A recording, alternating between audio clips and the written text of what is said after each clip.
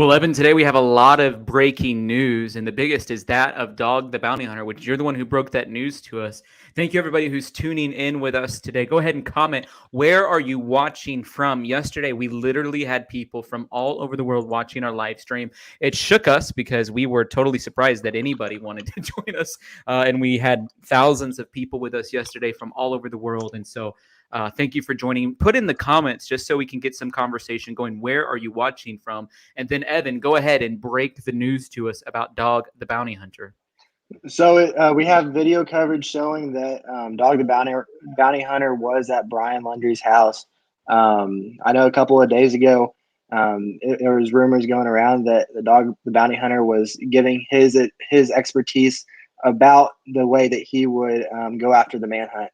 And now that there are bounties on his head and people are offering tens of thousands of dollars to find them, Dog the Bounty Hunter has decided to take part in it and show up to Brian Laundrie's house. Is it possible that Dog the Bounty Hunter is going to be the one who breaks open this case? I mean, he could. He's been doing this for years. He's captured a lot of guys with a lot of money on their head, and I could see this definitely happening. I think Fox 13 out of Tampa had a story on Dog the Bounty Hunter showing up at Brian Laundrie's home. Is it a fact that he was at Brian Laundrie's home? Yeah, I know that right now there's video going around everywhere of Dog the Bounty Hunter going up to the door and knocking on the door, and obviously there's no response. And as he heads back to his car, he's getting asked about what his plans are, and he's not disclosing any of that information for now. He's not telling him if he's staying in Northport. He does have a number if anyone has a lead for you to call that number and report your lead. But at this time, I think that all the information that we know is that Dog the Bounty Hunter was seen at Brian Laundrie's house. So yeah, he was there. Dog and Celtic Knot 56. This is a good observation. Dog the Bounty Hunter literally does this for a living. He has all of the infrastructure set up. Let's go ahead and turn on the audio on this video from Tampa 13. See if they're saying anything. It appears as if they're silent. So just video then of Dog the Bounty Hunter knocking on the home of Brian Laundrie. It's clear that there are no answers. Tammy is on here saying, yeah, he was just there a few minutes ago. And I know we have some TikToks that let me go ahead and put a TikTok on the screen. We do have some TikToks of Dog the Bounty Hunter there. Can you tell us why you're here, sir? Well, really? Now, come on. You know, okay? Aloha, guys. Thank you. Do you have any tips? I'm trying to get some. 833 Tell Dog. We're getting tips every 10 minutes. Are you going to be staying in Northport, sir? I can't tell you all that, but God bless you guys. Aloha. See you soon, I'm sure. Hey, you're not here for publicity, though, are you? I'm not on every night across the country. He's like, I'm on TV every night. I don't need more publicity. I'll tell you what, I would if Dog the Bounty Hunter showed up on the scene where I was at. I mean, that would be very interesting, and it is. And Karina makes a good point. She says it's turning into a circus. What do you think about that, Evan? Is it turning into a circus? Yeah, did we ever expect for it to get this far? Obviously, the search for Gabby was kind of rough, and the reason behind that, the reason that we were even able to find her was because of social media. And now we have social media influencers such as Dog the Bounty Hunter, who have been on TV for years and years, getting involved in this manhunt. We have some of the best boots on the ground right now. FBI, the Northport Police Department. And how much farther could this go? I mean, that's the question of the day. I think it would be amazing if Dog the Bounty Hunter is the one who brings Brian home. And that brings us to the other question of the day. How many people watching think that Brian is alive? Is Brian alive still? Is he on the run? Is he safe?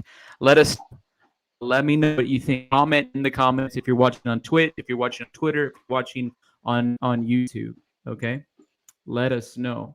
Looks like Daryl's commenting, saying yes. I don't know, Daryl, are you commenting about Brian being alive? And then it appears that Happy Girl is saying yes. And then here we have, we definitely have some paparazzi and different people getting footage of Dog the Bounty Hunter knocking on the door. Jonathan is saying, I think he's definitely alive. Designs Yeah, by Kelly. I think that the fact that Dog the Bounty Hunter is on this, I think he is getting tips like he was saying, and I think that there's enough evidence to show that he is alive to Dog the Bounty Hunter. I think that if there was a chance that maybe he wasn't, then I don't think he would be involved in this. If my son was missing and Dog the Bounty Hunter, who's done this for his whole life, shows up at my house and is offering to help find my son, if he knocks on the door, I'm going to open it. And I know it's probably a stunt. They're not answering the door for anyone. They might not even known who was knocking, and he was just knocking on the screen door. So it's not like he was knocking in a way that's bringing a lot of attention. But I like this comment from Sherry because there is some definite information from John Walsh saying that that Brian may be in the Appalachian Trail. Have you heard that, Evan? Yeah, I think there's a lot of rumors going around that he was on a really intensive camping trip where he was living on the Appalachian trails for a while, and I think that that's a really good possibility. I think he knows that area really well. I think he knows how to survive in the wild, and I think that there's a good possibility of that. Jen saying, would you really go out and purchase a camper and go on a trip when you know everyone is watching? Hey, what I would do and what they're doing, I also wouldn't be in this kind of a situation. So why don't we go ahead and play this video where John Walsh is being interviewed and he goes over why he thinks Brian is in the Appalachian Trail. Covered this story, and lo and behold, as is per usual for John Walsh, the tips start pouring in. Tell me how it's going. How many and how good are they? I'll tell you, Ashley, it was amazing, but I got to say one thing to all the viewers in that area. Swatting is against the law. It's dangerous. People get killed. Whoever called 911 to send the cops there because they heard a gunshot, they're going to trace your phone. They're going to go back to you and you're going to do some time. It's a horrible thing. No kidding, right? Terrible. Just terrible. Let me give you an update. We had at least 3 times more phone calls than we've had on any fugitive. This is the 3rd season of In Pursuit. We've caught 26 guys. We recovered 8 missing kids. So people are watching the show. It's amazing. And many people said they saw you and I together for a couple nights and said, I watched and I got off the couch and I'm looking at this list here. We got about 500 tips and from everywhere. People thought that they had spotted him in Portugal. The world's a smaller place, and I've caught the 1,422 guys I caught. Some of them I caught in the craziest places, 45 countries. So people texted us or called in from all over, Portugal, all over. People are talking about Cuba. But the good tips, 15 tips we had was what I had said, that the dirty laundry mom and dad, and the Johnny Cochran lawyer that you talk about, Stephen Bertolino, who I hope he knows he's going to burn in hell for. That's a harsh statement. He said Stephen Bertolino, he knows, is going to burn in hell. Do you guys think that are watching? You think it's a strong statement that John Walsh has made about the attorney of Brian Laundrie? Somebody says, I'm in Portugal, and we haven't seen him yet. Jennifer says, do we think he could live off the land for food? We're going to keep playing this interview with John Walsh, but there are multiple reports where Brian Laundrie is well prepared to stay in the wilderness for multiple months at a time. And so the general consensus from People Magazine, from people that are very close to Brian Laundrie, says that he's practiced for this moment. And in fact, he's gone to the Appalachian Trail before and has practiced for months living off of the land. So someone on that street must have a camera on their house because no one has come forward if the law is knocking. Let's keep listening to this interview. for hiding all this stuff and giving all kinds of red herring tips to the police. He's the mouthpiece. And I know about client privilege and Fifth Amendment. I've been doing this for a whole long time, but boy, he knows a lot that he's not talking about. But anyways, many of the tips were my theory that they somehow, when he got home from the trip and he didn't say anything to anybody for 10 days, this is not, and I know your lawyers are nervous, this is John Walsh's opinion, has been doing this and caught 1,422 of uncatchable guys that the cops could never catch. So I got a little bit of experience, but when he got home, they scrubbed the van, he and his family, the dirty laundries, and I'm sure the FBI didn't find anything in the house. And during that time, they planned how to get him out. So Daddy bought a camper top, a little white camper top. It's still in the driveway. And the neighbor who really only said it the other day, I was waiting in line on Fox News to talk to Martha McCallum. The neighbors walk out and say, we were so surprised that, about 3 days before Gabby's parents filed the missing persons report, 3 or 4 days, they didn't remember when it was exactly, that Brian and the father put the camper top on the red pickup truck, packed. And off they went. Off they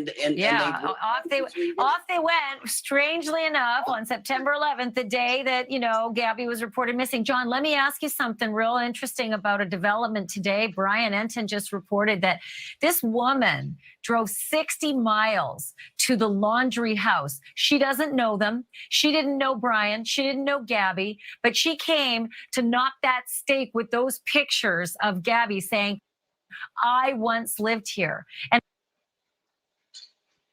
well, Yeah, and then Tyler, what do you think about what John Walsh is saying? yeah, I think that there's a lot of good points there, and you can't help but to love John Walsh and the honesty that he has. He really just gives it how it is, and that comment that's on the screen right now, saying that they believe that he is alive and he's in that area that police are searching for. That the parents probably gave him cash and burner phones. I know that that's a big theory that we came up with yesterday, wondering if there were any large transactions that the family had made before he went missing, and also if possibly he had a burner phone and was staying connected to the world and into his family. Says if Doug the Bounty Hunter gets him, he might not make it to a prison. I don't know. I think Doug the Bounty Hunter makes his income from catching people. It's what a bounty hunter does. Is it dead or alive? Has he ever brought in somebody dead? I don't know. It'd be great. One thing that we were wondering yesterday is how long and how many resources will the government use to be able to find Brian Laundrie? And I think that comes back to, now that we have Dog the Bounty Hunter on it and we get other bounty hunters involved, could you see this manhunt even ending?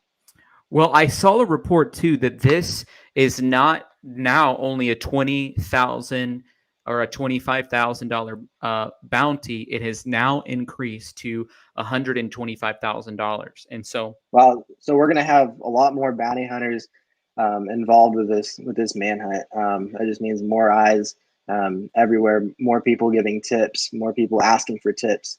And that's really what it comes down to. The more people that you have looking for them, the easier it's going to be able to find them. Hey, if you guys don't mind, if you're watching, we have over 1,000 people watching right now across different platforms, almost 900 on YouTube alone. Could you do me a favor? It just helps us get out in the algorithm a little bit more. Hit the like button and hit subscribe.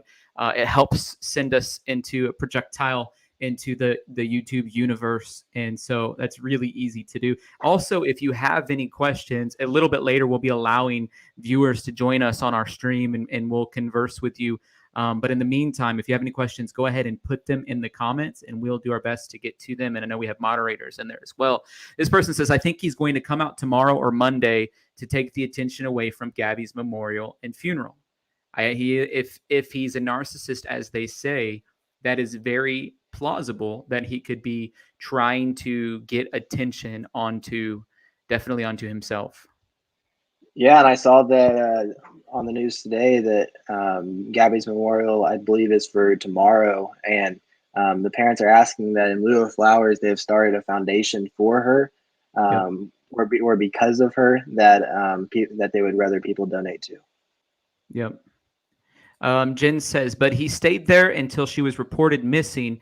Did he think they'd never be knocking on doors? If parents knew, they would have had him leave as soon as possible.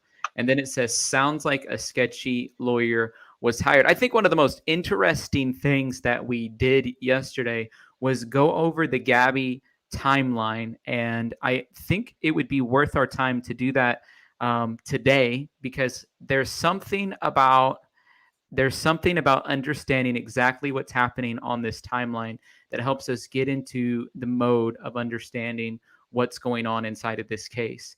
And to me, and go ahead and put a comment. Do you think that the murder of Kylan and Crystal is connected to the homicide of Gabby? Are those two things connected?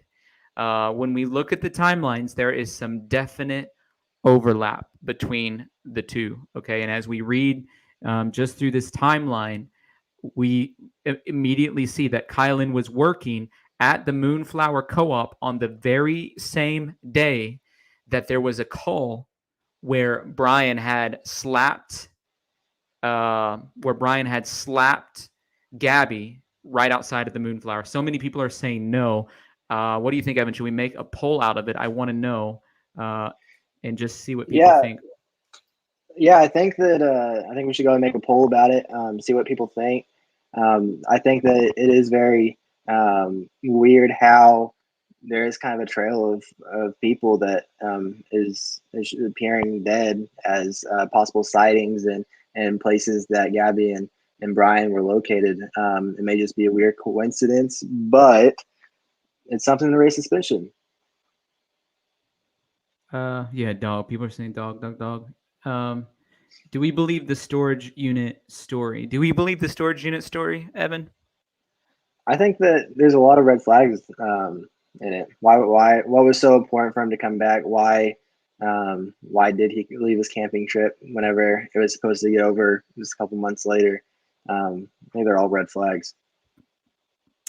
It says there has been no murder in that area since 2006 until Brian comes to town. I think, to me, that's the biggest thing. Here are these people hanging out together, potentially at the Moonflower. At least they had probably been in the same store at the same time at one point or another.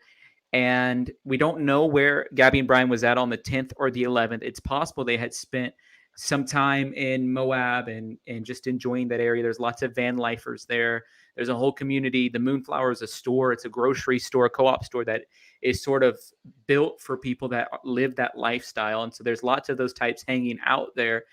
And there's not been a murder in 15 years. And then all of a sudden, in the same span of a 2-week time period, people who were at the same store on the same day, 3 of them get murdered. Not only were they at the same store, but that night, weren't they all at the tavern as well, Evan?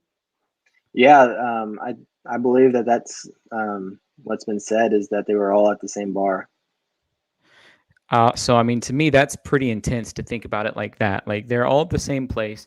By the way, thank you for those of you that hit the like button and hit the subscribe button. We saw a big jump whenever you guys did that. If you're just joining, please continue to do that. Let's go ahead and continue working our way down. So on August 12th, we know that the police call was made.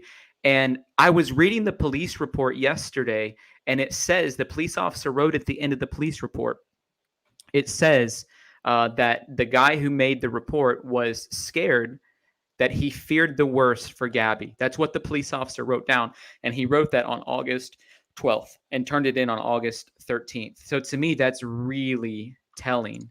Did you know that the police officer wrote that in his report, Evan?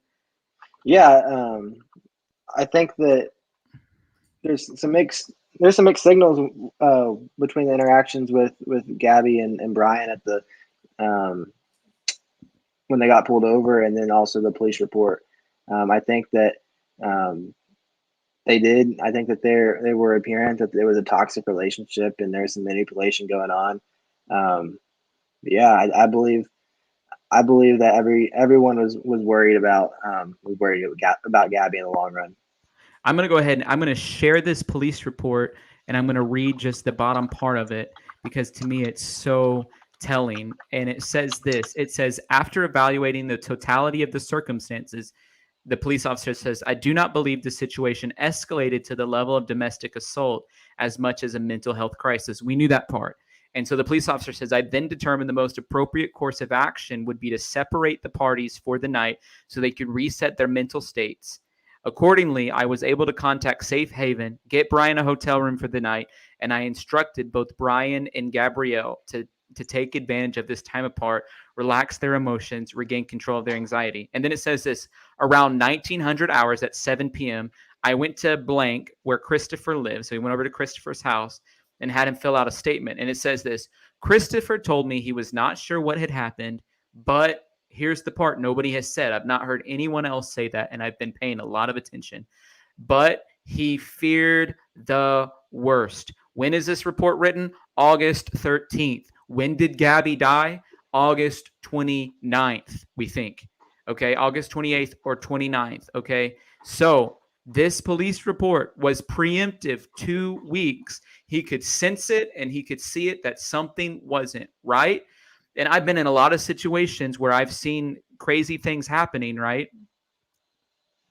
And Yeah, and I think that the interaction with the female police officer as well is pretty apparent that they all know deep down that it was a toxic relationship, and she even told him that, get away from this relationship.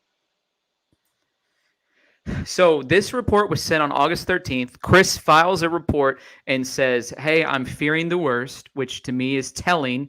I've seen a lot of sort of disturbances and stuff. It has to be a pretty tough circumstance where you feel like you're going to call the police in. Okay. And so then let's go back to the timeline. August 13th, it says that the couple leaves Woody's Tavern, and it's the last known sighting. The last known sighting of Kylene and Crystal was on August 13th. That's the very same day that the police report took place. Okay. And it's the last known sighting of Kylene and Crystal. They were with friends. And even on that day, they say there's some creepy guy. He's been kind of following us around. And if something happens to us, know that we were murdered. That's what they said. All right. On the 14th, there's a creepy guy. We're definitely moving campsites. So the 14th was their last day of communication. There was supposed to be a 24-hour separation from Gabby and Brian that began on the 13th and could end around 5 p.m. on the 14th. Okay. So there we go. I mean, that's a lot. That's a lot to think about. Linda wants to know this. How is she going to get away from the relationship? They were traveling in the middle of nowhere. I understand that. I mean, what do you do when you're on a road trip with somebody? It's Gabby's vehicle. However, many people say he flew home. She could have took off in the van, you know? Yeah, I think it's that's a question that needs to be answered, is why did he fly home then? What was so necessary for him to fly home? Why couldn't it wait? Stuff like that. Yeah. I mean,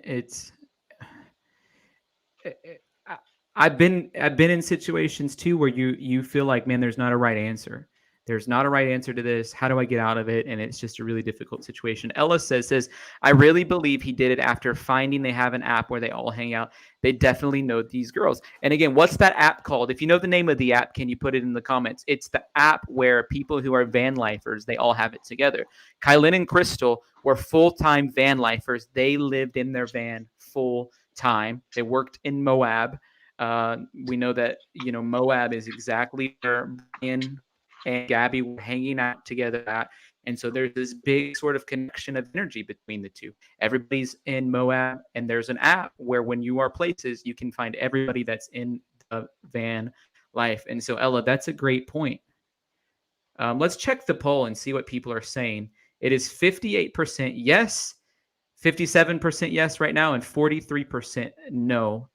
Are the murders of Gabby and Kylene / Crystal connected? That's split down the middle. That is split down the middle. I would say personally, I'm probably split down the middle on it too.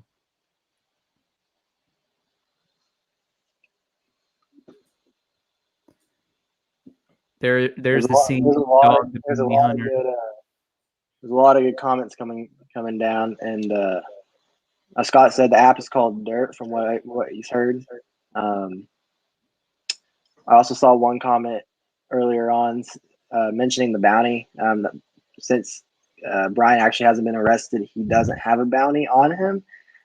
But there are, I believe, attorneys that are putting money up for Brian to be found. There's not just attorneys putting up money, but there's actual like influencers on Instagram and other celebrities that are raising the stakes of it. And two influencers together have said, one of them said, "Hey, I'll go ahead and put on here $50,000 bounty if you find him." And then the other person said, "Well, I'll match it and get about I'll match and we'll make it 100 together." And I'll go ahead and play that video for people watching so they can understand exactly who these influencers are. And I don't know them. Those watching might know them. Put out a $20,000 bounty for Brian. However, 2 more people just came forward, offering $50,000 each. The total amount is now $120,000 for information that directly leads to Brian.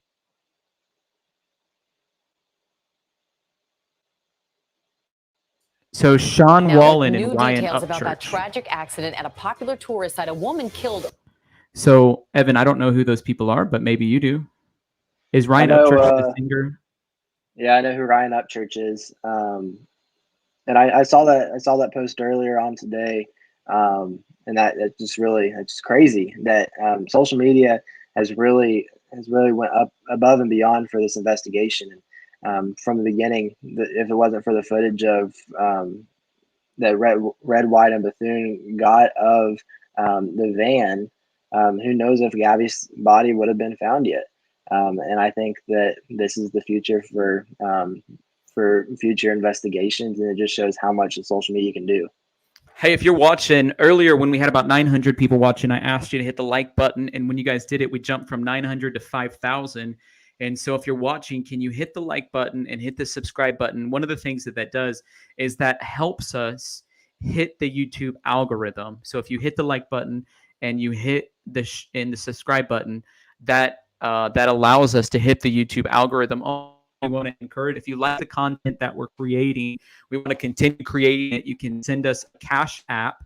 It's just $sign Tyler Feller 22. Or you can send us a PayPal at Tyler Feller. Our super chats are not working, but if you send us something on PayPal or Cash App and it's over a certain amount, then we'll honor you. And by the way, anybody that gives any amount, we're going to send you a free gift anyway. So anybody that sends any amount, we're going to send you a free gift. Just do PayPal Tyler Feller or Cash App $sign Tyler Feller. And if you have any questions or evidence, you can email us at press@tylerfeller.com. We would love to receive an email. We have a question from Trish for you, Evan. Are they still searching the Carlton Reserve? Yeah, I think that they are. They're going on, I think, 2 weeks now.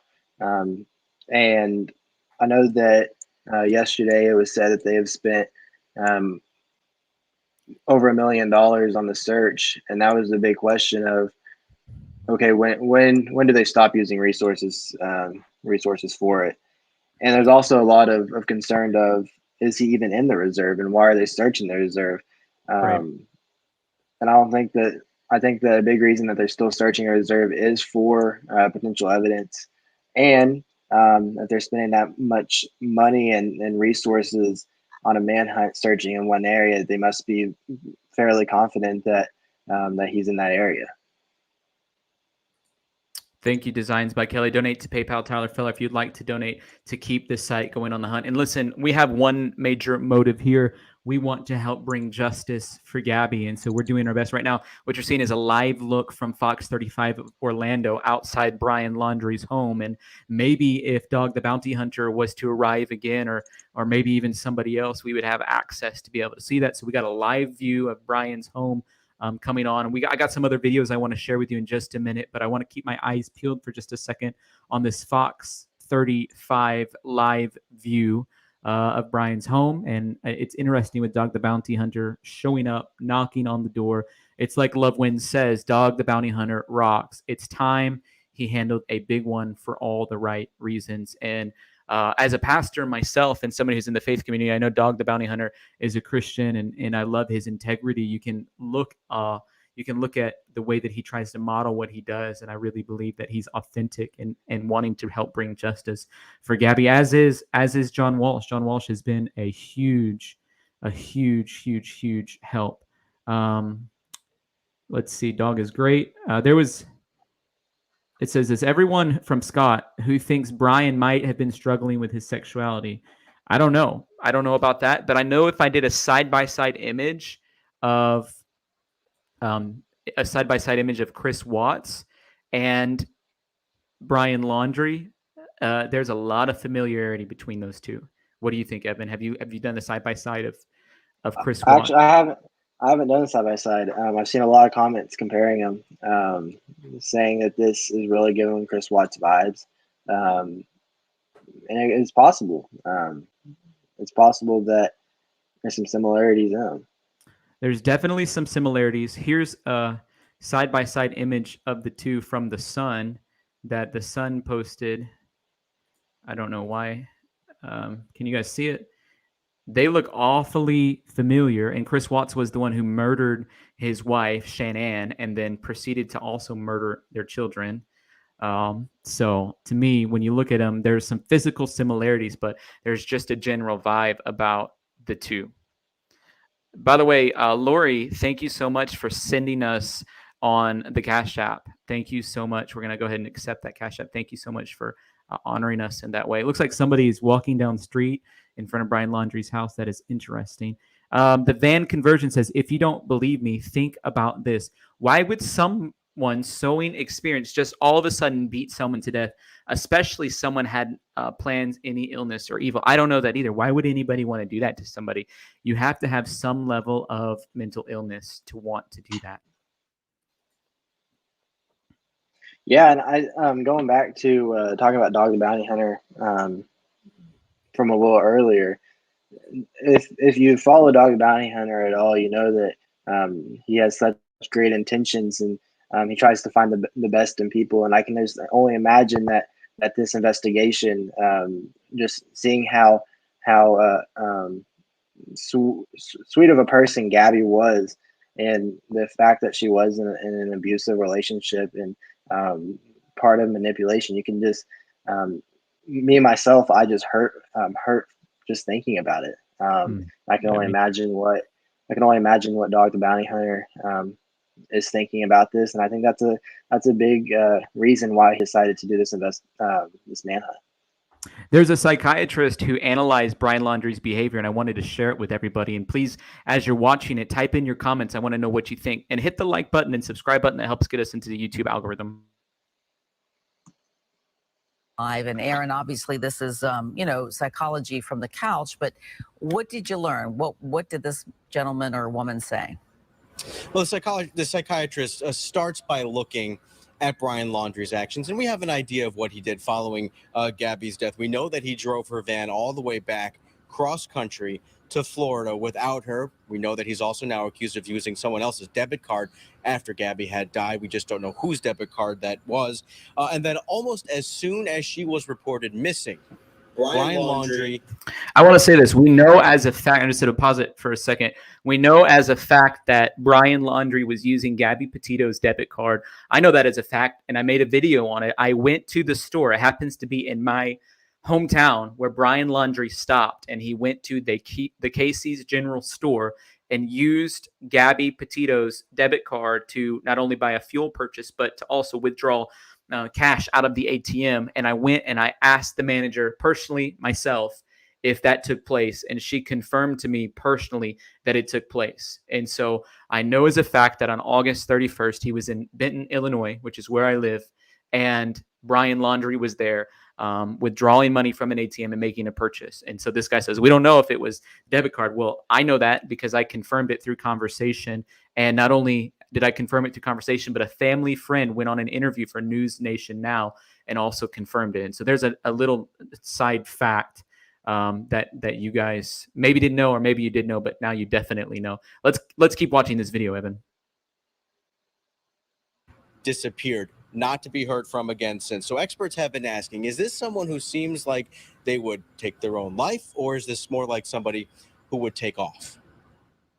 There still weren't any red flags that would indicate we would be here today. That was Gabby Petito's father on September 15th, telling Fox News he never saw any red flags with Brian Laundrie.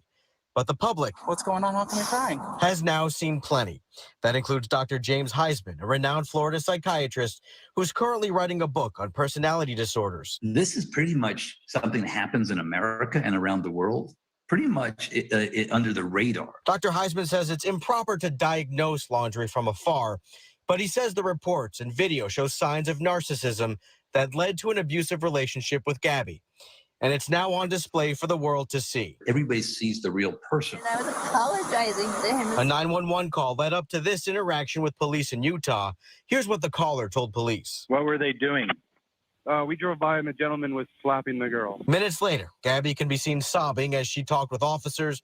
Laundrie, however, remained calm and seemingly unemotional. In terms of this disorder, they have no core values. Dr. Heisman says this knowledge can indicate how a person like that might react under the kind of pressure investigators are putting on Laundrie. They are very likely to run away, to hide, to think they can get away with it. Authorities have spent days searching a wildlife refuge near the Laundrie family home in Northport, looking for him, evidence, or both.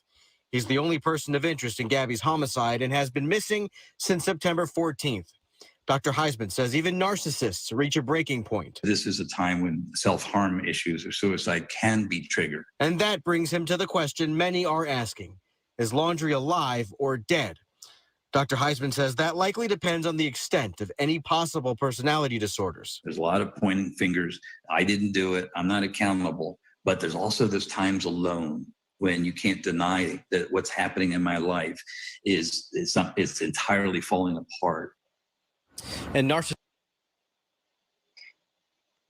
Yeah, Well, so I Evan's see, mom owns her own mental health practice. You may not know this, but Evan's mom is actually a therapist, and they have been having in-depth conversations. What do you think about what the psychiatrist had to say based on the conversations that you were having with your mom? Yeah, they have very similar reasonings behind the things that they're saying. I know that narcissism, manipulation, all of that is just common factors in this relationship. Even from just looking at the police report, you can tell that there is some manipulation going on. And with that being said, even though that it looks like that they made it sound that Gabby and Brian made it sound like Gabby was the primary aggressor and was physically abusive, deep down everyone knows that that Brian was manipulative. Even if he wasn't physically abusive, he may have been mentally abusive, and all that. And I know that we kind of broke down the footage yesterday of the police interactions, and we talked about some red marks on her arms as if they got in a scuffle or something, and Gabby was hiding it from the police when she first started talking to them. One thing I do want to add is Brooklyn Royals earlier said everybody is on his trail now. And I think that's such a huge factor because we have more than just government resources on his trail. We have people from all over the world keeping their eyes out, hoping to see Brian Laundrie. I mean, that's a great point. Thank you for those of you. We have people that are sending us. Nicole Lyon sent us 60 cents on PayPal. Thank you, Nicole, for sending us some money on PayPal. Thank you, Evan, for your insight into that. And we had an email question to press@tylerfeller.com from Chad. And he says this. He says, does anybody know what happened with Gabby from August 12th to August 23rd? And we've done our best to put together a timeline as best we can. And so, Evan, would you mind reading just August 13th all the way down? We're going to go all the way down to the 23rd out of response to Chad's email question. Yeah, August 13th, that's when the real suspicion started. That's when Gabby, or Brian posted on Instagram twice. It was his last Instagram post that he posted. And about 8:30 a.m. or p.m., couple leaves Woody's Tavern. It's a 7-minute walk from the Moonflower. That was the last known sighting. Friday evening, They were with friends and told them there was a creepy guy at their campsite. Just this guy creeped them out. That they may have to move. 8/14 or August 14th. They told their friends there's been this creepy guy at their site. We're definitely moving campsites today. That was the last known communication. On August 16th, police received a report of a couple being missing. The 17th through the 23rd. This is unconfirmed, but according to Gabby's uncle, Brian flew to Florida to help his dad at a storage unit. Gabby left at a motel. And then the 18th, the couple was found at the campground by a friend after 2 missed shifts at work. The bodies were found in the river. The clothing was missing, and there was multiple gunshot wounds. I think that not only were there multiple gunshot wounds, but they were actually they were found with no pants on. Their pants were completely removed, and then not only were their pants completely removed, but they were shot multiple times, both of them, and then drug a fair distance into the creek. I mean, it was horrific what happened to Kylan and Crystal. Yeah, I know. There's a big question being asked right now of does Gabby or Brian have a gun with them?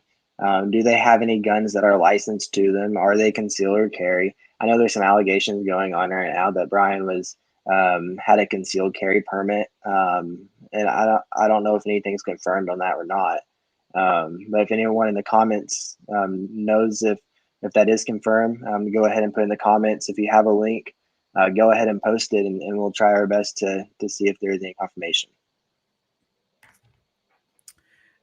So on the 19th, she posted on Instagram. On the 21st, Gabby's dad orders. He said the Domino's app. We need to correct this. I heard him on Dr. Phil say he ordered from the Domino's app because he said Gabby was having a problem with her phone. And some people were saying, well, she asked for pizza. Is pizza a sign? Let me know in the comments. Do you think when she's asking her dad for pizza, if there's something fishy with that? Tiffany said there's a picture of Gabby with Brian's gun. That's been pretty. A lot of people have said that. I mean, a lot of people have said, yeah definitely. Let's keep reading. So we don't know, to answer Chad's question, we don't know where she was at on all of those days you're asking about, but we know on some of the days what was happening. And we think there's great intel from multiple sources that Brian went home, and that's why Gabby was at Salt Lake City at the Fairfield Inn, staying near the airport for a few days. We think he was gone to the 23rd or the 24th. He comes home. It has been confirmed that she stayed in the Fairfield Inn for multiple days and then checked out on the 24th. And then on the 25th, Gabby posts on Instagram. The reason why it says no location was because it's totally unlike her to be posting on the internet with no location. It's totally out of her nature. And then this on the 25th, on the August 25th, was her last Instagram post. Gabby tells her parents that she's going to Yellowstone, which is about a 4 to 6 hour drive from Ogden, Utah. And they have multiple text exchange. The 26th, nothing happens. On the 27th, this has been proven by multiple people. Everything that we have on this Word document has been proven on the 20th. And somebody sent it to us yesterday. I think her name was Jen. Thank you for sending it to us. On the 27th, and we've edited it along the way as well. It says 1 to 2 p.m. argument was witnessed at the Mary Piglet in Jackson Hole. This was the last known sighting of Gabby. Again, there's multiple texts between Gabby and her mom. 6 to 6:30, a family films parked van at Spread Creek dispersed camping area. That's the Red, White, and Bethune family. They're driving through, and this is the big deal, Evan, right here. When Red, White, and Bethune looked back at their footage, it had been 2.5 weeks, and they were going to post their vlog on the 27th. They're about 2 to 3 weeks out on when they post their content. They were watching the news, and she said literally as she's editing her content, it pops up. Was anybody at this dispersed camping, the Spread Creek dispersed camping area? And she freaked out. She said, oh my gosh, that's what we're looking at right now. And they were able to locate the body because of this footage. It's just absolutely crazy because social media has been a huge factor in this investigation. And I know that that the police and FBI are very happy to have so much information coming in from I think what they call the Instagram detectives, and it's awesome to have that much so many people that are tied into this investigation, wanting to get justice for Gabby and find Brian. Yeah, I mean, it is so important. Hey, everyone, thank you for watching. We've hit a number today that we weren't expecting to hit again. And so we have great moderators in the chat, and they're doing the best they can to keep up with it. So we appreciate that. Do me a favor, hit the like button and subscribe. It really helps us out. And we want, if you would be willing to send us something on PayPal or Cash App, there's a link at the top of the chat, and it's just a way to donate. And we'll send you to the PayPal. The Cash App is $Tyler22. That'd be so helpful to help us get the content going. Are you guys enjoying this content? Do you guys like what we're doing? We're trying to come at it from a different perspective than some of what we've heard other people coming at it at. And so if you're liking the content, let us know. We're not going to be able to do a video tomorrow, but maybe on Monday we'll be able to do a video. Renee John says, I think he shot the 2 other women. Now let's go look. I'm going to go look at our poll. Is the poll still going? What is the results of the poll?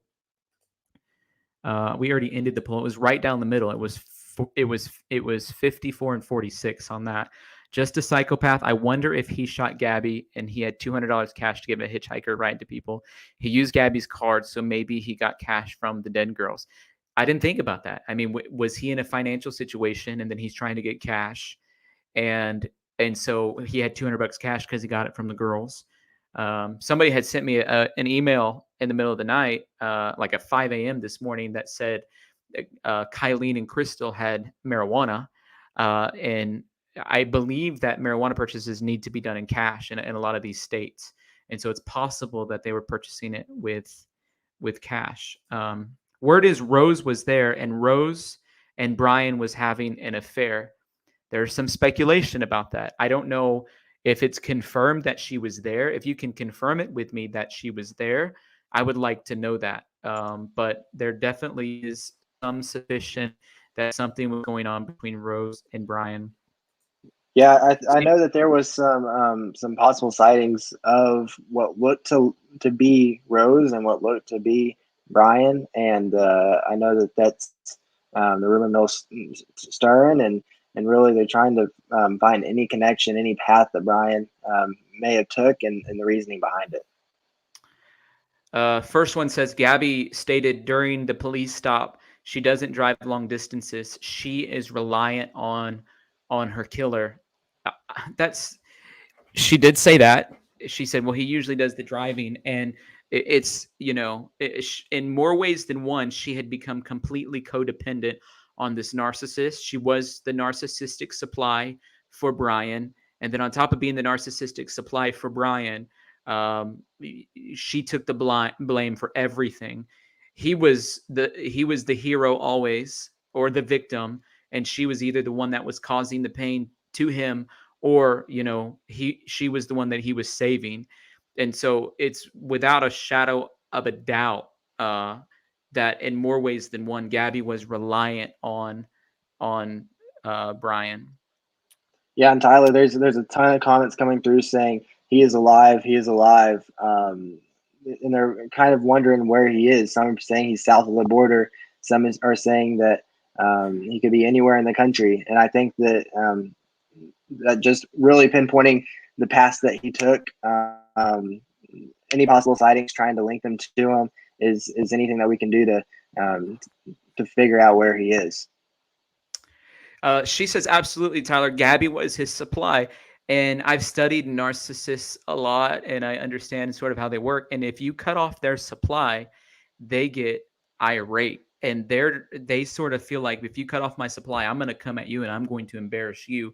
And he might have been feeling that from the police stop. He might have been feeling that at the restaurant. We don't know, but we do know if he was a narcissist, which many people, including that psychiatrist, is saying that he was likely a narcissist, and Gabby was his supply.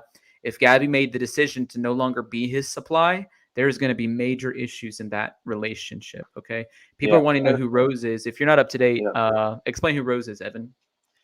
Yeah, so Rose is Gabby's best friend. I believe Rose actually did an interview saying that they met on, I believe Bumble, and Gabby just said, "Hey, do you want to be my friend?" And ever since then, they just hit it off. And actually, during this timeline was Rose's birthday, and they were actually supposed to meet, and they never met, and they knew that something was up, and she knew that was not like Gabby just to totally blow her off. They didn't have confirmed plans, but just the fact that she didn't even text her or call her on her birthday was enough of a red flag to know something was up. And here's another map that details the timeline a little bit before the road trip started. Let me go back up and finish walking through this. Gabby was supposed to meet up with Rose at Yellowstone and connect that day by phone. I don't know what happened. Did Rose go all the way there, or because she hadn't heard from them in a few days, did she cancel her trip? Nobody has given us insight. What happens if and it says, is that credible? This is credible because I heard Rose say it. Rose said this in an interview. Yeah, there's a comment that I just saw that said, with John Walsh and Dog the Bounty Hunter being on this investigation, it won't be much longer before he's found. You would think, right? And the more that the social media and people are tuned into it. Here it says the New York Times has an article that states he might well be involved in the two girls from Moonflower. That's what I'm saying. Like, we don't know for sure, but the chances of, in a town of 5,000 people where there hasn't been a murder in 15 years, 3 people who were all at the same 2 different places on the same day end up murdered within 2 weeks, and there's one guy on the loose. To me, that has to at least be looked at a little bit more closely. Okay. Just saw another comment that asked if Dog the Bounty Hunter knew that something we don't. And earlier we played the footage live from Brian Laundrie's house of Dog the Bounty Hunter going to the door, knocking on the door. There was no response, but then he was approached in the yard by some media asking if he knew what was going on and if he had an idea of where he may be, and he didn't give any insight of that. He just said that he was getting tips every 10 minutes from people telling him some possible sightings and possible locations that he could be at. And I know that I think it's 833 tell dog is the number that he gave out if there was any tips for you to call that number and let him know. I'm going to put a new question in the chat on a poll for you guys to answer it. Will Dog the Bounty Hunter be the one find Brian? And I think that would be totally, absolutely insane if that happens. If you want to email to us a question, you can email it at press@tylerfeller.com. And in just a few minutes, we're going to start allowing people to join in on the stream. And so if you have questions and you have a video and you'd like to join us on the stream, email your question to press@tylerfeller.com, and then we'll send you a link if we like your question or it's something we feel like we want to address. One of the things we want to do on this channel is we want to approach it in a way where we're dealing with facts only. We don't want to deal with things that are not facts. We don't want to have conspiracy theories. Although if things are possible, we want to talk about it. And if things are not possible, we just want to completely dismiss them. And right now, the reason why this is so open is because there is a lot of things that is possible. Okay. 5:30 on August 29th, Miranda Baker picks up Brian, who was hitchhiking alone in Coulter Bay, which is 27 miles from the campsite. How did he get 27 miles away from the campsite? Okay.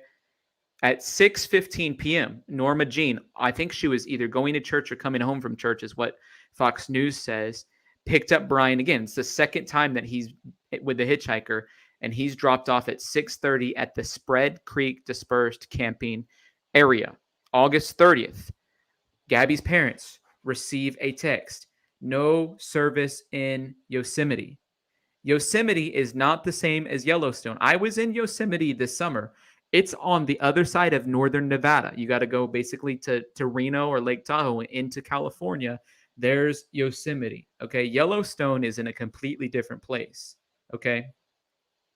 So that I felt like was a really unique thing that was happening. No service in Yosemite. It's clearly the wrong it's clearly the wrong thing. We know that Brian was not in Georgia on August 30th. Laundrie suspected of using a debit card. Okay. And then on August 31st,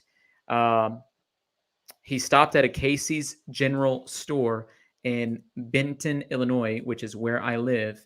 And and while he was there, he used Gabby Petito's debit card.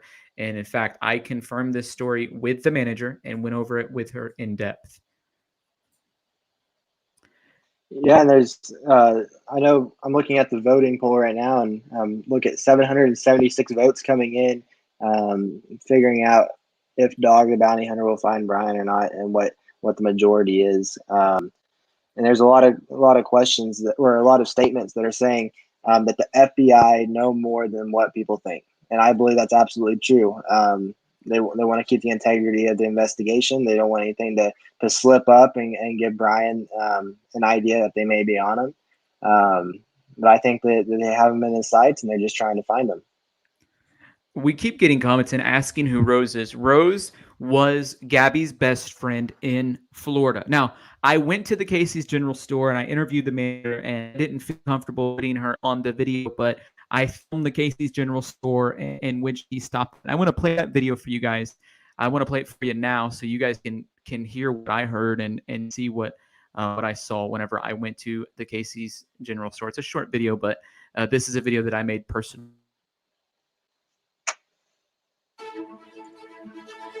Breaking news. New information surrounding Brian Laundrie's return home to Northport, Florida from Jackson Hole, Wyoming was released today. A local convenience store clerk at the Casey's General Store in Benton, Illinois confirmed that Laundrie stopped in on August 31st. A family friend of Gabby Peitito confirmed during a News Nation interview that Laundrie was in fact using Petito's debit card. This adds one more detail in the manhunt for Laundrie, who we know entered Florida shortly after on September 1st. So we know on August 31st that Brian Laundrie was spotted using Gabby Petito's debit card in Benton, Illinois, and then shortly after had returned home to Northport, Florida. On September 11th, Petito was reported missing, and then on September 14th, Petito's family was begging Laundrie to help, and a search warrant was executed for the van. On September 15th, Laundrie was named a person of interest. So Brian Laundrie would have pulled off of this interstate intersection right here and made a right at this stoplight and would have entered his way into this Casey's General Store, which locals are saying is the gas station in which Brian Laundrie's information was found using Gabby Petito debit card and PIN number.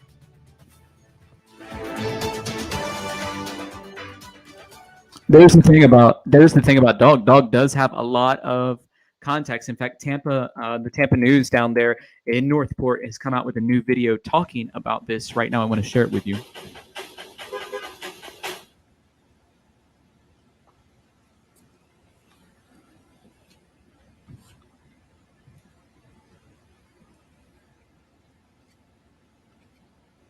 It appears it's just him knocking on the door. Again, that's Dog the Bounty Hunter knocking on the door. You can hear cameras in the background.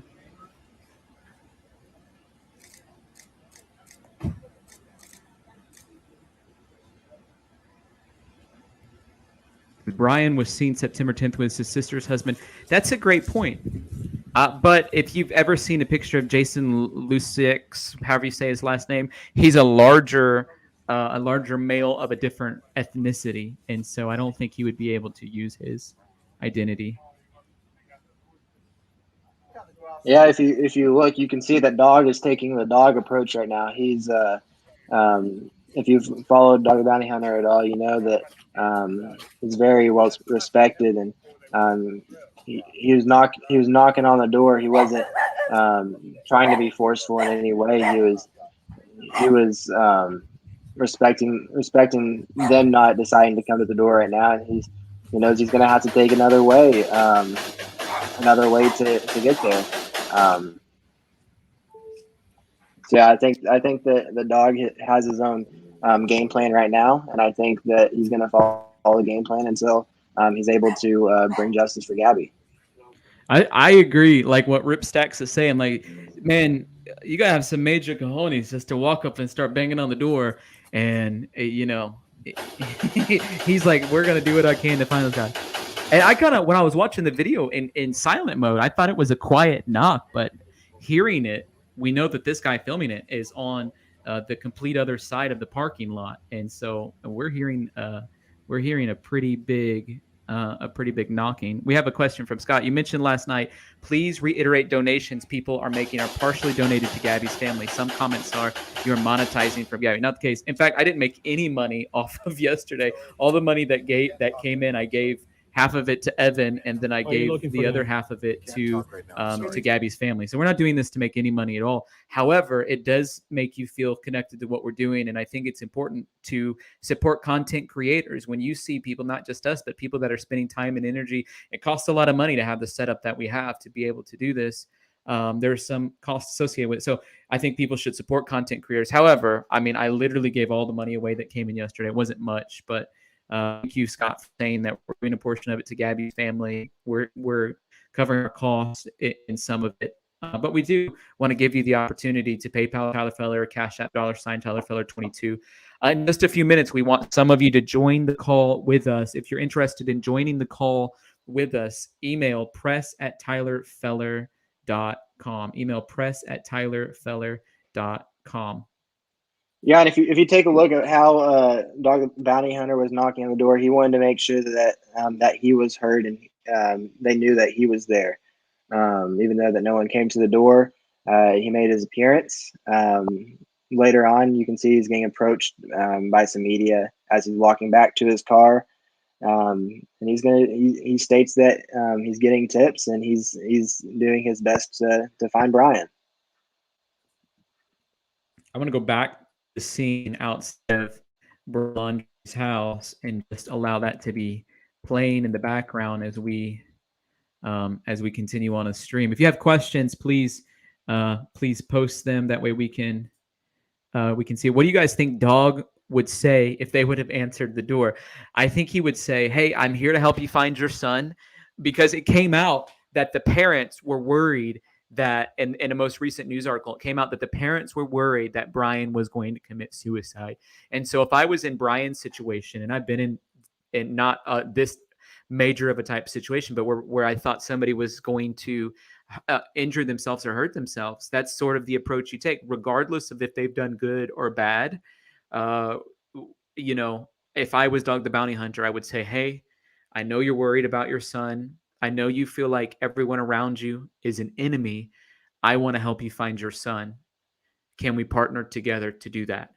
And one thing that I want to know is if you guys in the comments, if you were inside that house and you just heard that loud knock, what would it be like for you guys? What would your thoughts and emotions be as you're hearing that knocking on the door?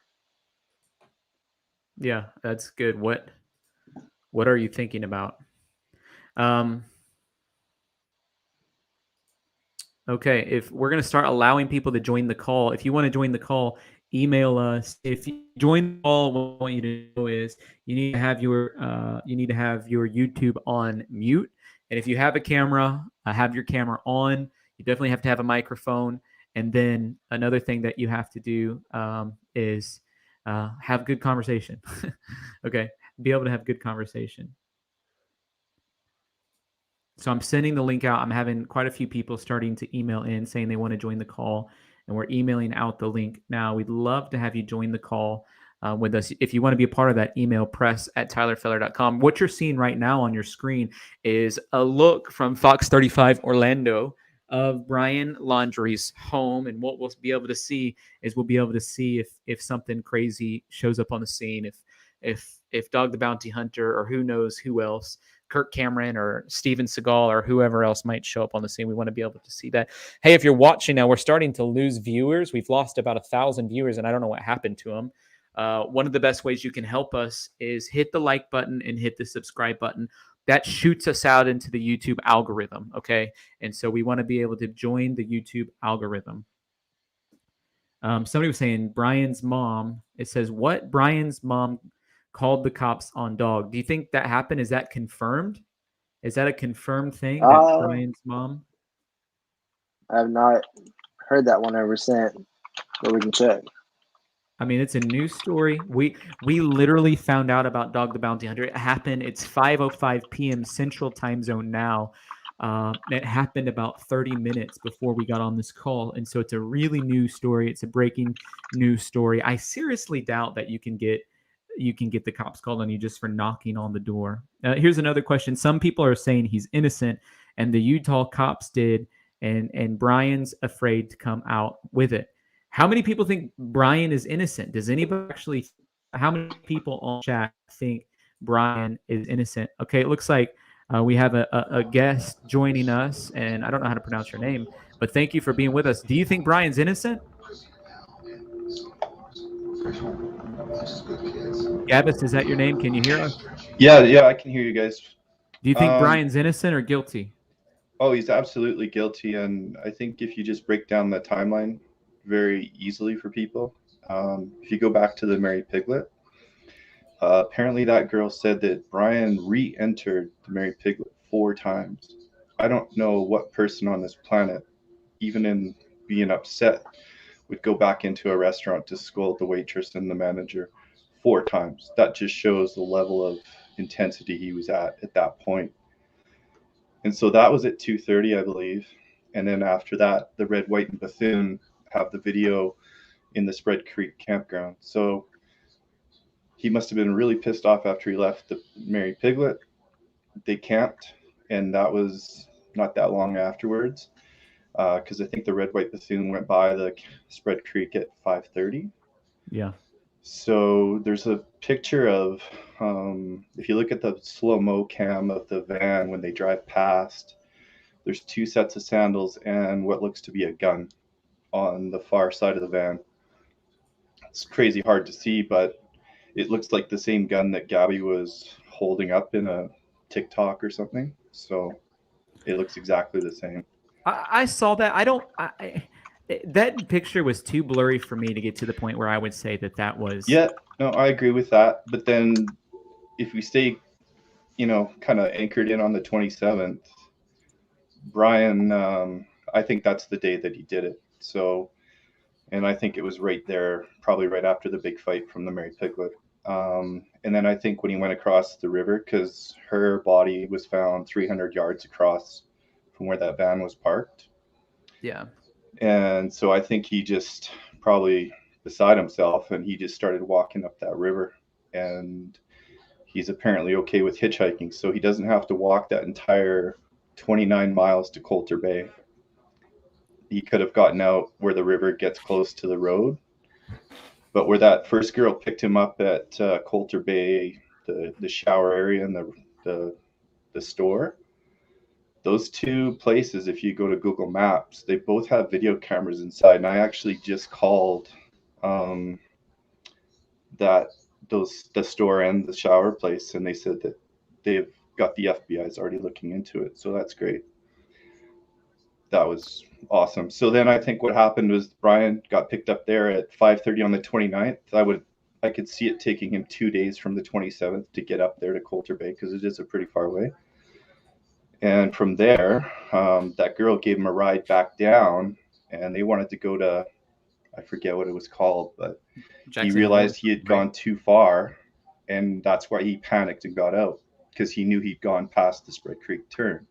So he got out at the dam, and then the girl from church picked him up and drove him back in, and he only wanted her to drive him to the front gate, right? He didn't take right to the van. So he hiked back in another 2 kilometers or something from there to get to the site.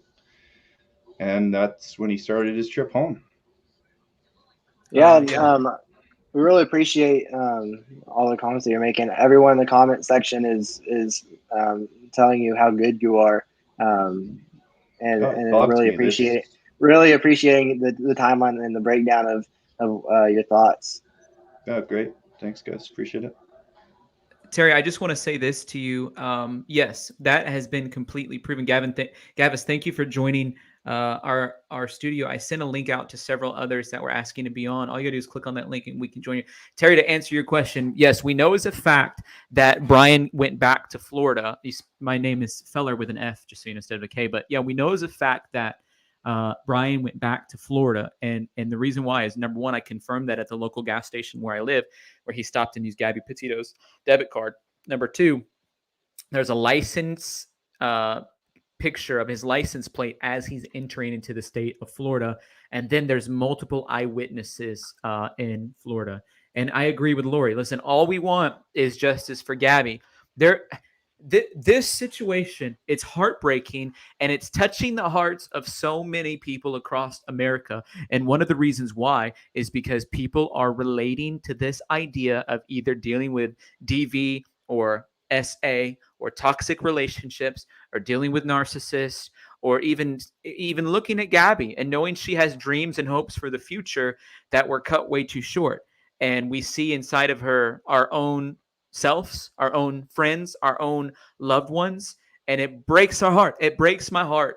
And I'm glad that I feel like now we have a community of other people that we can sort of share in this together, talk through it together, work through it together, because at the end of the day, we want justice for Gabby. She was a light that is now shining all the way around the world. And it's sad, as a family friend said, 1 ounce of evil sort of put out that light, but really it made that light a whole lot brighter, and it sent it around the world. Yeah, I think that really Gabby, like you said, Gabby's light is shining all over the world. Her story is getting shared right now. I know that Nick Rickman said, all we want is love for Gabby, and I totally agree with that.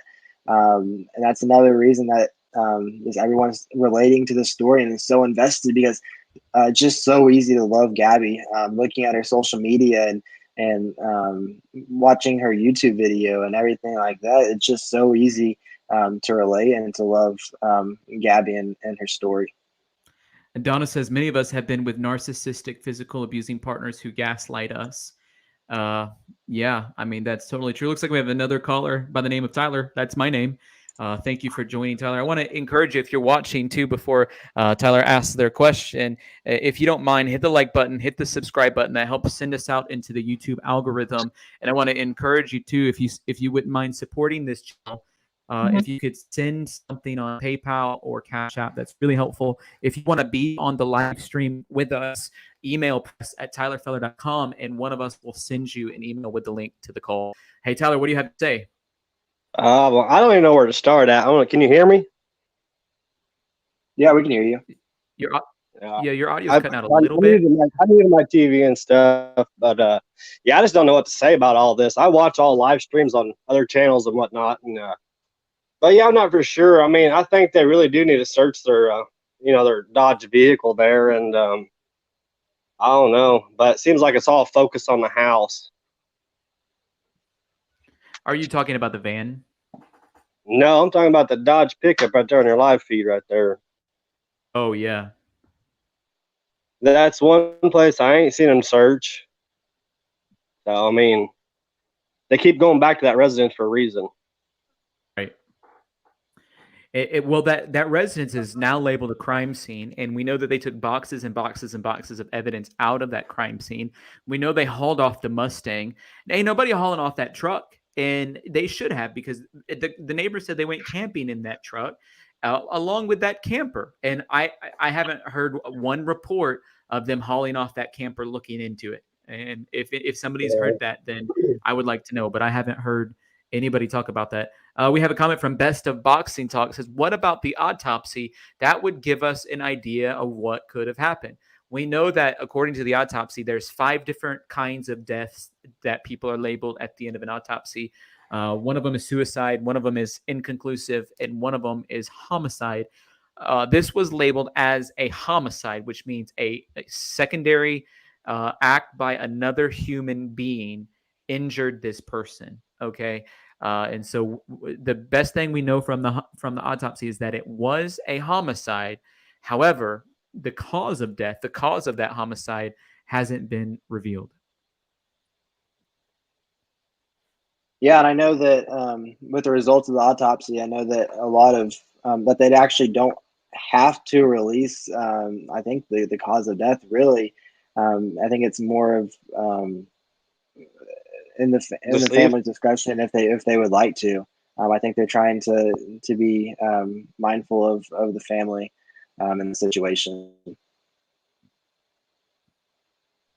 Yeah, can you guys still hear me or what? Yeah, Yeah. we can hear you. Yeah, because I couldn't hear it on my end. But I don't know. I mean, because this guy's hiding really good. I mean, we need to get this guy, honestly. I mean, my friend, he checked his TikTok the other day, and he didn't even know he was friends with her. And I guess he called the FBI a lot. I guess there's some strange activity going on her TikTok. I mean, I think this guy's got somebody holding his hand, and he's putting their image out there so he can get what he wants. And but he's out there somewhere, and he's close around home. According to Trisha, who just left a comment. By the way, Tyler, thank you for joining. Thank you for joining our live stream today. We're going to make some room for some other people that are coming on. We want definitely some people to join the live stream if you want to join. But Trisha says, I believe his parents know where he is and are covering up for him. That's absolutely a great speculation that understandably could be true. And I read a report from Fox News today, and I want to share it with you guys today. It says a Florida statute may win the advantage of the Laundrie parents. In other words, according to Fox News, they were saying that parents not held liable for an accessory to a crime. And to me, that's crazy to think about that. The FBI said Thursday that Wyoming issued a federal arrest warrant for Brian Laundrie, but despite the fact that the parents might have some level of involvement, might know where he's at, they cannot be held liable. Per Florida statute 777.03, a person commits a felony offense when they assist an individual to evade detection, arrest, trial, punishment after the fact. Relatives of the offender, however, are largely protected from being, that word, accessories. This would include the parents of Brian Laundrie. I love this car. And it says here on Auto Trader that an ad popped up, who now has a federal warrant out for his arrest for allegedly committing bank card fraud. And then the Harvard law professor, Alan Dershowitz, told Fox News that many states have similar statutes. They say there are a lot of people who think the parents' obligations to the children come first. For example, a woman or a man have a right to testify against their spouse. Dershowitz, however, says now generally that doesn't apply to mother and child or father and child, but there are some people who think it should. So it sounds like, according to everything we're reading online, that the Florida law sort of prevents the parents from being held liable. What are you guys saying in the comments about that? It says authorities could use a lie detector. Now, I researched this, and authorities are not able to use a lie detector as a point of reference for anything other than a tool. It's inadmissible in court because it's so faulty. And so one of the things that people can do with a lie detector is it helps them angle their detective work. But other than that, that's pretty much all it can be used for. Joe Westermine just got a PayPal from you. Thank you so much for sending that in. Angelina Davenport, thank you for sending the PayPal. And all of that helps. Again, a portion of it is going to the family. And if you want to join the call with us, let me know. I would love to send you the link. Evan's going to have to hop off of here in just a second, but we would love to have you on the stream. I'd love to have you on the stream. I'm going to stay on for a bit talking through this even when Evan has to go because I'm getting energy. Like Jason's trying to join the call, but it says he doesn't have a device connected. So if you connect, make sure you have a camera ready to go and a microphone ready to go so we can put you on here with us. Evan, what do you have to say about the parents are not responsible? When I first hear about it, I just want to say that they have some kind of, they're an accessory to murder. They have some kind of connection. They're obstructing the investigation. They're doing something, and to know that they could possibly be a part of the crime in some way, shape, or form, whether it just be obstruction, not letting the authorities do their job or whatever, and not be held liable for doing that and slowing down the process. And even if even if they have some kind of knowledge of something that happened, or if they provided anything to Brian to help him escape easier, that's not a good look for the parents. Well, Evan, thank you for joining us today on the live stream, Yeah. talking about this. We'll look forward to you joining our next one, likely on Monday, if you want to join me on Monday. And Jason, what do you have to say? Thank you for joining the call today. Jason, are you there? Hey, Jason, are you there? All right. It doesn't appear that Jason is talking. Patricia Morgan, thank you for sending a PayPal in. Every little bit is super helpful. I believe we should be supporting content creators. A portion of everything that we get, we are giving to the family as well. If you want to be a part of the call with us today, email press@tylerfeller.com. And then if we add you to the stream, be ready to go on, like we just added this guy and he wasn't ready to go on. So we want you to be able to go on whenever you go on there. Jody says this, not defending by no means, but just thinking, if this is my child, what would I have done? And I asked somebody that. I said, what would you do if they had a kid that's the same age? I'm like, if that was your kid, what would you do? And they said, I've always told my kid, or I've always thought about it in this way, that I would take responsibility. Like I would take it instead of them. And I'm like, well, this is a bigger situation. That this is potential murder. I mean, the credit card fraud is one thing. And that's easily dissected through. They were engaged. I mean, I've been in serious relationships. We share each other's debit cards and that kind of thing. Like it's what happened. So that's easily digestible through. But if it ends up being a homicide where Brian is responsible, then I mean that becomes a bigger situation. Love Your Guts, aka Heart Your Guts, says, I'd be screaming and searching, especially when he's apparently missing.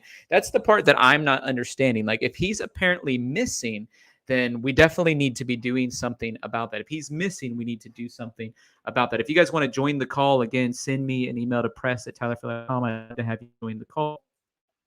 I've sent it out to several people. I would love for you to join me on the call. Let's see what's happening here. Van Conversion says, if this was my kid, I would be so ashamed. And I think many people feel that. I would make my kid face the music. Plus, I know my kid would never do that because I've already taught my kids. As a parent, it's our responsibility too. That's a good point. A lot of people are saying, our kids would never do this. You have to have some level of severe mental health difficulty to do that. Rachel says, dear dog, please get your team and go to the Appalachian Trail. Between you and John Walsh's team, I think you could wrap this up and leave the FBI to work on the murder case. Jason, are you here with me this time? Yes, sir. I can hear you now. How are you, man? What do you have to say? What question do you have or comment do you have? My comment is the whole situation is funny. I'm here in North Carolina, and maybe we deal with a different type of people. But if you pay attention to the video with him and her, she says that blatantly he doesn't think she could do the website and the blog. Why? Why is she not capable of that? I know. Because like you said, he's a narcissist. And do you see how people are taken to her in this situation? Imagine with the blog, though, if she actually started it and got it going, in his mind, he was going to lose her because she was going to be so popular. I think the thing was he had a reason for it. He thought he was going to lose her, in my mind. They were creating it together, but clearly, yes, she was the star of it. But she was the likable one. He was doing everything. Rose Gohagen says, I'm in Dublin, Ireland, and I'm following the story closely. Exactly. And keep in mind, Alec. And those dirty laundries have a lot to answer to. That's exactly right, Rose. The parents have a lot to say, and their silence really says a lot.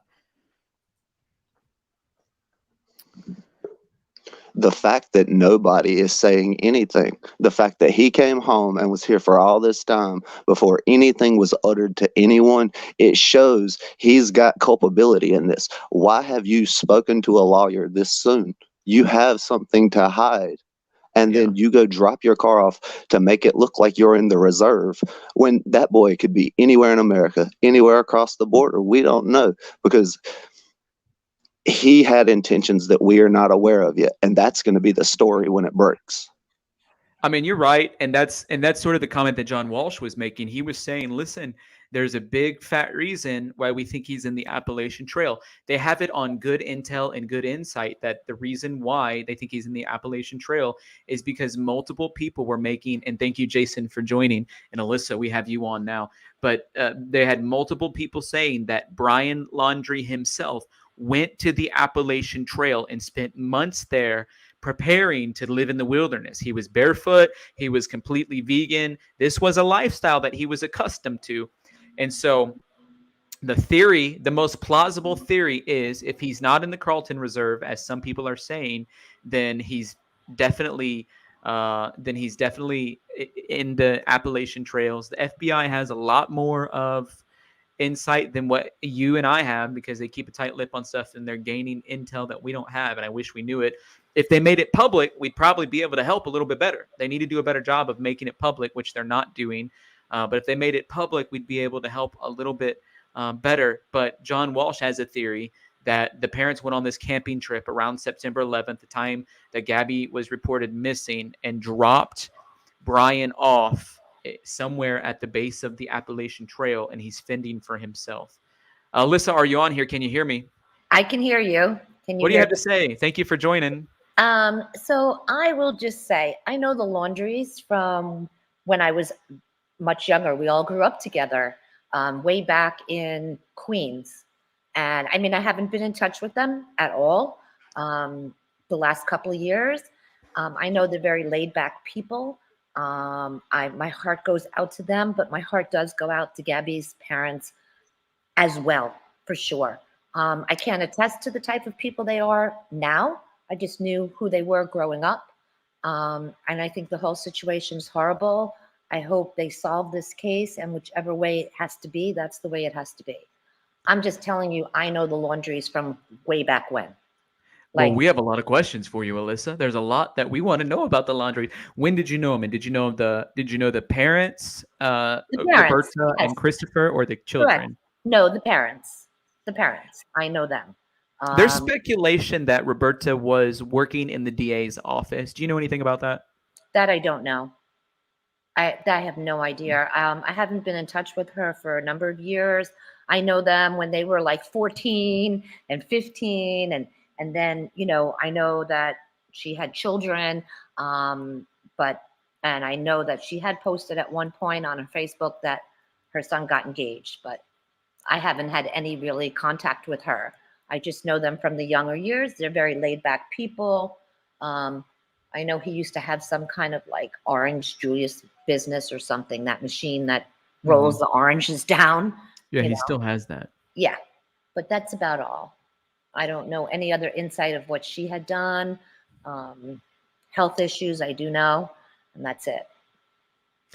Well, we know for a fact that she worked in the Suffolk County office and still presently working there, and so have multiple houses. Do you live in Suffolk County? Is it common that people would also have a second house in Florida? Yes, it's very common. Very common to have a house in Florida. I live in Suffolk County, but I lived out on the East End. So there, the population is different. A lot of people are there seasonally and then go to Florida for the winter. Where they were from, I don't know whether that's what they do, but Suffolk County is definitely not unusual to have a second home in Florida.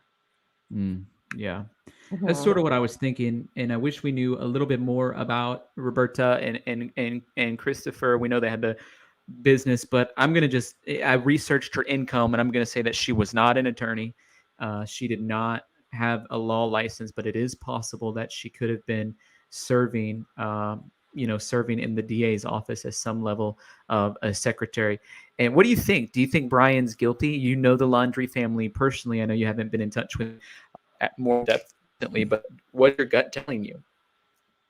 Everything points to that direction. You know, like I said, I kind of hope there was some other conclusion that I could come to.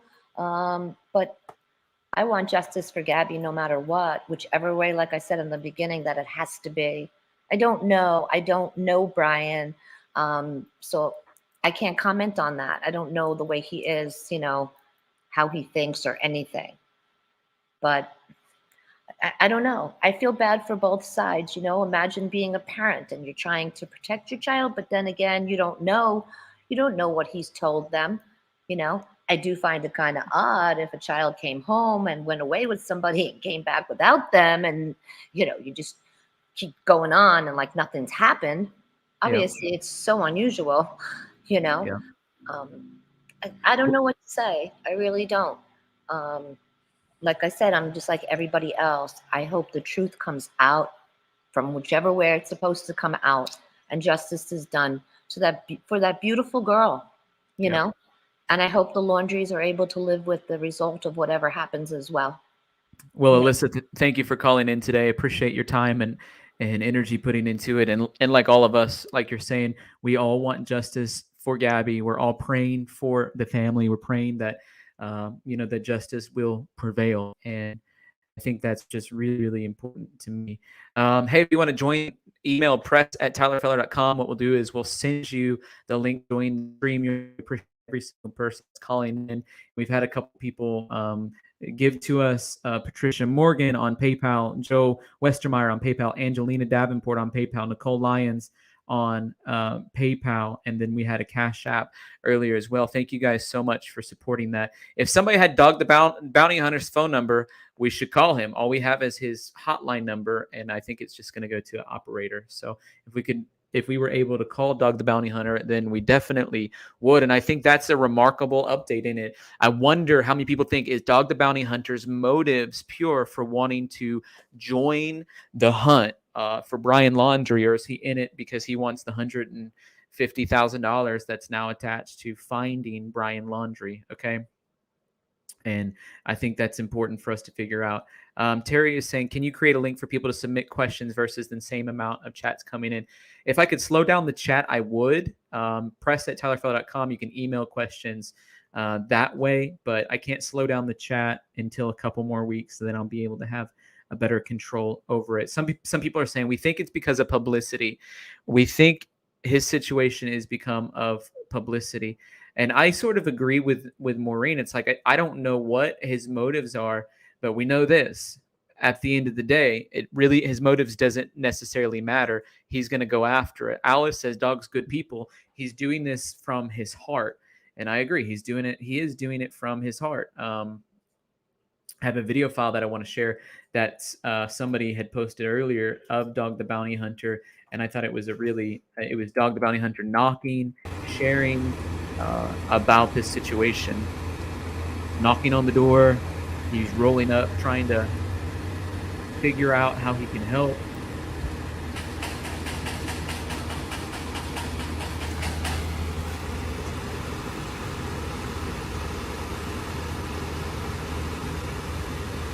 He leaves. Pretty heavy knocking. He had somebody parked in sort of the getaway car in his Jeep at the edge of the driveway. And then I think he lives in Hawaii, right? So, I didn't want to send that. I got another video that I want to share where he actually tells a little bit more about what he's doing. And this video is not on YouTube yet. Can you tell us why you're here, sir? Well, really? Now, come on. You know, okay? Aloha, guys. Thank you. Do you have any tips? I'm trying to get some. 833 tell dog. We're getting tips every 10 minutes. Are you going to be staying in Northport, sir? I can't tell you all that, but God bless you guys. Aloha. See you soon, I'm sure. Hey, you're not here for publicity, though, are you? I'm on every night. Huh? I guess it'd be a publicity stunt if he had showed up and then wasn't actually trying to help. But from my understanding, he's definitely there. He's definitely trying to help. And, we're going to hope that he does what he has to do to find him. Several people are saying, how can we get a part of the call? I've said it many times, but here's how you can get a part of the call. You can email press@tylerfeller.com, and we will send you the link where you can hop on with us. This is a look outside of Brian Laundrie's house. We're just looking to see, is anything happening? Is anything going on? And nobody really knows where he's at. Everybody has speculation about where Brian Laundrie could be hiding. And to go over the timeline again, we know that as a fact, he entered into on September 1st. We know that Brian Laundrie made his way into Florida on September 1st. On August 31st, he was in Illinois. On August 30th, he was in Wyoming. It's likely that Gabby passed away either on the 28th or the 29th, and he made his way to Florida on September 1st. She was reported missing on September 11th, on the same day that she was reported missing. Then the Laundrie family decided to go on a camping trip together. And after that, Brian has not yet been found, not yet been seen. So they went on a camping trip. Brian hasn't been seen since. He was named a person of interest, which later turned into an arrest warrant. And the arrest warrant has to do with him using the debit card of Gabby Petitio. Some people were saying, hey, that's not accurate yet. We don't know that. We know that as a fact. I confirmed it personally with the local store in which he did that at. And so we have a caller that's joining us. Hey, Laura, thank you for joining us. Hello, no problem. How are you? Where are you joining us from? I'm from Austria. That's next to Germany. And yes, yes, in our country, it's yes, everybody talks about it and wants to know everything, and yeah, it's very interesting, and it's very frustrating, and she was so young. I'm 22, and yeah, it's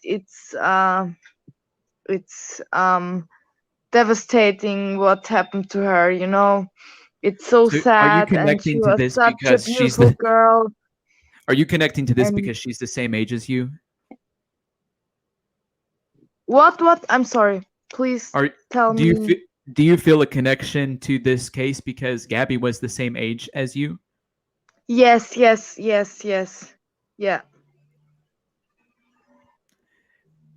If you're interested in joining the call, just like Laura has, then email press@tylerfeller.com. That's what she did. We send you the link. You can join. Laura, do you think Brian's guilty? Yes. Why? And because I mean, all the things that I wrote, and how to explain it. I mean, he is the last person that saw Gabby, first of all. Then second of all, the video, he was so nervous, and the 911 caller told the police that he was slapping her. And yes, I think also that it's connected to the other murders in Moonlight. Am I right? Yeah. Yep. Yeah. We think so. We don't know for sure. We know that they were at the Moonflower. And so thank you, Laura, for joining the call. And we appreciate everybody that's wanting to join. If you want to join, you can email press@tylerfeller.com. Laura's making some good points. She's saying, I think Brian's guilty, as do many others. Hey, do me a favor, if you don't mind, hit the like button and hit the subscribe button. We think we're so thankful for every person that's calling in. It means a whole lot to us. For those of you that are donating on PayPal, for those of you that are sending money in on Cash App, thank you so much. We haven't got much, but just so you know, we're definitely supporting the family through the foundation that they've created for Gabby with it. And thank you for those of you that are doing that. But we want you to join the call. If you're interested in joining it, you can join by emailing press@tylerfeller.com. And I want to hear if somebody has some situations in there where you're thinking like, man, I have a theory that's plausible. It's not rooted in conspiracy, but it's actually plausible, and you want to talk about it, then let's talk about it. I want to have some of those on there. Some people saying he's another Scott Peterson, the golden child. It's a Scott Peterson type situation, possibly. I got major Chris Watts vibes off of this whole situation without a shadow of a doubt. it seems like we're dropping some viewers. And so if you guys don't mind, hit the like button, hit the subscribe button, send us back out into the YouTube algorithm. If you do that, it's super helpful. It's a small thing to do, but it makes a big difference whenever you're able to do that for us. He's another Scott Peterson or Chris Watts, exactly what you're saying. Gavis is joining us again. Gavis, thanks for calling back. What's your thoughts, man? I just want to clear up this whole conspiracy that he's connected to the other two girls as well. Yeah, I mean, I'm like split down the middle. I'm like our poll. I'm like 56% in favor of it, but I'd love to hear either an affirmation of what I think or a opposing thought. Yeah, I watched Ickmel's video the other day where he looked at the dad and how he's set up every day there between 9 and 12 or whatever. Yeah. And basically he went through the whole scenario. Like, it's 100 yards off the main road. It's not even in the same vicinity. So just stop, people. It just can't be. It's ridiculous. So there's no way there's a connection to it. They were probably at the store for 10 minutes. That's it. I'm gone. I think I think the reason why, and they were at the tavern that night together too, is there's a lot of speculation around that. And I think, unless they find the creepy guy, then that's the situation. Yeah, I think there's some new news out right now that there was a homeless guy that was wandering around with a gun, robbing people at campsites in the area. So, yeah, I think after Gabby and they had their interaction was, I think, around 2 o'clock or 3 o'clock in the afternoon. That was the last time. And then they headed on their way north, right? So to get from there up to the north where they were, yep, the timeline doesn't fit. So I mean, it was a multiple hour trek without a shadow of a doubt, like what you're saying, right? But they were all in Moab at the same time. And it happened to be the day that Brian was separated from Gabby. And so for me, it's plausible in that sense. Like, Brian is mandated by the police to have a 24-hour separation from Gabby. The last known communication from Kylan and Crystal happened on August 24th. To me, he would at least be a person of interest. Maybe not a suspect, but he's at least a person of interest. They were at the same store. But he didn't have the car, right? Like, this is a lot before that, right? He was hitchhiking. Apparently, old boy knows his. No, the hitchhiking was on the 29th. I know, but who's to say he wasn't hitchhiking before that? You know what I'm saying? Like, he knows how to get around without a car. So the spot where the two girls were killed is like way off the drag. Like, it's not on any main road or anything. Like, it's quite a ways away. I watched that interview too of Kylan's dad, who, by the way, if you watch that interview of Kylan's dad, it is absolutely heartbreaking. And I think that's what you're talking about. With Ickmel's interviewed Kylan's dad, he didn't have the heart, and I don't blame him. I wouldn't either, to ask about Gabby, because yeah. So anyway, I was just trying to set that to rest and hope people get off of that, and we can focus on the other thing that I think is important, and I'll bring up right now is where did he go? Right. So that's the most important thing, is we got to find this guy. And I don't know if you have viewers or people that are watching that understand that Appalachian Trail. I mean, if we could find out like where he actually spent his 3 months and survived on his own, that would be awesome.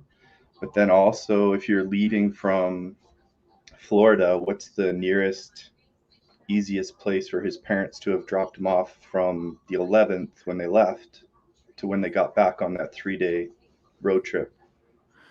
Yeah, so John Walsh's theory is they went and dropped Brian off somewhere. Other people have this theory that that Brian was hiding out in the attic. Let's add Tanika to the stream. Tanika, what do you think? What about Rose, the best friend?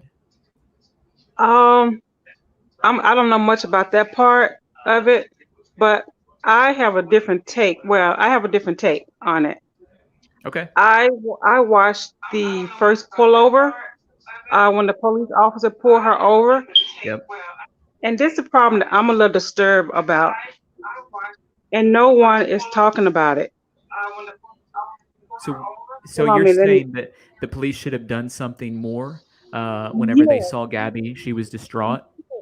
Oh my God, the video is heartbreaking. I'm getting cheers just talking about it. No one is talking about that. Maybe my theory they're going to talk about later, because Brian, the big focus is on him right now, and they don't want to bring focus to the police department.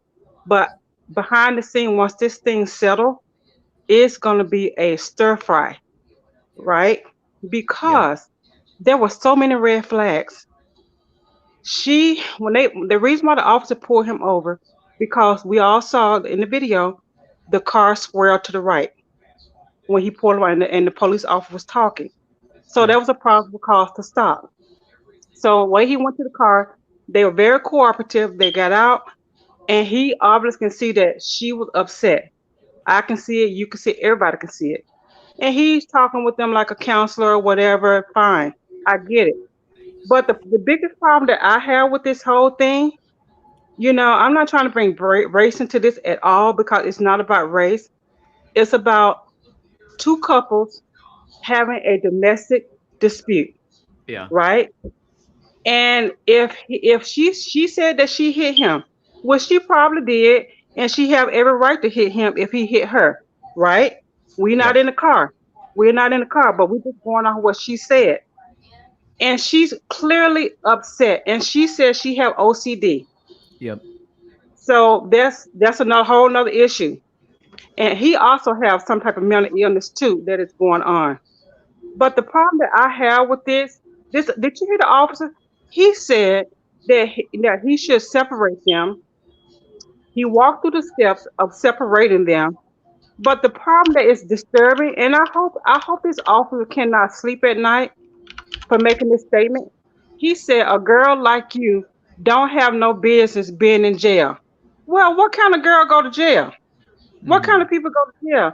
Because if he had done his job and separated Gabby from this domestic dispute that they had, she possibly could have been alive.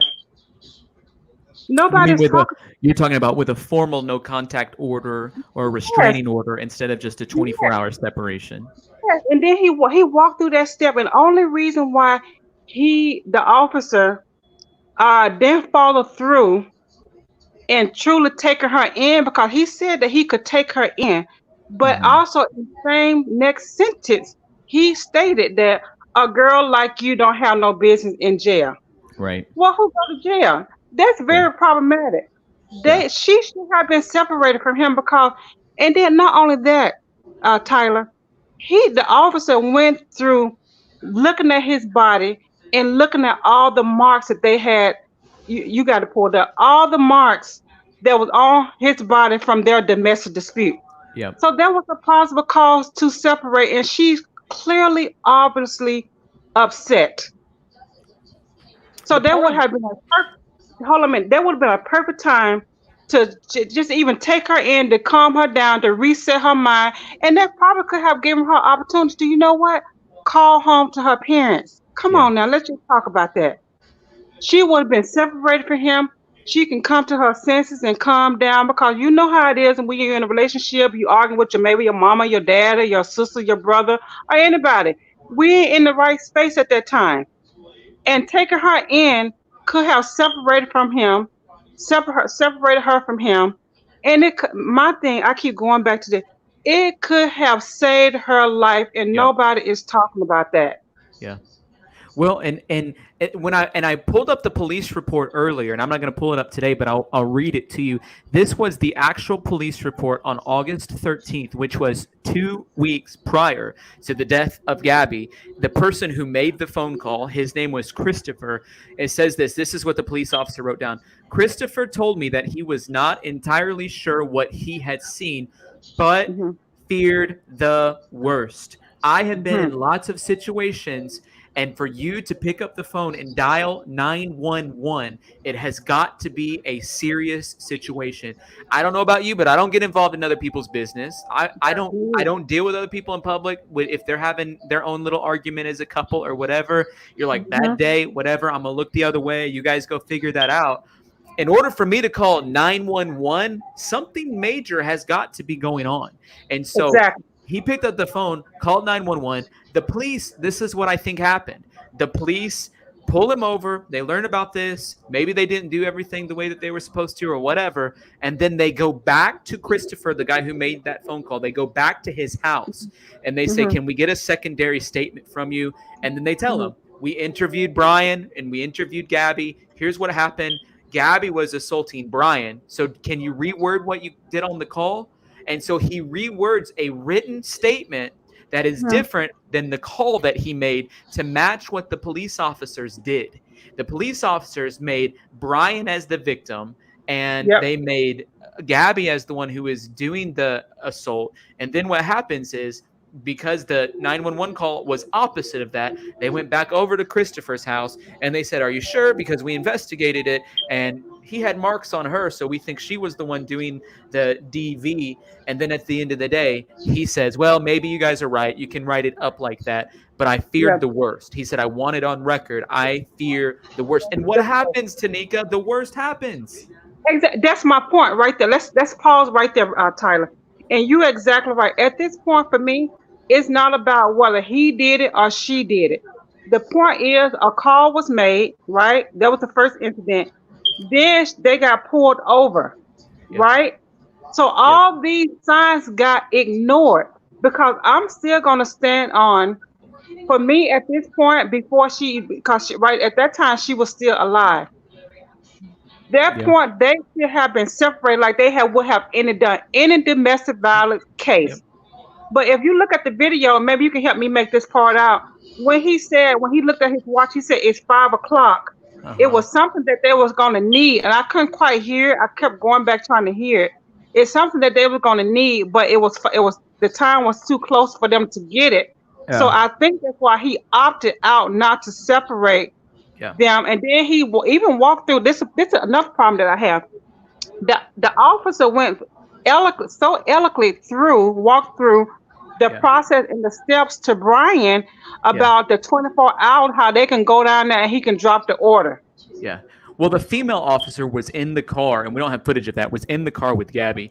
And I actually think the police officer that was wearing the body cam, if it was just him and that other police officer didn't show up, if it was just the guy with the body cam, I think things would have worked out a lot better. And when that other police officer comes, not the female one, that other police officer who started talking about his own marital issues and toxicity in the relationship. And it was sort of like, and I know how guys get in this little club and they say like, oh yeah, the girl's crazy. And they're like, yeah, girls are crazy. And that's sort of the statement that's made. And so they just kind of get in the club about it.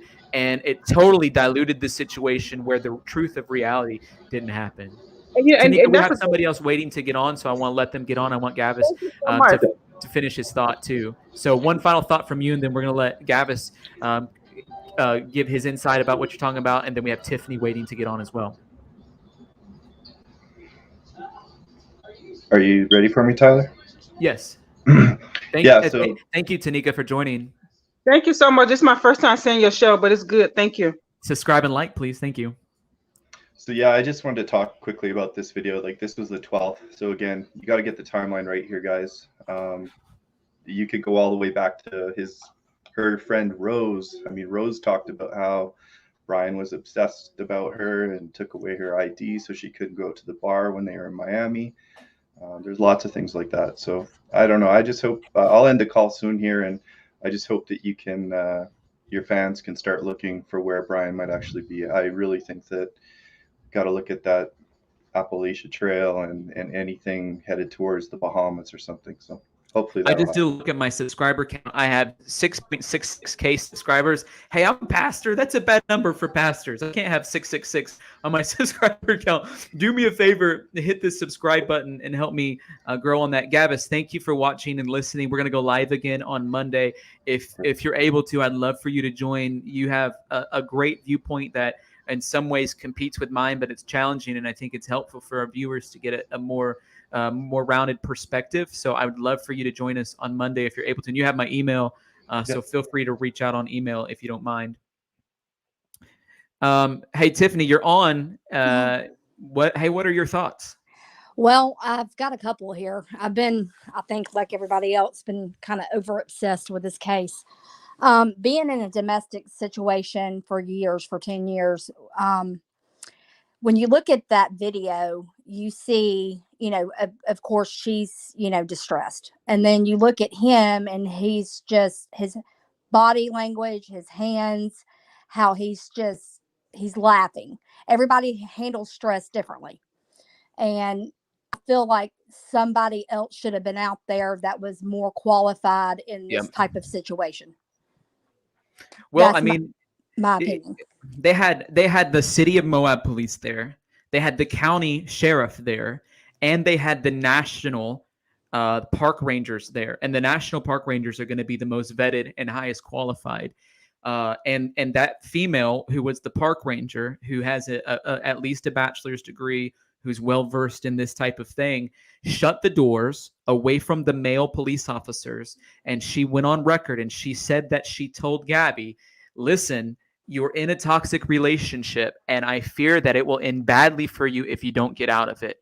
And she told, she said, "You're going to spend 24 hours apart," but she said, "You really need to consider getting out of this relationship." And so I am in favor of what you're saying. However, it's a town of 5,000 people. And so it's not like they're dealing with this level of a situation on a normal basis. They're dealing with small level DVs that don't end up in murders, because there hasn't been one in the city since 2005. And they're dealing with, traffic stops and small thefts. They're not dealing with this level of a thing on a typical basis. However, the park ranger who had the greatest insight shut the door and had the conversation with Gabby. And so we appreciate her for that. Oh yeah, absolutely. But I think with being a woman that's been through, domestic, when you're that close to the person, it's harder to come out. If you're pulled apart, I think that goes back to what Tamika was saying a while ago. If she was actually brought in, things may have been differently, but we could go back and forth with that. But I'm going to ask you something, and you may not want me to talk about this on here, but I have a legitimate question. You've done your research, you've done the timelines or what may have you. The one thing that bothers me about this the most is where they were at. They were at the co-op. That co-op was linked to one of those girls that came up, murdered. Kylan. One of them worked there. Is that not correct? Kylan worked there, yeah. Okay. This is where I'm coming from. Okay. They're saying that he's got this warrant out on him for using cards. They're not saying whose cards he used. Well, we know as a fact, I confirmed it, that he was using Gabby Petito's card. I confirmed it with you have got confirmation that they were using that he was using that card. Yeah, I went and had a conversation at the gas station where I used it at. The FBI cited. It happens to be in the town where I live, and also a family friend confirmed it on a News Nation interview that he was using Gabby Petito's card. So we know that he was using Gabby Petito's card and her PIN number. Well, if you go back and look at that video and you listen, there was a timeline that was specifically said at that co-op. They were there between the hours, I believe it was between 1 and 4. They had been out there, or 1 and 3. Well, we know that they were there at 4:30 to 4:40. 4:30 to 4:39. The police call was at 4:39. They may have been there earlier that day, but we don't know that as a fact. Kylan was working there until 3 p.m. that day. Okay, so this is my thing, is that their behavior from when they were pulled over to their behavior that was in that restaurant. Yeah. And then there's too many dead bodies coming up around this man. I'm sorry, there is. Well, that's what I'm saying too. I know, and other people are saying there's no way that happened or whatever. But I'm saying the same thing. Like he's at least a person of interest in these other two missing girls, Kylan and Crystal. At least a person of interest, because this town has not had a murder for that long, and then all of a sudden there's 3 murders in a 2-week time span, and 2 of them happen to be on the day that he separated from Gabby. And that's exactly what I'm saying. And I'm wondering if that's what the argument was about. I feel like this is going to be deeper than anyone can ever imagine once it does come forward. But if they do catch him, who knows? I mean, his family, I have 5 children, Tyler. Never in my life have I ever raised my children not to own up to their responsibility. I don't care what it is. Never. if there is a parent reaching out to me wanting to know where their child is, Yeah. I would never, ever act the way these people have acted. Now, I'm thinking personally that they're going to crack before they find Brian, because they have no life right now. Media's Yeah. outside their door. They're having to get groceries delivered. They're in close quarters inside their home. They I shut down think their they're gonna business break. website too. Yeah. I think they're going to break. But I really honestly believe that he had something to do with that. And the feds, a lot of people are jumping on the feds. They're not doing their job. But the bottom line is they know a lot more than what we know. Yeah. And, maybe they don't want to, give that information out because, they're afraid he's going to do something to hurt himself or what may have you. I don't know. Well, But Tiffany, thank you for calling in. We have Lisa on here, and I just want to say thank you for calling in. Thank you for liking and subscribing. Everybody else who's liking and subscribing, I think you've got me past the 666 thing, which is not good for me. But thank you, and thank you, Tiffany, for calling in. Hey, Lisa, thanks for joining. What are your thoughts? Hey, cheers. How you doing? Doing well. Thank you Great for calling job. in. Great job you guys have done. Honest to God, I've been watching this case. Can you guys hear me? Yeah, we can hear you perfectly. Okay, awesome.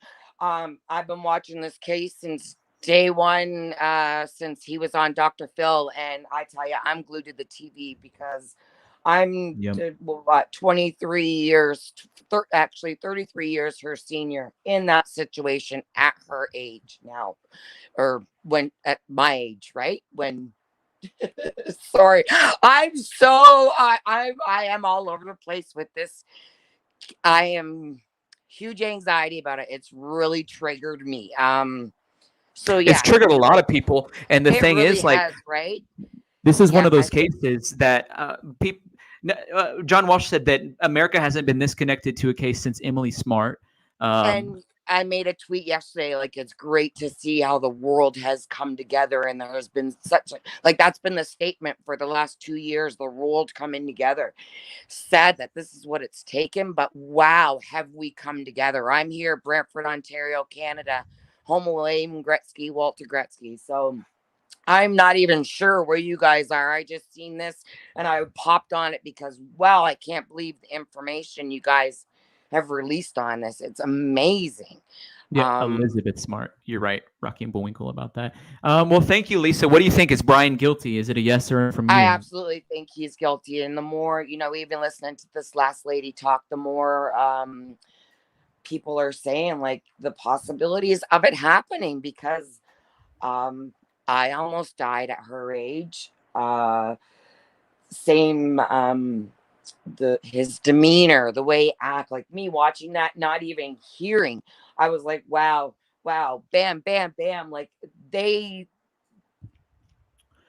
a vibe about him. Yeah. They affected many lives in that circle. They let her down in that moment. Yep. And it was a comment that I had made that I'm sorry they didn't take you by the hand, because I've been in this case. I have been in this situation. We were both taken to the police station. We weren't left. He states in here he doesn't have a phone. How are they to contact each other? A young lady like that, like, she's already, she was safe with him. She felt safe with him, or she wouldn't have done this. And I've been with this man who I believe he can survive. I do believe he's alive. If I think a lot of people believe that he's alive. Hey, Lisa, we got somebody else that's going to be joining the call too, but I want to thank you for calling in today. Can I ask you one more question? Because Sure. I've tweeted this 100 times and I've yet to, because I'm just watching you guys. Sure. Are the tattoos real? Are the or what are is the they what real? Hindu? Huh? Is the what real? Are his tattoos real? I think they are, and he's a designer, and that's and Right. it's very typical for them to have tattoos.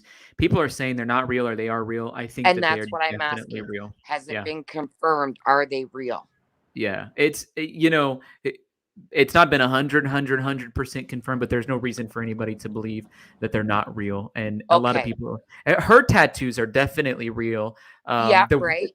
The people were saying they weren't real because in certain angles you couldn't see them, but it's just the way that she was standing. And then a lot of people are saying, yeah, the tattoos are real. The tattoos are real. But thank you so much, Lisa, for joining. And we're going to add Bree to the call. Everybody who's calling in, we definitely appreciate it. Thank you for being a part of the call with us. If you want to join, email press@tylerfeller.com.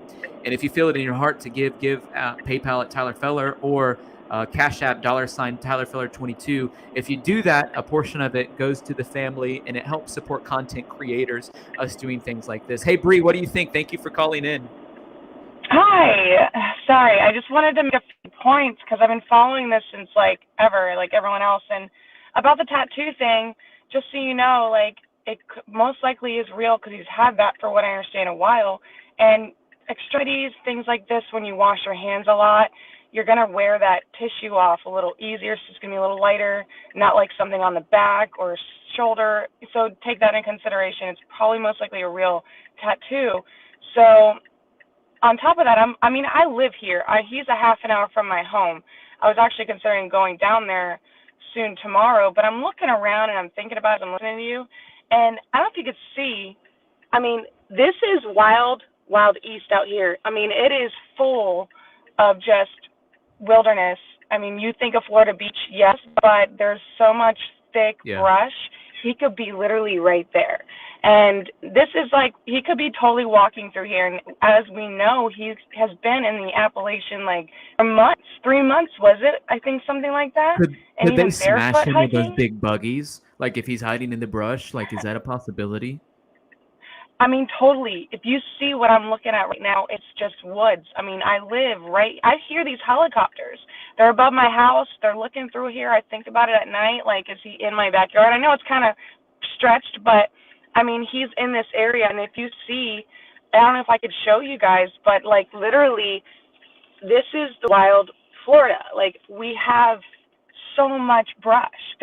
But you have to take into consideration, this is also so many wildlife. We got boars, they're dangerous. We got panthers out here. We have so many gators, and it's not like they're and snakes. People have not been talking about it, but there are snakes. I had a snake in my room a couple weeks ago. Like, it's so hard to keep these stuff out. So if he's out there, which I believe he is, and think about this, the neighbor just came out of the interview recently on Fox saying they never moved that Mustang of his. Like, it was always there. And then taking into consideration that camper was out a couple days. Now there's tolls. I don't know where you're from. I lived in California and never had to deal with tolls. Out here, I get things in the mail all the time because they take pictures of my thing, and I'm like, where was I? I didn't know there was a toll there. So I just have a feeling if they were to go up and down Florida and out of state, like, you had to hit something.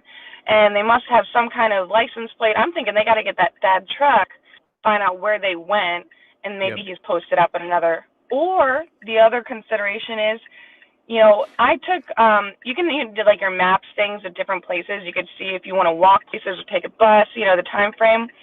So I took his address, 4343 something, put it to up north, Bakers, Florida, where they said a deer cam, which I really believe that was him. Even had the little necklace was the same. If you did like a description of like everything fine lined, and that was a perfect amount of time for even him resting for one whole day, because you need to have a rest. You can't just literally go walking 7 days straight. Literally, that could have happened like in real life. He could have made it in Sundays. So that's also a consideration.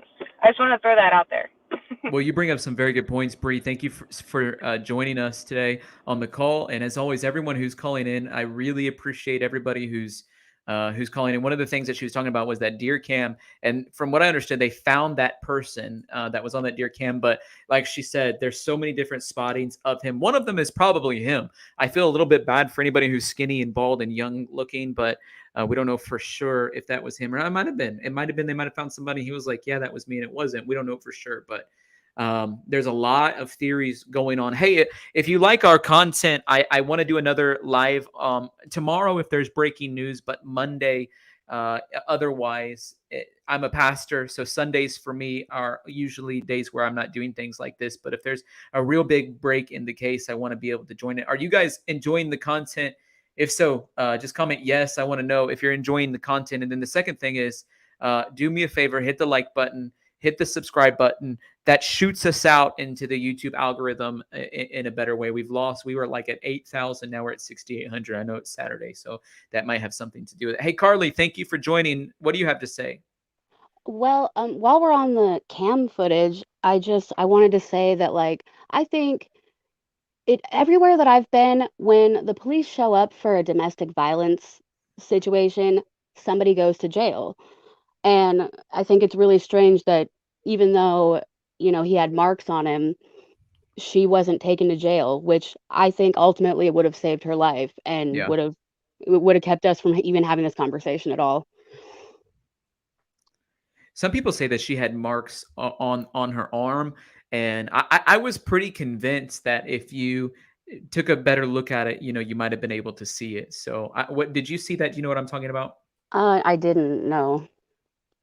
So I saw a picture where they sort of like, whenever she was in the back of the police car, they did a zoom in on her arm and then sort of did the thing where they can like hyperimpose it or whatever. And it looked as if, and that's a place often, and I know this, that they're looking for signs of abuse, like under the arm, and see if people have been grabbing there. And it looked as if there was some redness there. So it's possible that happened. Do you think Brian's guilty? Absolutely. There's nothing. If he didn't do anything, he would have been first in line to help try and find her. He would have talked to anybody about it. He wouldn't have lawyered up and disappeared for sure. Here's the next question. How long are people going to be searching until we give up the search? Is Brian, and I just put it in the chat for people to answer in the poll, is Brian going to be found by Monday? I don't think they're going to find him soon, if they do at all. If he's already, gone and camped for months with just a backpack and no shoes and survived, I really think that he could do that. And if I really don't even think he's in the country still. If I think he's like made his way south, or I don't even think he went to Mexico. He might have gone past Mexico. Well, they said theoretically there's been a few tips that he was in the Bahamas.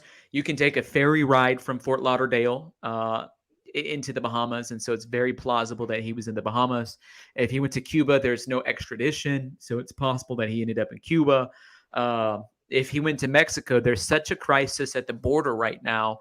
Politically speaking, it wouldn't be hard to sneak in there. And I don't know if he has a secondary language of Spanish or not, but if he's capable of speaking Spanish, then there's a possibility. People are saying he went to Canada. I don't know. Canada has much more strict rules and have a tighter grip on what's happening. So yeah, Canada is, first of all, they don't let people in if they have a domestic violence charge, much less like anything like this. Like, they are really serious about who they allow through the border.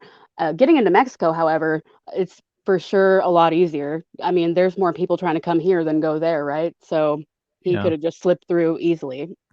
It's costing $200,000 a day to search for Brian Laundrie in a 25,000-acre Carlton reserve. I think we need to consider, is it worth $200,000 a day? Is there that much public interest in that? Do we need to keep spending that much money publicly with our tax dollars to try to find this one man? If they called off the search right now, there would still be people vigilant and they would be looking for him. And he would eventually think, okay, they're not looking for me. Nobody's really said anything. And that would be when he would drop his, he would let his guard down and he would probably just start going more in public and be found.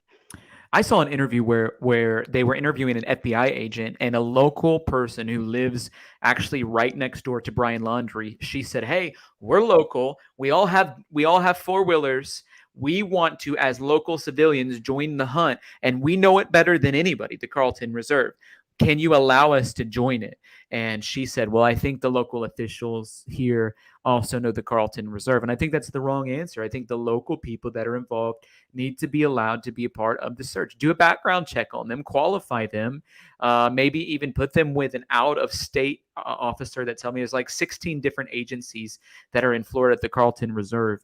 And so there's a lot going on there. D. Lionheart says, "My guess is that he killed her and lied to his parents about what really happened. They helped him get away. he's not in the wilderness. Now, D. Lionheart, I think that you're making a great point here, because whenever I compare this to the Chris Watts case, whenever Chris Watts is being interrogated by the police bring Chris Watts in to be interrogated. He's denying. And then all of a sudden, the police officer says, well, did Shanann do something to you? And she hurt the babies, and then you had to hurt her. Is that what's happened? And he got this idea. There's my escape. So he sends the police officer out. They bring the dad back in, and he tells his dad, who he told his dad in the beginning he was innocent. He then tells his dad, hey, Dad, I did it. Shanann did something bad to the kids. And so then I did something bad to her, and that's what happened. This is the story. And it was a total lie. And so to D. Lionheart's point, absolutely, he probably initially lied to his parents, and then they helped him get away. And as the story is unfolding, either he told them the truth, or the truth came out, and then, whoever knows what happened. What do you think, Carly, about that? I find it really hard to believe that his parents didn't think it was really, really strange that he just came back without her. I mean, if it were my parents, or if it were me even, I'd be like, no. But like, where is she? Yeah. I don't like. What do you mean you don't know where she is? You better get out there and find her. Yeah. Or figure it out. Like, I don't understand how that wasn't a bigger deal to his parents. I think that should have been I don't know. If it were me as a parent, I would absolutely I would call her parents. I would have this would have been dealt with a lot sooner, first of all. Yeah. And Carly, thank you for calling in today. We have Kate who's waiting to get on, but I appreciate you calling in. And anybody who's watching, if you can help me out, get us into the YouTube algorithm. I know it's a Saturday night and a lot of people are not sitting around on YouTube, but if you can hit the like button and the subscribe button, that is super helpful. Carly, thank you for joining. And Busha says Brian's parents know something and are helping. And Kate, thank you for joining today. What do you think? Do his parents know? I think that they do. I think they know that their son is mentally ill. First of all, can you hear me? I can hear you just fine. Thank you. Okay, good. I think they know that their son, maybe he had a break. I sent you a couple of images from his Instagram. One of them is a couple of stamps that he made for the book Lullaby. If you kind of zoom in there, the tool that he uses to make those stamps could definitely do some damage to a human body. So, I do think that something like that, like if she was stabbed or do you think carved, and I hate to be graphic, but there's not really another way to say it. That would be a decent indicator of like, okay, well, maybe he had a psychotic break. One of the images is a bunch of bookmarks that he wrote, and he said bookmark madness, or maybe lino cut madness. Sometimes I wake up and I've carved a stamp in my sleep. It's concerning.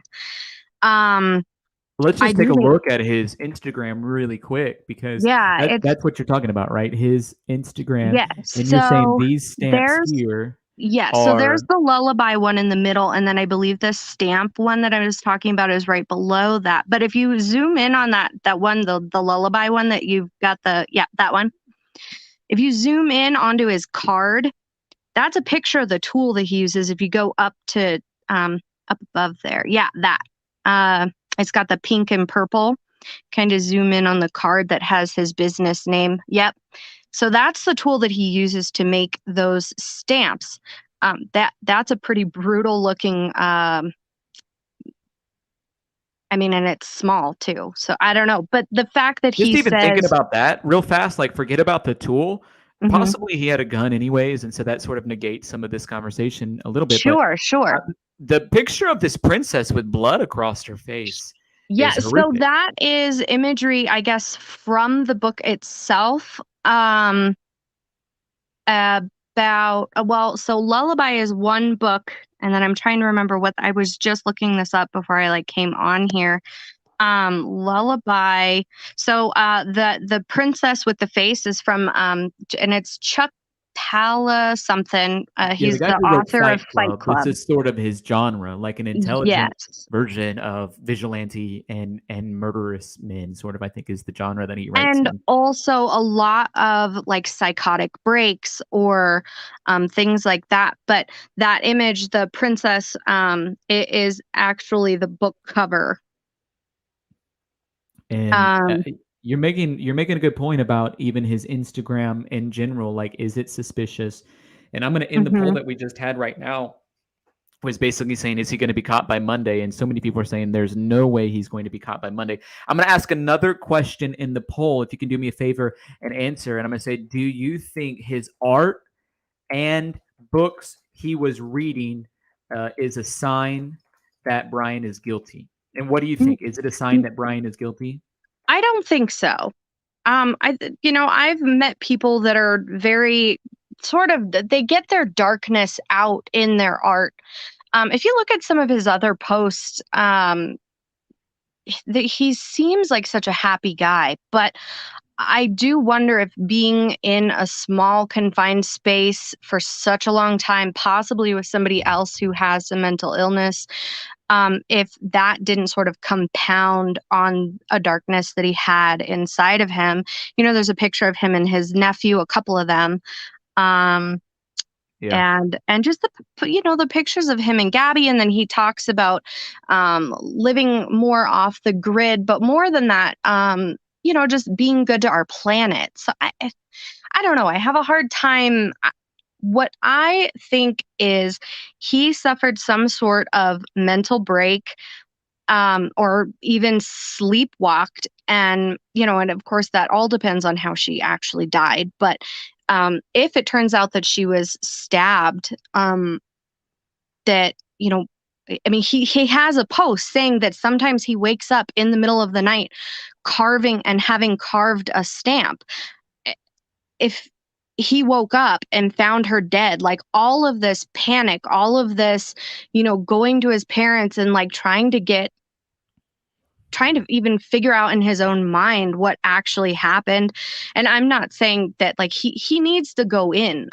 There was a supposed Facebook post that he made that said, "Finally on my way." Oh God, what was it? "Finally on my way." I think that was debunked. Like, you're talking about, there was a Facebook account that was made. It totally could have been debunked. I haven't been like tracking all of that, but They shut down that Facebook page and they said it didn't belong to him. So, oh, okay, good. Well, that's something. So, hey, Naisha made a comment. By the way, if you want to join the live, email press@tylerfiller.com. We'll send you a link. We appreciate everybody that's on here. But Naisha says this: he was jealous of how people loved Gabby. I think there's a lot to that. And somebody else made a point earlier that I hadn't thought about. If he truly was a narcissist, Gabby's sort of entering into the social media world. We know that Gabby starts seeing a little bit of success even with their first video. I think they started getting a lot of subscribers even on their first video. Her Instagram was growing even before any of this happened. Now, obviously, both of their pages blew up, and so did their nomadic static YouTube page blew up. But even before there was attention on this, it started to blow up, and she was working so hard on the website. And then one of the statements that he was making was, "No, it's just a little website." And while she's crying on that body cam footage, she's saying to him, "He doesn't believe in me, and I'm working so hard on this." And you could tell like she was excited to do it. And it was almost as if she was entering into a land of success that he wasn't quite ready for her to get there. What do you think about that, Kate?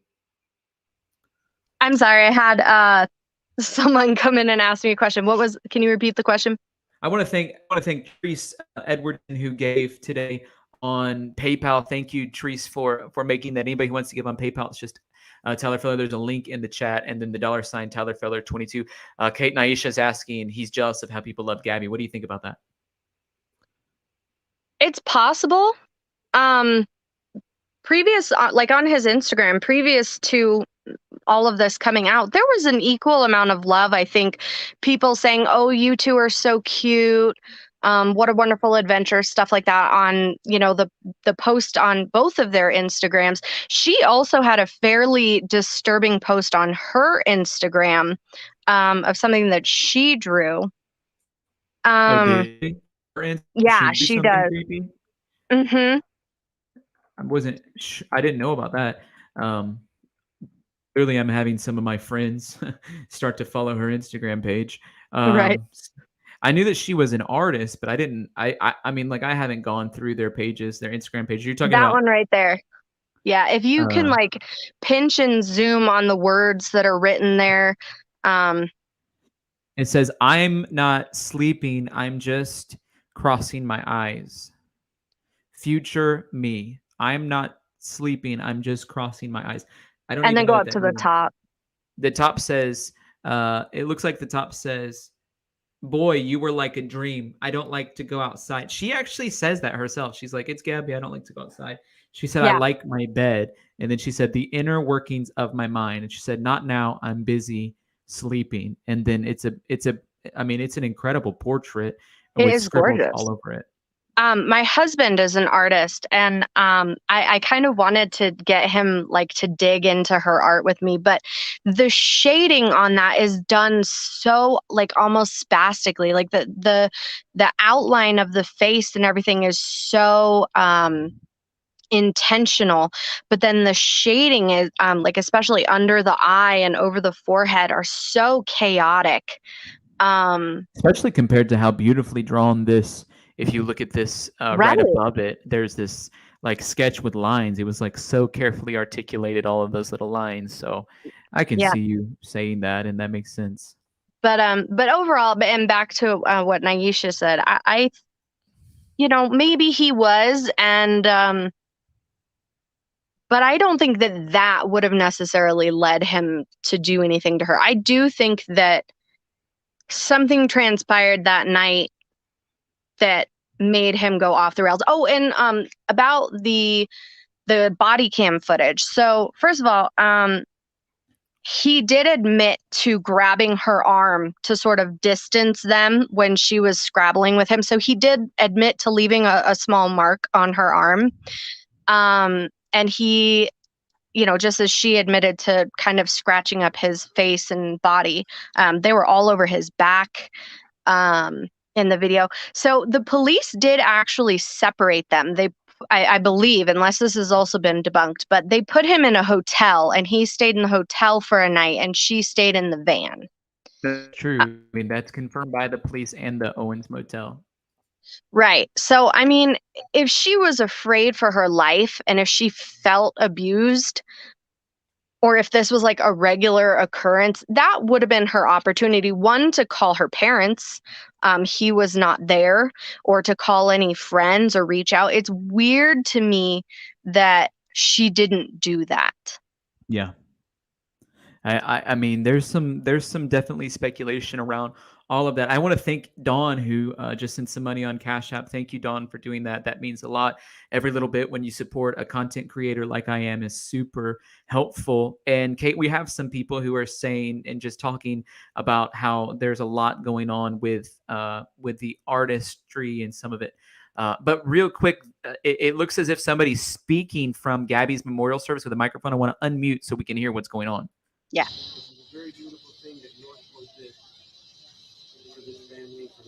It's really quiet audio, so I can't really tell what's going on, but he's thanking people for putting it together tonight, and it looks as if they're all holding real candles because they have the little wax strippers around it, and I think they're surprised with how many people have just been showing up. It's truly heartbreaking. If you're watching that with me, it's truly heartbreaking. What's going on in your search in Florida? Florida is a unique place. People in the little don't even know. He's talking about the search in Florida, calling it a unique place and in a unique search. Somebody says he's gonna set the lady next to him on fire. Yeah, he's not really paying attention to what he's doing with his hand, is he? Ginger saying, "What's the number to call in?" If you want to call in, you need to email press@tylerfeller.com, and then tell you what. Actually, I'll just put chat to join the call, and it's not going to let everybody in. It's going to limit how many people can be in. But hey, Kate, thank you. I'm going to go ahead and get you out of here. Do you have any final words you want to share? Just that I hope he's found, and that we get some answers, and that Gabby's parents get some answers and more closure. Yeah, it's so heartbreaking, and I hope everybody gets closure, and that whatever happened, like I hate saying, oh yeah, he's absolutely guilty, he just cold-blooded killed her. I don't think that it's as cut and dry as that, but everyone deserves answers, for sure. Yeah, well, appreciate you, Kate. Thank you for calling in today, and those that have sent on PayPal and Cash App, thank you so much for doing that. Please hit like and subscribe. It's free to be able to do that. Like and subscribe. If you have a question, I'm pretty well versed on this case. I've done extensive research on it. I have a timeline that I've put together. I'd love to be able to talk to you about it. Looks like we have Kat joining. Kat, thank you for joining the call today. What are your thoughts? Do you have a question, a comment? Yeah, so I just wanted to say, like, as a survivor of domestic violence, I know that Stockholm syndrome is very real. Just in response to what was said about, Gabby, if she saw a window of opportunity to escape, why wouldn't she? I know a lot of people, thankfully have never experienced domestic violence. And so it can be a very complicated situation. I know for myself, I was extremely confused. There was constant gaslighting. So I was also made to feel that it was my fault, and that it was something that I was doing to deserve being beaten. Also, towards the end, when I actually wanted to leave, I was afraid. I was afraid that my abuser was going to go to extreme lengths to kill me and himself, or my family, my children. So I just want people to keep that in mind, Kat, I think what you're hitting on is the reason why so many people are connecting to this, because they can relate to being in a bad situation that they feel like they can't get out of, as was Gabby. And I put it in the chats. Have you been a victim of DV or SA or even narcissistic abuse? Because I want to know how many people have been impacted by this. And I think that's one of the major reasons why so many people are connected to it. Stock Junkie says, I escaped. Praise the Lord. We're so glad that happened. It's hard to do. And Kat, thank you for sharing your story, because it is hard. It's Stockholm Syndrome. It's Maslow hierarchy of needs, where when somebody's taking care of some of your needs, whenever they don't meet other portions of it, you sort of justify it. There's a lot to this, and it's complex. I'm just going to say, like, especially when you're on a road trip that's supposed to be lasting for 4 months with somebody, you might just be thinking like, okay, well, by the end of the 4 months, if it's not working out, then we'll be able to just, we'll be able to break off. And it just didn't happen in this case. Right, absolutely. And I think that there's a lot to say about, Gabby seems like an amazing soul, and maybe she was just fiercely loyal, and sometimes that's what it comes down to, is that she could have just really loved Brian, and genuinely, not only saw him as a partner, but as a best friend, and was just like loyal. And so sometimes we think, like, I know for myself too, like I used to justify staying in an abusive relationship because I was like, well, I would, I'll be unloyal, I'm giving up. Yeah. That's not love. Yeah. And so, yeah, I just want anybody who's hearing this to know that it's not love, and abuse is not okay, and to leave like as soon as possible. And that there are people who will help you. And I know it's scary. Mountain Chief says, I think she was physically abusive and he was emotionally abusive and snapped. They were both unstable children, really. And what do you think about that? I mean, that's perspective that not a lot of people have talked about. Yeah, absolutely. I mean, it's hard to say. I don't want to, speculate too far into, what Gabby could have done. I mean, she's not here, like, to even speak for herself, but I will say reactive abuse is real. I can say, like, when I was being abused, I was also perceived to be abusive, because when you're in a dynamic like that, physical violence becomes natural. Or normal, excuse me. It becomes something that it's like, you know, it's like it's hard to say who started it, who hit first. But at the end of the day, you know, if you're in a relationship where someone's emotionally abusive, sometimes you might resort to physical violence because you're being pushed so hard. I mean, psychologically, it's torment. And I think a lot of people, you know, just again, they haven't experienced that. And for those who have, they can understand why it's very tricky. Those are very tricky situations, and to label one person abusive, you know, in that situation, especially, you know, I mean, if you look at the end result, let's look at it this way, right? Say Gabby was abusive. Well, Brian had every chance to walk away as well. He had like, instead of killing her, you know, I mean, and again, we don't know what happened, but say that is you know, what happened, where, you know, she was physically abusive. I mean, what is she, 95 pounds? I mean, he could have easily restrained her, walked away, got away. I mean, he's right now, you know, for all we know, he's off grid on the run, wherever. You know, he was saying he was afraid that she was going to like leave him there. Well, I mean, what's the better option? Kill her or just go on your own, find a payphone? You know what I mean? Yeah, I mean, you're making some valid points that I think a lot of people are relating to, and it reminded me of something that I wanted to do earlier. And I'm going to go over the Gabby timeline again in just a second. But anybody who donates, I have an ebook. I actually have a book coming out called "Don't Stop" in November. But in the meantime, I have an ebook out, and it's called "A New Mind." And I think if somebody, especially, it's based off of Bible verses, and so if you have an inkling to want to be in tune with some Bible verses, it teaches people how to make declarations over your life to help set you free. Because I think we can all be transformed by the renewing of our mind. If we've been in situations that are difficult, I think we can retrain our brain. And so anybody who donates today, if you donate at all, we'll send you the ebook, A New Mind. If you donate over $25, then we'll put you on the list. And when the Don't Stop actual book comes out in November, we'll send you that book as well. And it's just a way for us to want to be able to bless people. Kat, thank you for joining today. We have somebody else joining. Is your name Amy? Amy, you're with us. Amy, yes. Hi, Tyler. How are you doing? Hi, you know what? I'm no one doing- talks about this. You know, I'm a nurse, and like when I looked at the call that the Moab police did, I really thought, you know, that there needs to be something with, you know, the police need to be able to call somebody that is a domestic violence expert. They need consultations. You know, I think this is an it's issue very of our upsetting. time that's becoming more prevalent.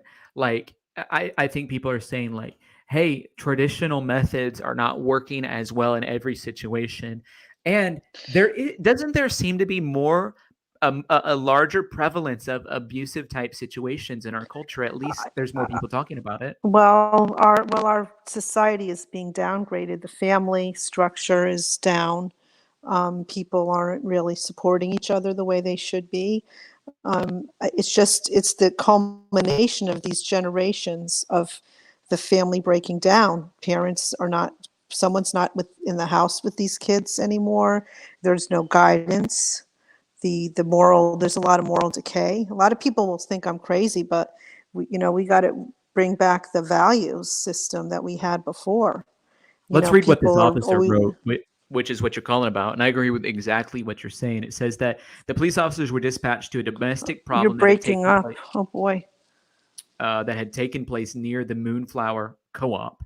It appeared that a male and female left the scene traveling north on Main in a white Ford Transit van.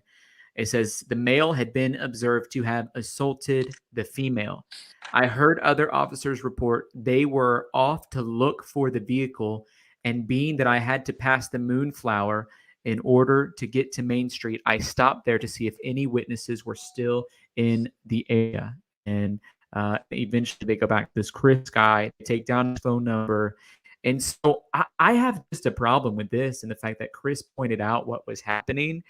And I keep going back to the statement that nobody at the end of this police report that nobody is talking about. He feared the worst, which is why he came forward as a witness. Powerful to me. Well, you know what the problem is I find today? That communication is key. And when you don't have communication, when everybody on the team is not on the same page, it's the same thing as like in my profession, somebody's going to get hurt. And it's like you have to follow through you have to have a specific kind of language, a standardized language that you use to communicate with someone to make sure that they understand that each member of the team has signed off and is on the same page and knows what's going on with the client or with the person that you're responding to in the community that needs assistance. And I really think that Now, as a nurse, you really need to have someone that you can call into, that you can speak to, that can intervene and do the right thing by the person and advocate for that person. And my other question is, maybe these police officers are abusers themselves. Not to paint everybody with a broad brush, because police officers are known to bring their job home to their family and take it out when they're frustrated. But I just think that they need to make sure people, the police officers.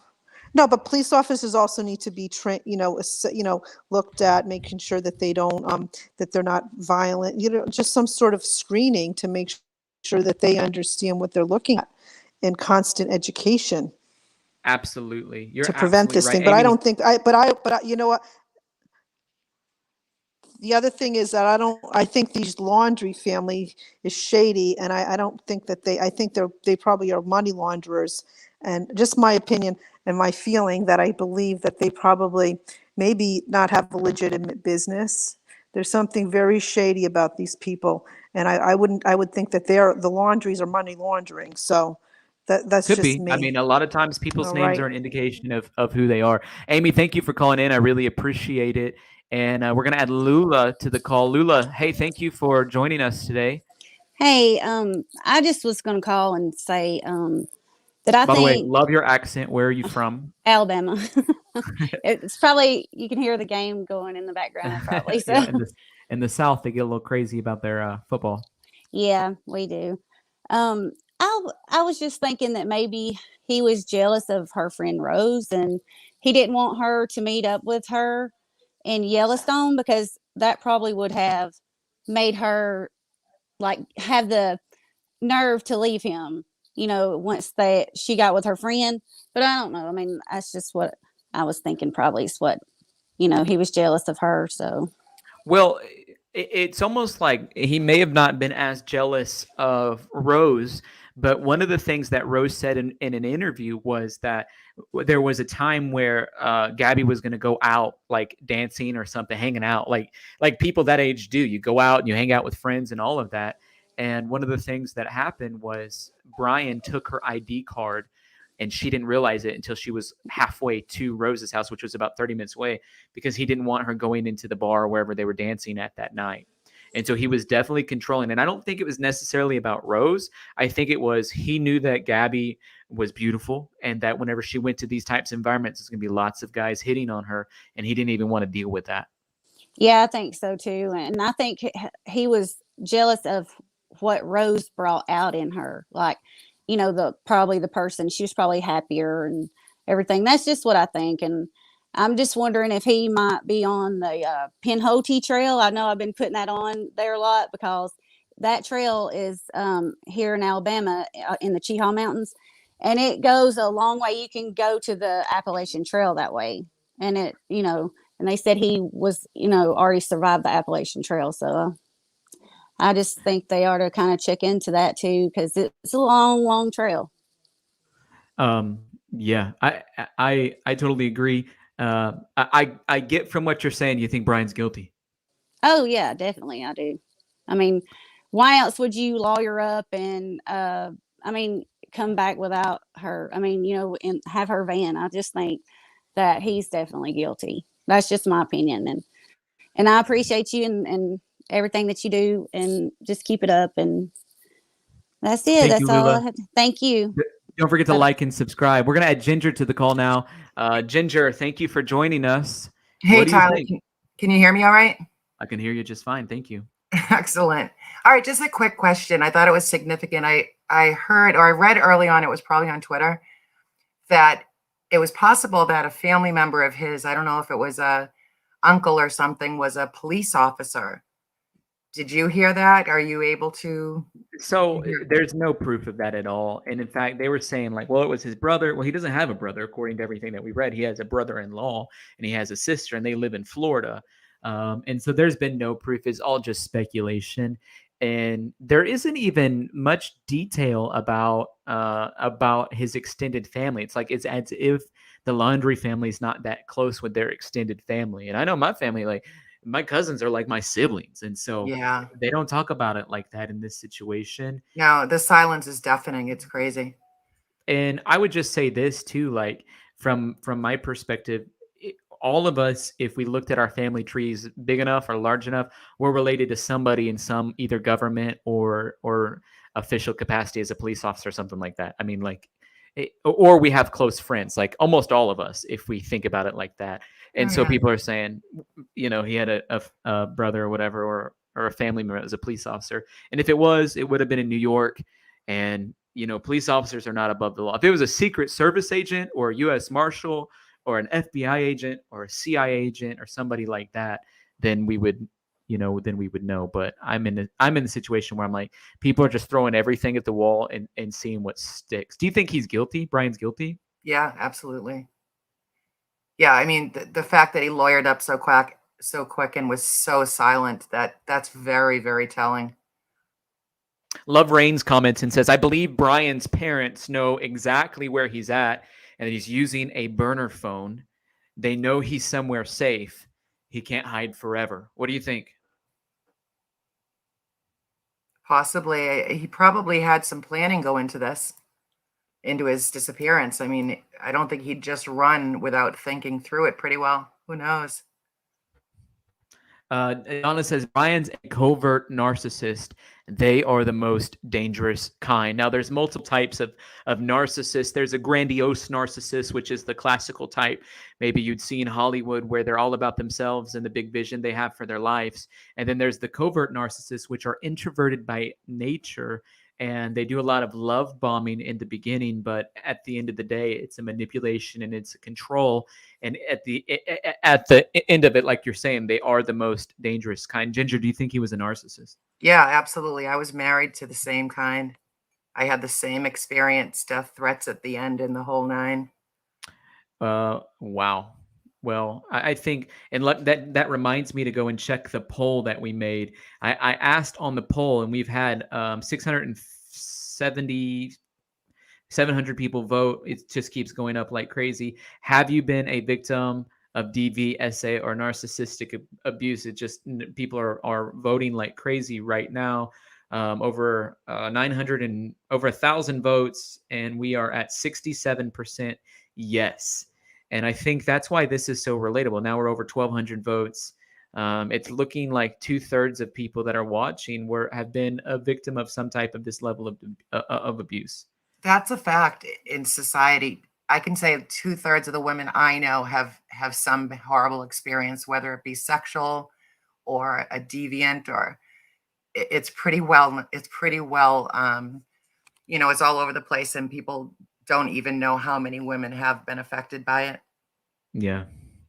Well, thank you, Ginger, for calling in. We have Darlene waiting. I'm going to add her Thank you, to the Tyler. call. And while I'm adding Darlene, I just want to remind anybody that's watching, the best thing you can do to help me is hit the like button, hit the subscribe button. It sends us out into the YouTube algorithm with a big deal. The world YouTube helps us out so much. And you can support content creators like myself. We're giving a portion of all of it to the family, Gabby's family. You go to PayPal at Tyler Feller, Cash App at $, Tyler Feller 22. And if you help in that way, any donation today, I'll send you an ebook that I wrote called A New Mind, 10 Declarations to Set You Free. Any donation over $25, I'll send you a copy of my book that's coming out in November.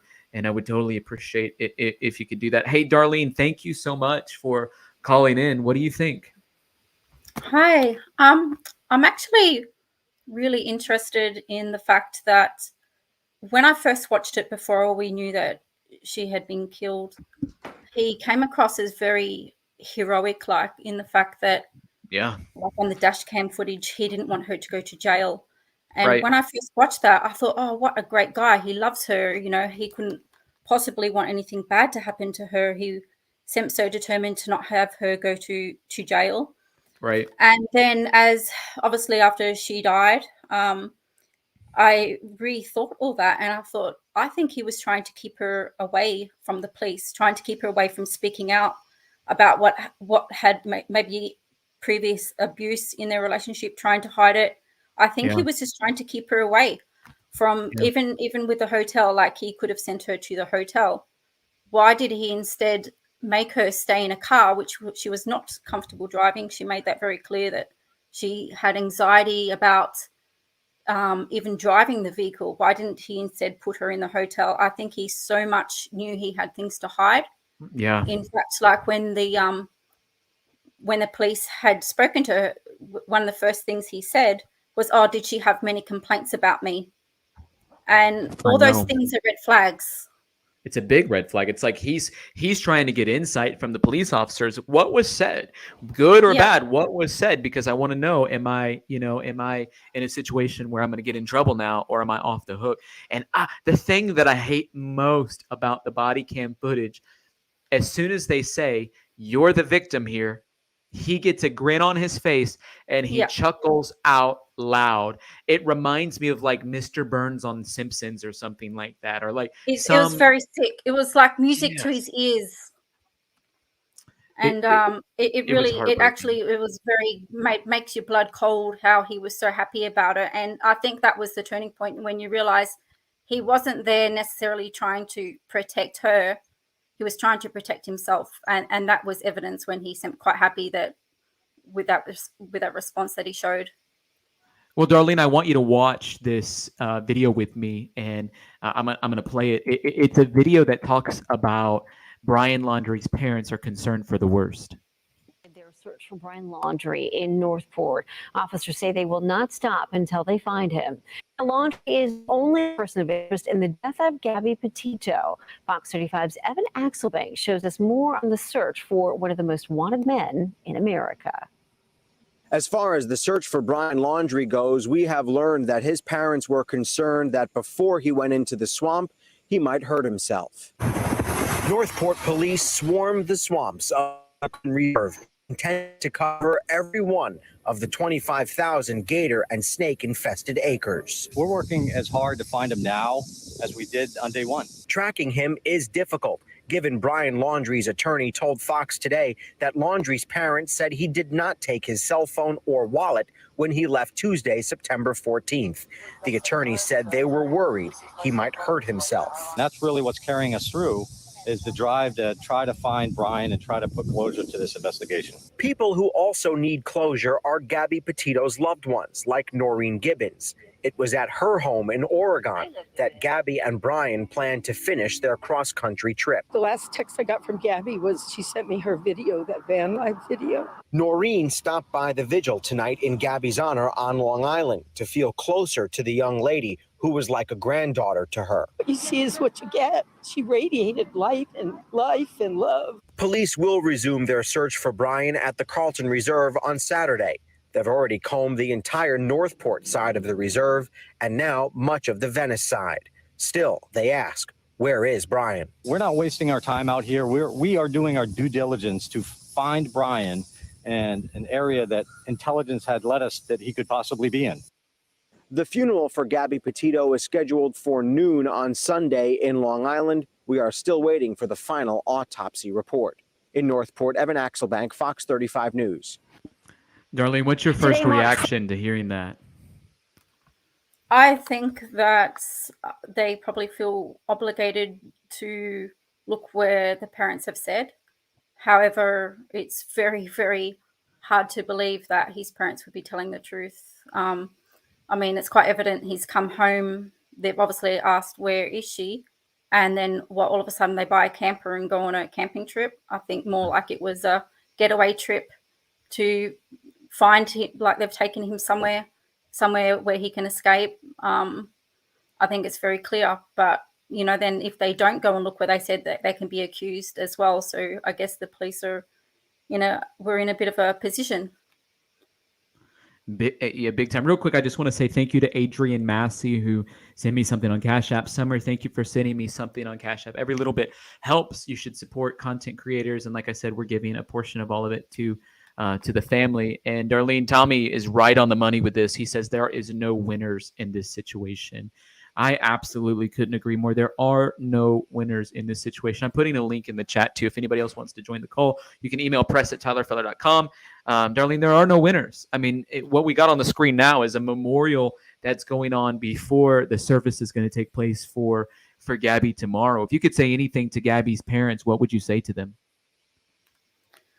Honestly, what can you say except that we're standing by them and we are very sorry. I hope that they can find some consolence with justice and in God.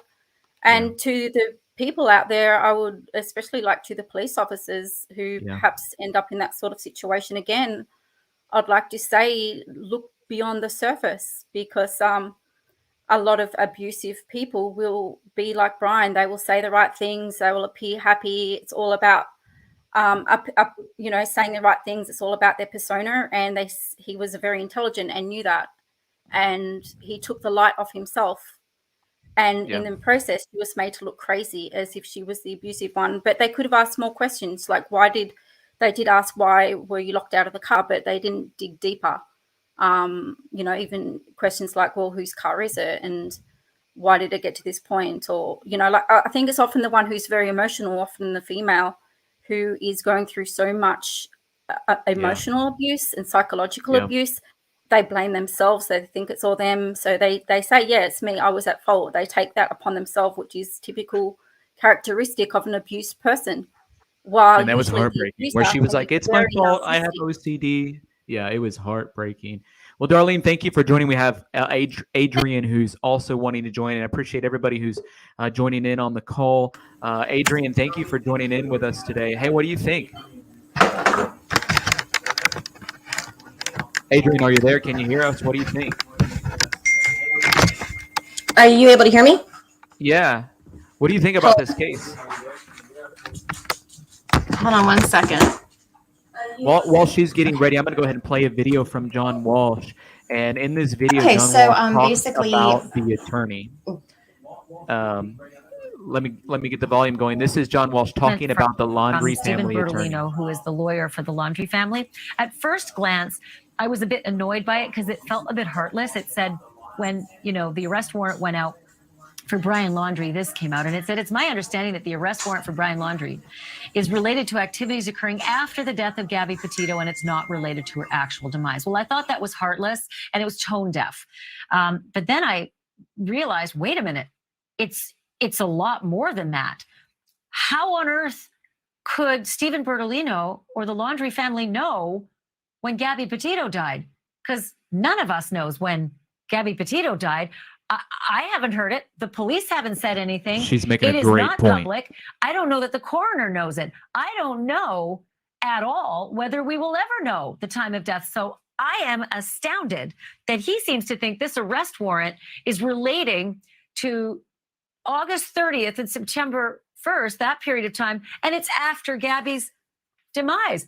What on earth does this tell you? Tells me what I've been saying to you for the whole week and everybody else. There's a special place in hell for Stephen Bertolino. He's doing the Johnny Cochran, O.J. Simpson, I'm going to get this kid off and get my 15 seconds of fame. He's been colluding with the family. Now, this is all my own opinion.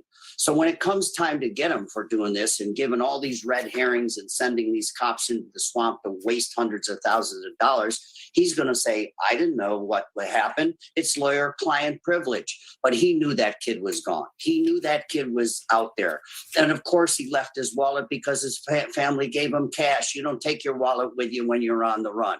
They bought him burner phones so they can't ping off the towers. He's got plenty of 2 or 3 cell phones somewhere. They got him supplies, and they gave him a bunch of cash. And the lawyer knows that, and he'll swear, oh, you can't arrest me for aiding and abetting. The dirty Laundrie's father and mother, they know exactly what went on, and they drove that kid somewhere where he could run. John Walsh is vicious. My goodness. John Adrian, Walsh, what do you think I about that? can't believe my eyes when I looked at. Adrian, what's your response to that? Adrian, what do you think about that? Okay, so basically, I'm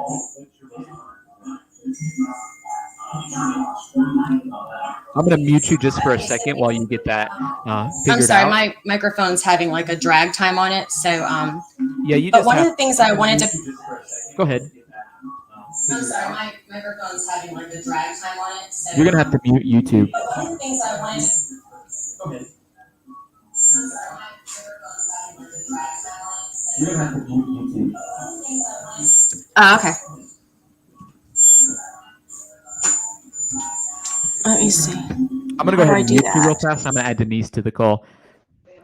Hey, Denise, thanks for joining. What's your insight for us? My insight is this. I believe he's guilty. I also believe that he's a narcissist. Only reason why I believe that is because I was involved with a narcissist and an abuser. And when it comes down to their part of being a narcissist, they have to be in control of everything. If you spike them the wrong way, they will act. If you spike them in a way that you think you're not going to act, you won't act. But if you go in self-defense mode for them because of their acting, then yes, she's going to react. But if she Oh, it looks like we lost Denise. Adrian, are you there? Do you have YouTube muted now? Oh, it looks like we lost Denise. Adrian, are you there? Do you have YouTube muted now?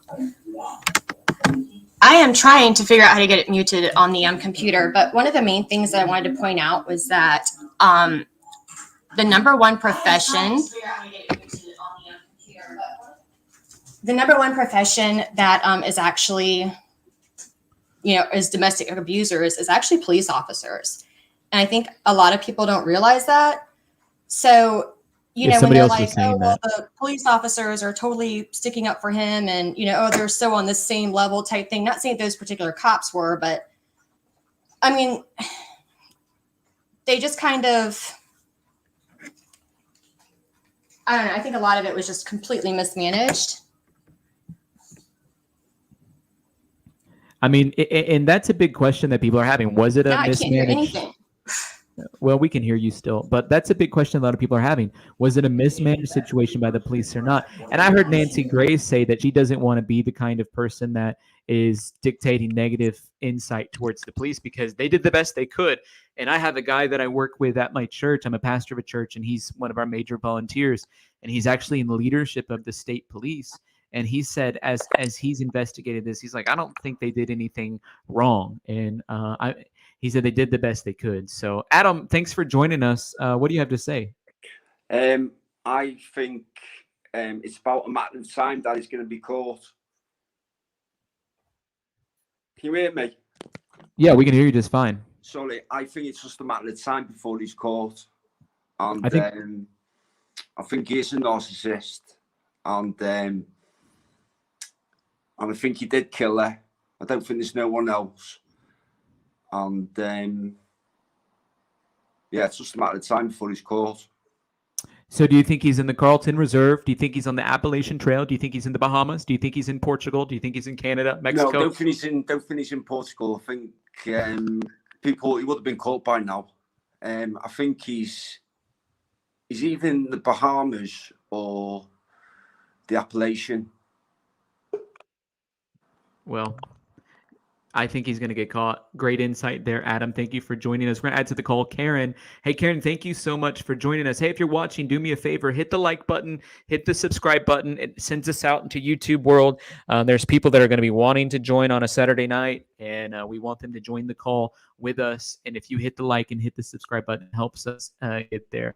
All right, Karen, what do you have to say? And by the way, thank you to all the moderators in the chat. You guys are doing such a great job. Can you hear me okay? We can hear you just fine. Thank you for I'm calling not sure if my mic is working good. What do you have to say? To hear me? Yep, we can hear you just fine. What do you have to say? Okay. All right. I definitely believe that Brian did kill Gabby. I've been wondering if perhaps it happened as an accident and he kind of freaked out and didn't know what to do. So he left her there and took off. I'm going to And ask went our back to his community. parents. You're bringing up a point that But nobody's I really don't mentioned yet. And think so I'm his going to ask our parents. community, and I put it into the poll, and I said, who thinks that this was an accident? And so we got it out there on the poll in our chat, and we'll see what people think about that. What else do you have to say, Karen? I think his parents are helping him. I don't think they're being truthful about his whereabouts, about what they've been doing. It's just very, very suspicious to me. You know, as a parent, I'd be out there yelling and screaming and hollering, go find my kid. You That's the know, most you suspicious part. wouldn't be able to How stop me. come And it's like he disappeared and they haven't done anything. that's the most suspicious part? How come the parents are not being more active? And so, Karen, we appreciate your call. We're gonna add you back, Katie. Your name says Katie now. We lost you the first time. I think it cut out, and so thank you for sticking with us. What insight do you have? You said you were a part of narcissistic abuse before, and you've been in this type of situation. What's your insight for our listeners?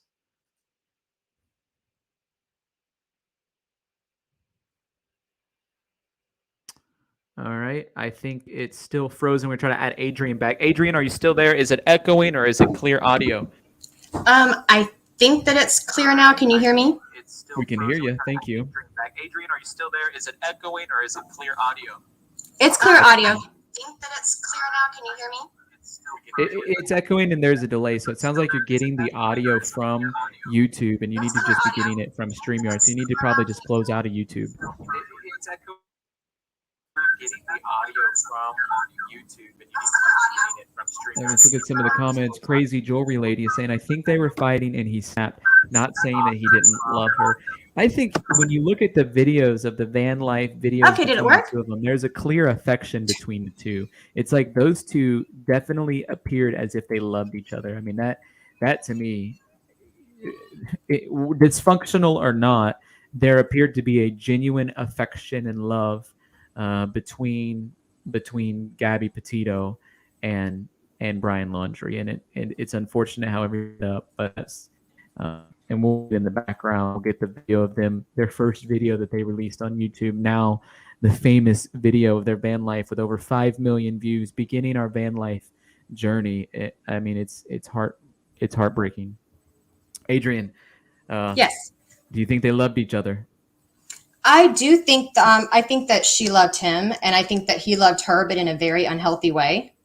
Yeah. I think that she kind of became more of a possession to him when she was really fully in love. And a lot of people, I've been in this situation before, and it just so happens that the one who was beating me up, my ex-husband, was a cop.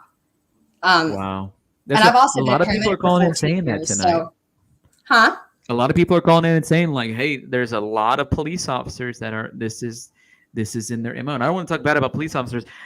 In my church, we have a lot of police officers, and they're incredible, godly men that are examples to me, to our church, to their families, and to our community. So I don't want to talk bad about police officers, but and I don't think that we are. I think basically the point that I was trying to make, it's just like with anything else. There's good cops, bad cops. But I was a paramedic for 14 years, so I worked alongside them. I'm totally back the blue. But however, statistics are statistics. Therefore, I just think that a lot of them, when they're like, they need more training, some of them were like, yeah, dude, my girl would have gotten knocked out for that too. They can't say that, but yeah. That type of thing where it's like a kind of camaraderie with some of them, I guess. However, the main point that I wanted to make was, I've been in this situation before. We had gorgeous pictures as well. We looked like the happiest family you could ever imagine. And one of the things that I saw her doing in the video, I mean, as soon as I saw the first couple of seconds of the video, my heart just dropped. I was like, oh, that poor girl. I've been there. I know. It sucks so bad when you're bruised up in certain places and you're trying to hide it and you're bawling your eyes out. And you just know as soon as those cops leave, he's going to kill you, or you're at least going to get the worst ass whooping of your life. Yeah. But basically, you could just see it written all over her face. And even though in a perfect world, yeah, social workers and psychiatrists can show up on every scene, but that's impossible. I know. It's never going to happen. And more training for certain police officers isn't going to work because some of them are doing it themselves. Right. So there's not really a clear solution. Yeah. But one of the main things I wanted to point across was that when you haven't been in that situation, you don't understand. Yeah. So it's very easy to sit there and say, why didn't she call her parents? Why didn't she do that? My parents had no clue how bad it was at my home. Right. We had, she apparently was on the phone to her parents because in the body cam footage, the police officer says, I'll let you get back to the call to your parents. And her dad said he didn't know anything about this. So we know that she wasn't talking to her dad, but a girl and her mom, they're a lot closer. The thing is probably while she was on the phone with her mom, she was saying this was all some type of misunderstanding. I can just see it playing out, because I've been we were driving 30 miles per hour over the speed limit. Exactly. We got in a fight and because these, we're hungry. These asshole cops pulled us over, and Brian's upset, and I bumped his arm and made him jump the curb or whatever. I've been in that situation before, so I could see it within a couple of seconds of her getting out of the car, what was going on. And I knew pretty much then that she was dead, honestly. I know. But it's very easy for people to pass judgment and say, I used to say the same thing. That'll never be me. That'll never be me. It's not like you just walk up on your first date and they just come and knock the crap out of you. That's not how this happens. They, at first, it's gaslighting, but at first it's like kind of joining a cult when they just bombard you with love and attention. To where you're just so, especially when you're as young, because I was as young as she was, and that's your first love. That makes it complete because you don't think there's ever going to be anybody else. I know. And so you tend to stay. But, the main point that I wanted to get across was, don't be judgmental. It's very easy to sit back and say, not me, not me, not me. But also maybe instead of raising girls who make better choices in men, or girls who are going to call their parents or call the cops or leave, why don't we raise our sons to not treat women like that? Because you cannot tell me that they lived in that house with those parents and those parents have no clue how he is. I thought about that too, because they were living together with Brian Laundrie's parents. Oh, they knew. I promise you. My ex-husband, his grandmother, I remember her telling me one day, I'm so sorry he is like he is. They know. The ones that are closest to them know because they do the same stuff to them. They may not beat them up, but they're just as manipulative with them as they are, and so it's a cycle. The only common denominator is them. Hey, let me play this video. I want to play a video. I want to play a video for you from John Walsh where he goes in depth about talking about Brian Laundrie, and I'd love to hear your feedback on it. So let me go ahead and play it for everybody. I do want to ask you this, because there's a good chance at some point Brian Laundrie may be watching TV in the diner that he might be in, or at the gas station, wherever he might be. If you had a chance to say something to Brian Laundrie, what would you tell him? I would say, turn yourself in. Do two things, Brian. Turn yourself in, but you won't. You're a coward. Now you're facing the death penalty. You brutalized this girl. You're a real big guy. You're a 90-pound woman. You brutalized her, broke everybody's heart. So either turn yourself in before the cops shoot it out and kill you when they catch you, and spare this family the torture, or kill yourself. Do the right thing, Brian. In your whole life, you've never done anything brave. You're just a coward. So go out there in the woods somewhere, but at least so we know where your body is, so the dirty laundry mom and dad can bury you somewhere, because I know what it's like not to have a body to bury. All I got they found of Adam's remains was his severed head. So turn yourself, kill yourself somewhere and spare this family from a horrible trial. Ashley, you know how horrible the trials are. Parents sit in the courtroom and they show pictures of your children in the, partially decomposed out in the desert. They're torture, and the families want to be there. So Brian, the right thing for you to do is go somewhere and off yourself and save everybody a lot of trouble. And when they catch you, don't forget, buddy, you made a huge mistake. Wyoming's a death penalty state. I told your lawyer, bring him in. He won't have to face the death penalty. He can make a deal. This guy's giving the parents bad advice the whole way, because when they catch him, he's either going to get killed by the cops when they take him because he's a coward. I say kill yourself now and save people lots of money. And they ought to take whatever assets the Laundrie family has and whatever that lawyer has, because I'm going to push, he's aiding and abetting. He knows everything about this case. It's way past my lawyer private client privilege. And take his assets and put it back into the funds to look for that. He's not in that swamp, Ashley. So what do you think about what John Walsh is saying? I mean, that's some pretty intense words. Do you agree? Well, one thing is John Walsh is savage. That's what. But he's that way because he's lost a child. Yeah. I wouldn't put him like in charge of the suicide hotline or anything. But honestly, I don't see him killing himself. I think that his mom's a DA, correct? Or was a DA? No. She worked at the Suffolk County office as just an office clerk or office staff, and she had a low salary, like $25,000 and $32,000. So it's possible she worked at the DA's office. Working there, do you think she probably made buddies with her attorney? It's possible. The attorney that they hired.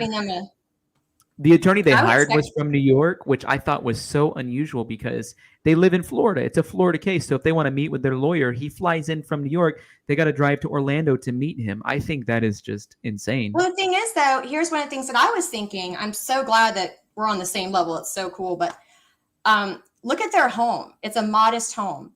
Look at, her salary. They could not afford an attorney to be flying back and forth, making all these statements. Well, they have 4 homes. I'm charged $100 an hour. They have 4 homes and in Northport, a 10,000 square foot office facility, 4 homes, including one in New York and one in Florida. And it's not uncommon where I live in Illinois. I know plenty of people that have homes in Kentucky on the lake, in Florida on the beach. Adrian, thank you so much for calling in. We got some other people that are waiting to hop on. So thank you for joining us. And I just want to say thank you, everyone who's watching. It's blowing my mind how many people are joining this call. I just did my first one. This is only my second live stream on YouTube ever like this. And so it really means a lot that you guys are wanting to be a part and are watching. And if you like and subscribe, that helps. If you support by PayPal or Cash App, then we're going to send you just a free gift for supporting us in that way, which is an ebook that I wrote called A New Mind, and it teaches you using Bible verses how to break through and get free. And then if you give over $25, I'll also send you a copy of my book that's coming out in November 16th. It's called Don't Stop. We're going to add Denise to the call. Denise, thank you for joining us today. What do you think? Hi, Tyler.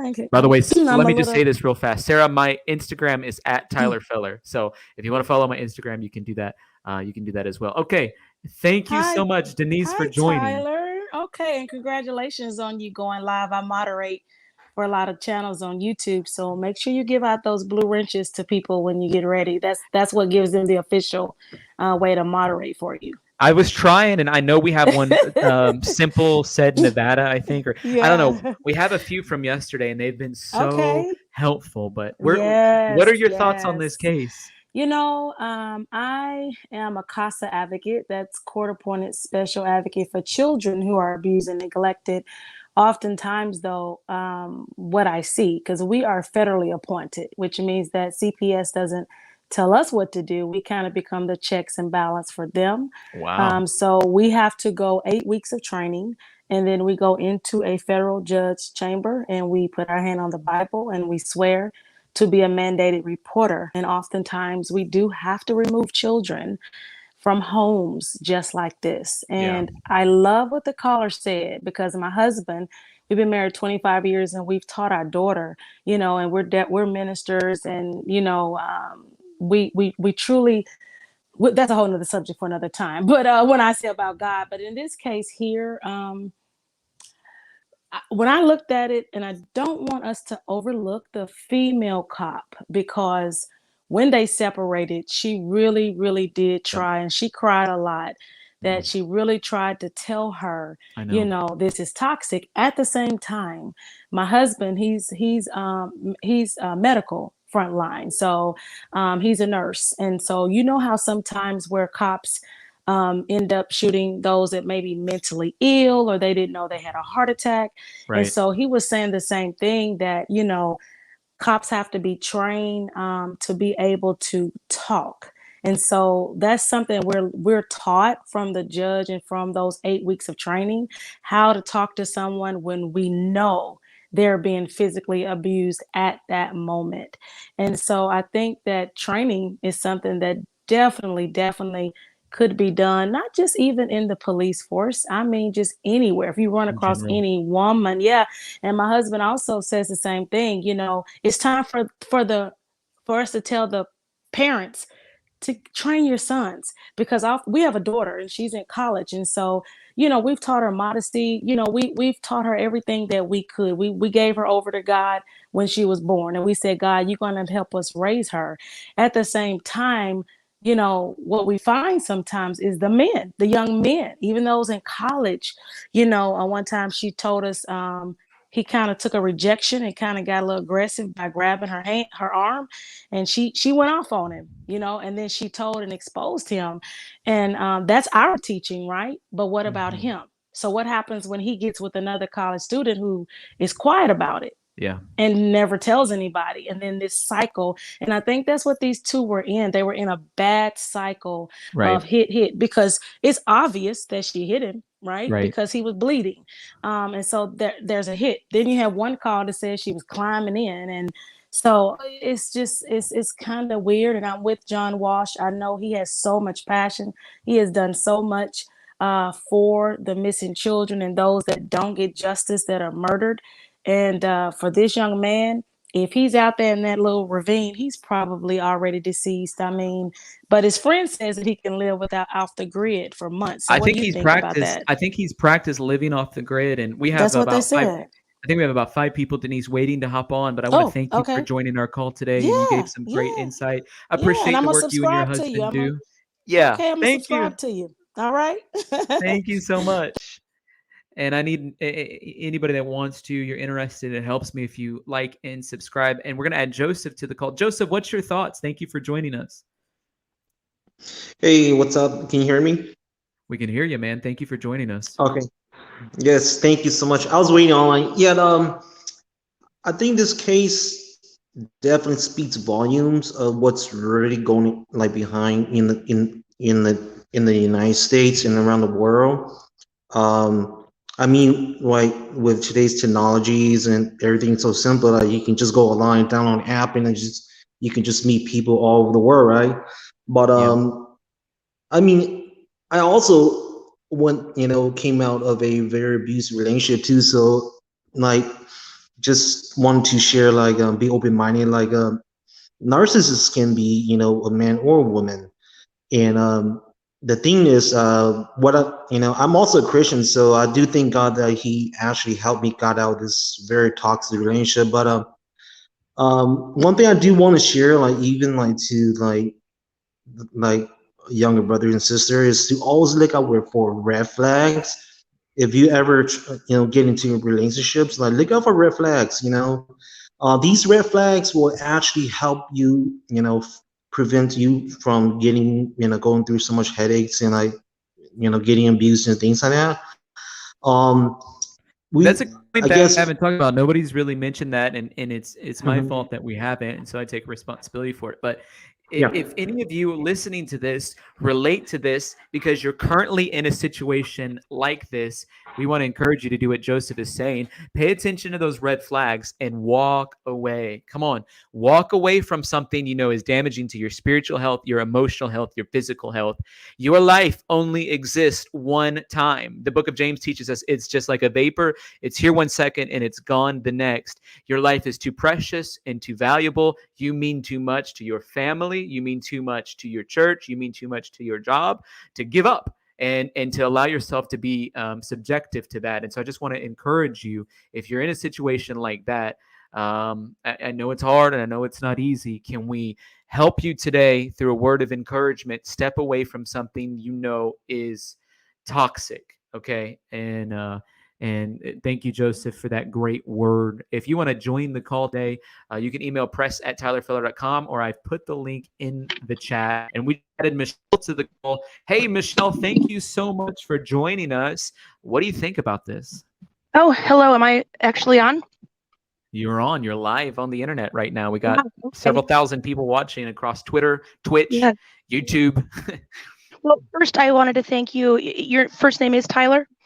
Yeah. Thank you I for wanted being to on the thank you call. because I know you're working late hours for a guy who works Sunday mornings. So thanks for doing this. Yeah. I have a whole lot of things to say, but I'm going to keep it quick because I know everybody has something they want to say. I listened to, was it Kat? Her call in earlier. Yep. And it really kind of mirrored so many things I've been thinking since this happened. But the one thing I walk away with is, what was the date that the body cam video dropped? I want to say it was uploaded. I think it was like the 19th, like a week ago or something.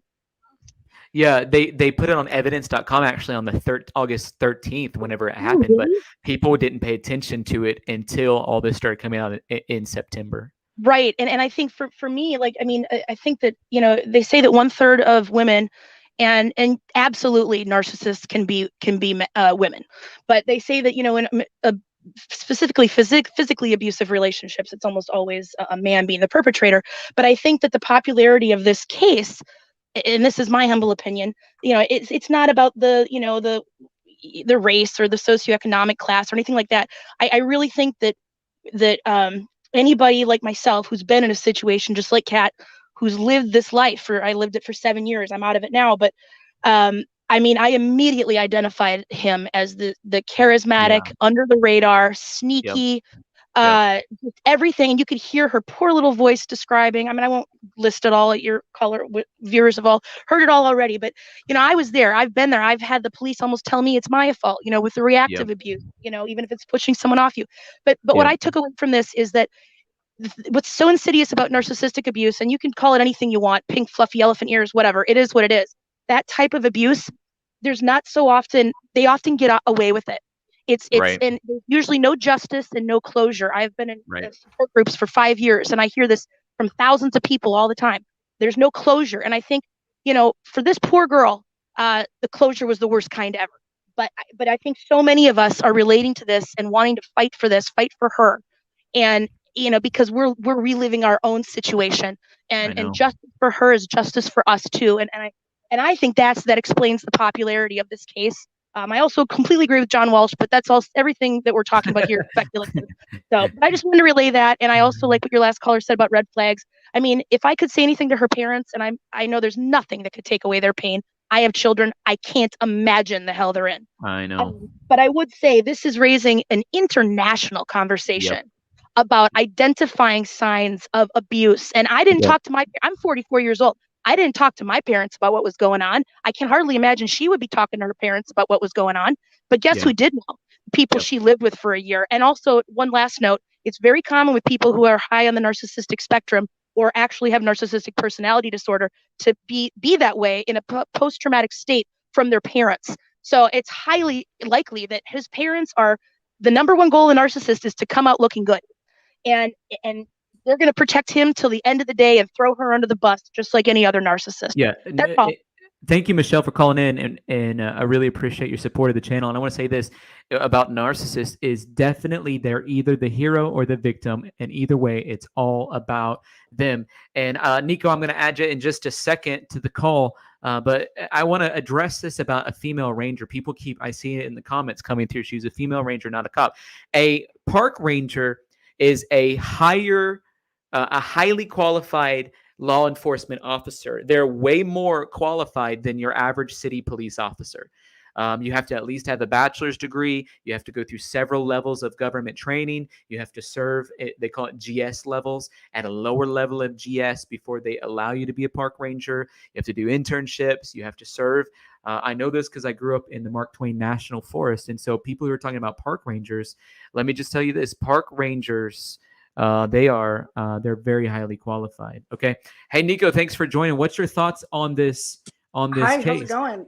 I want to just piggyback on how highly qualified park rangers are.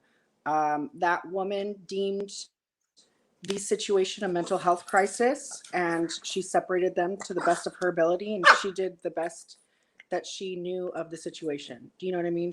If she knew that this was going to take place, of course, you know what I mean, there would be a different course of action. But I just want to say my heart is out there for her dad and her mom, and shame on him and his parents. Shame on his parents for allowing him to come home and not speak up. How dare you allow that young woman to stay at your house and know how close she was to her family, and not have the decency to be like, hey, something went wrong. We as parents, we're adults, we're teaching our children, we need to make this right. How can we help you find her? How can we fly out and help you look for her? Like, our son messed up. It's time for us to step up and do the right thing. And clearly, I think that's crazy. You're making a great point. Like, how come the family wasn't? They sort of just hunkered down, even when it came to her search, when it came to his search. They lawyered up and they hid themselves. And law enforcement was like, hey, can we talk to you guys? And they're like, no. So, I mean, it just seems really, really shady, you know? And the truth will come out, and I know it's going to be really a lot worse than we anticipate. The way that things have progressed, it's just gotten worse and worse. And I just hope that punk did not off himself. I want him to face the consequences of his actions. You know what I mean? As we're talking, a lot of people are making comments to me, and they're wanting to know, because I'm a pastor, they're wanting to know about the spiritual implications of narcissism. A friend of mine from New York City, his name is Mike Signorelli. He has a great YouTube channel, and he's preached multiple sermons on narcissism. And I just want to encourage you guys, when you have some time, if those of you who are leaning towards some of the spiritual implications of it, I have thoughts, but I don't want to dig too deep into it today, because right now I'm more worried about what's going on with Gabby and finding justice for her. But narcissism in general, I put his name on the screen. That's his Instagram handle, Mike Signorelli _. But you and I asked him about it on my podcast, the Don't Stop podcast. You can go download that episode of mine if you want to listen to it. But he did a great sermon talking about it. Nico, are you familiar with the case of Chris Watts? Was that a case that captivated you? Chris Watts and the two daughters and the wife. The wife with the two daughters, and she was pregnant, and he was having an affair. Shanann, and then I forget the two babies, but Cece, that man was. I can't remember the other one, but one was named Cece. That man I can't remember. convinced himself in a few hours that he did nothing wrong, and he was trying to sell that to police and the neighbors and whoever else. Her friend, who was just with narcissism is a crazy thing. It is the ultimate selfishness. You know, you will do, say, and think whatever it takes to make yourself right, or the victim or the hero, like you said. And it's a sickness. They're sick, you know. And I want to say this too about narcissism, and people are saying, like, well, could he have committed suicide? And people are saying, well, narcissists don't commit suicide. I have a psychiatrist who's a very good friend of mine. His name's Dr. Brad Robison. You can go to his website, bradrobisonmd.com. And we just started a YouTube channel, helped him start a YouTube channel where he's going to dive into some of these topics. I was asking him about some of the deaths of his clients, because he was saying that he had several clients that had committed suicide. And he said several of his clients that have narcissism, which is a disorder, by the way, in the DSM, which is what they use, the diagnostic handbook. He said several of his clients do commit suicide because they want to be in control of their exit from life. They are so in control, they themselves want to be in control of their own death. And that's something people haven't thought about. Like, they don't want to get caught. They don't want, 10 other things that you want to talk about. Or did he stage his own disappearance to grab sympathy, because he wanted to get sympathy before he gets captured? You know what I mean? Because that's how a narcissist would think.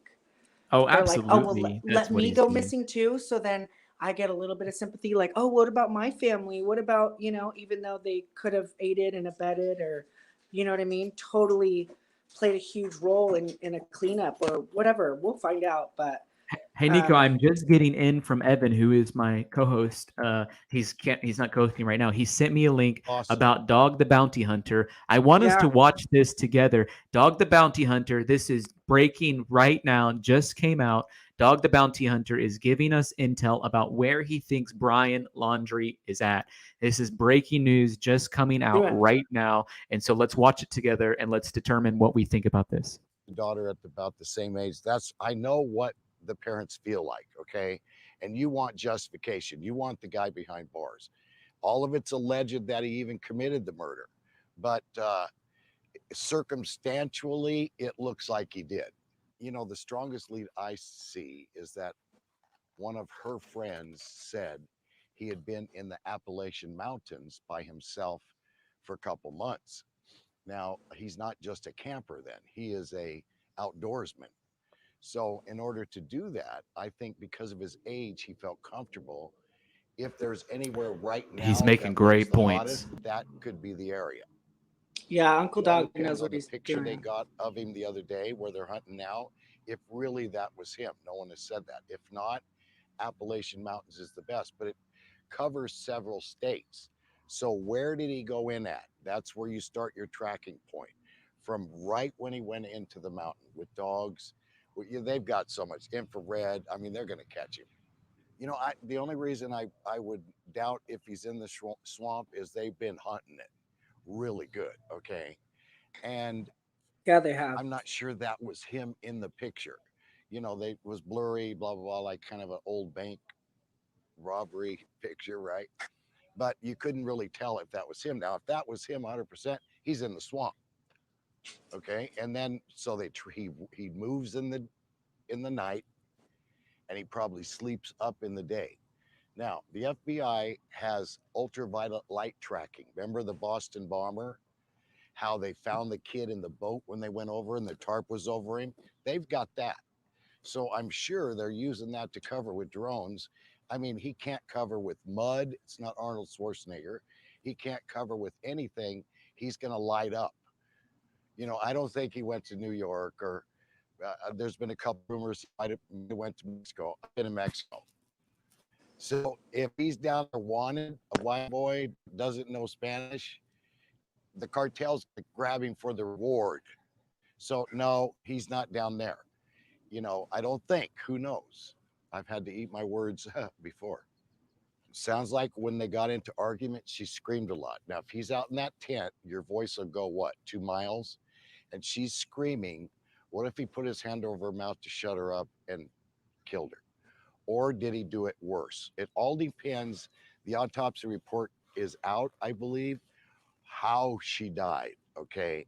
That's going to be your murder, death penalty sentence. So how do you say it could have been an accident? You know, the guy that killed my daughter in a car wreck, right? He passed too, but it was an accident. How do you say that? So, Nico, I'm going to pause this now, and I'm going to get your thoughts real fast. I'm going to add Marianne to the call and get her thoughts, and then we'll finish up on Dog's video. Thank you so much for having me, and aloha, Uncle Dog. Rest in peace, Auntie Beth, and this guy's really throwing the resources through a loop, and he's not only got John Walsh, he's got Uncle Dog, he's got FBI, he's got he's on a no-fly list. He's gonna get caught if he's alive. You know what I mean? So I really just hope he faces his consequences. You know what I mean? And Uncle Dog said he was saying something about it all depends on how she passed away. At this point, he made a conscious decision to evade coming clean, so he should get the death penalty, in my humble opinion, because of his evasion. If he made a mistake and it was an accident and he came forward, you know what I mean? Then I can understand. But welcome, Marianne, and thank you so much for having me. Yep, thank you. And it appeared when I said Marianne's name, she hopped off, even though she's been waiting for quite a bit of time. But thank you, Nico. We're going to add Carol to the call. And just as we're in the middle of this transition, Anybody who gives on PayPal or through Cash App, we're going to be sending to you a gift, an ebook that I wrote called The New Mind, 10 Declarations to Help Set You Free. And if you give more than $25, then we'll a copy of my book that's coming out in November. It's so important to support content creators, and a portion of everything we give, we're giving to Gabby's family. All right, Carol, let me know. What do you think? Carol, are you there? All right, clearly Carol's not there. Let's continue watching this video from Dog. But right now we got a hunting as a wanted fugitive. So the reason I went to Mr. Landry is because I carry a reputation with me. See me every night on Blue TV. The reputation is he gives you a second chance. He gonna get you. He gives you a second chance.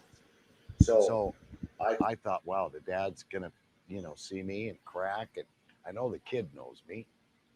Probably one of my fans. So I thought the dad would answer and talk. But I was very persistent without disturbing the peace and knocked a few times so they saw it was me. And I didn't play nasty and put a copy of the warrant on their front door, none of that. I was very respectful. And the dad can still reach out to me through social media. Let's get the kid captured alive. Alive. So the next step that I have is to, now we work off leads, okay? We don't have a crystal ball where we can say, oh, we now work off leads. Somebody knows something. Somebody else knows where he's at, where they dropped him off at, or did they drop him off? That person is going to call us. Because again, we're not the police. This is anonymous. We don't have to tell. We are willing to go to extreme measures to find him, whether it's in Mexico, I've got connections there, or anywhere. I think, again, that he's young enough, not an experienced criminal, but what is his greatest experience? Okay, outdoorsman. That's what he does the best. I don't think he can shoplift and live in the city and be on the run and, sleep at cheap hotels. I think that he is what's in his blood. He's in them hills. On a 1 to 10, he's probably a 6 compared to the outdoorsmen and some of the guys that I've captured. Okay, those 2 New York guys, the one that killed the other guy we was 10 minutes behind him. That's good stuff. So this guy's not experienced like that. We get a scent of a trail. That's he's done. He's not going to hide in the trees and dig a cave and all that. He's got a small tent, maybe a knife, because he's got to stay out in the open. Hope parents didn't give him anything else to protect himself. How's he? The Dog's making some great points. I agree with a lot of what he said. And Joseph Morris, I know, was watching some of my videos because he was commenting on them. And so we'll go check them out. I just want to comment to this. Coops Legal Weed Vlogs. If you don't like my videos and you don't like how I'm producing content, get off of my channel. It really doesn't bother me if you're a part of my channel or not. I'm creating content that I think people enjoy, and I'm asking people if they want to support it because I don't have the super chats enabled. And so that's just the way it is, okay? I'm going to add Alex to the call. Alex, thank you for joining us. What do you think? Hi, can you hear me? We can hear you. Thank you for calling in. Fantastic. Oh, fantastic. Oh, thanks for letting me come in. Sure. I think it's fantastic that you're doing a stream on this case. Yeah, I've I been believe in following. justice for Gabby. Let's go after it together. Yeah, absolutely. We do need to get justice. I have a lot of experience professionally in domestic abuse. And as soon as I'll tell you this, the first bit of footage I watched was when they get pulled up by the police. And as soon as I watched that footage, I knew straight away it was him. Yeah. I just knew it. And the only reason why I knew it is because the amount of times, that I've supported women. I've also worked with abusive men as well, but the main bulk of my work has been with women. And I do believe, look, I could be wrong, but I do believe that Brian has murdered her. 100%. I don't really have any doubts about that. I'm quite appalled at the way his parents have behaved. And and when I live in the UK, and I was looking up to see where the death penalty applied in America, and as soon as I found out that the death penalty is in Florida, I'm going, no wonder they Yeah. lawyered up straight away. They don't want their boy.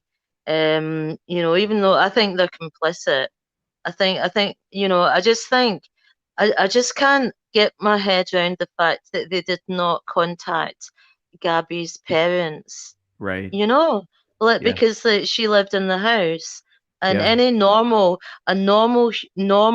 compassionate human beings would be straight on the phone to Gabby's parents to say, where's she at? Is she okay? I know, like She's these are not our came two back. 20-year-old kids that have taken off on a trip together. Can we try to figure out what's going on? How can we figure this out together?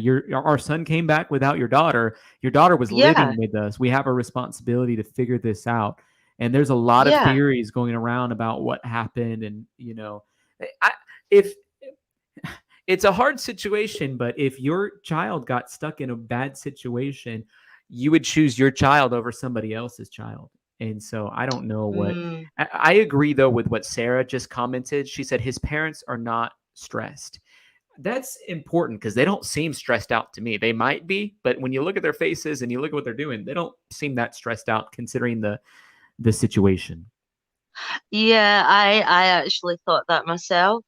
They look quite poker faced. As if there hasn't been some massive tragedy. And what I find incredible is that they've not come out, with a statement and with offers to help. Yeah. I just find that so disconcerting, and the way I see it, even if, let's say, I believe that they do know that their son is guilty, and if you're going to do the right thing, you're basically going to tell the truth.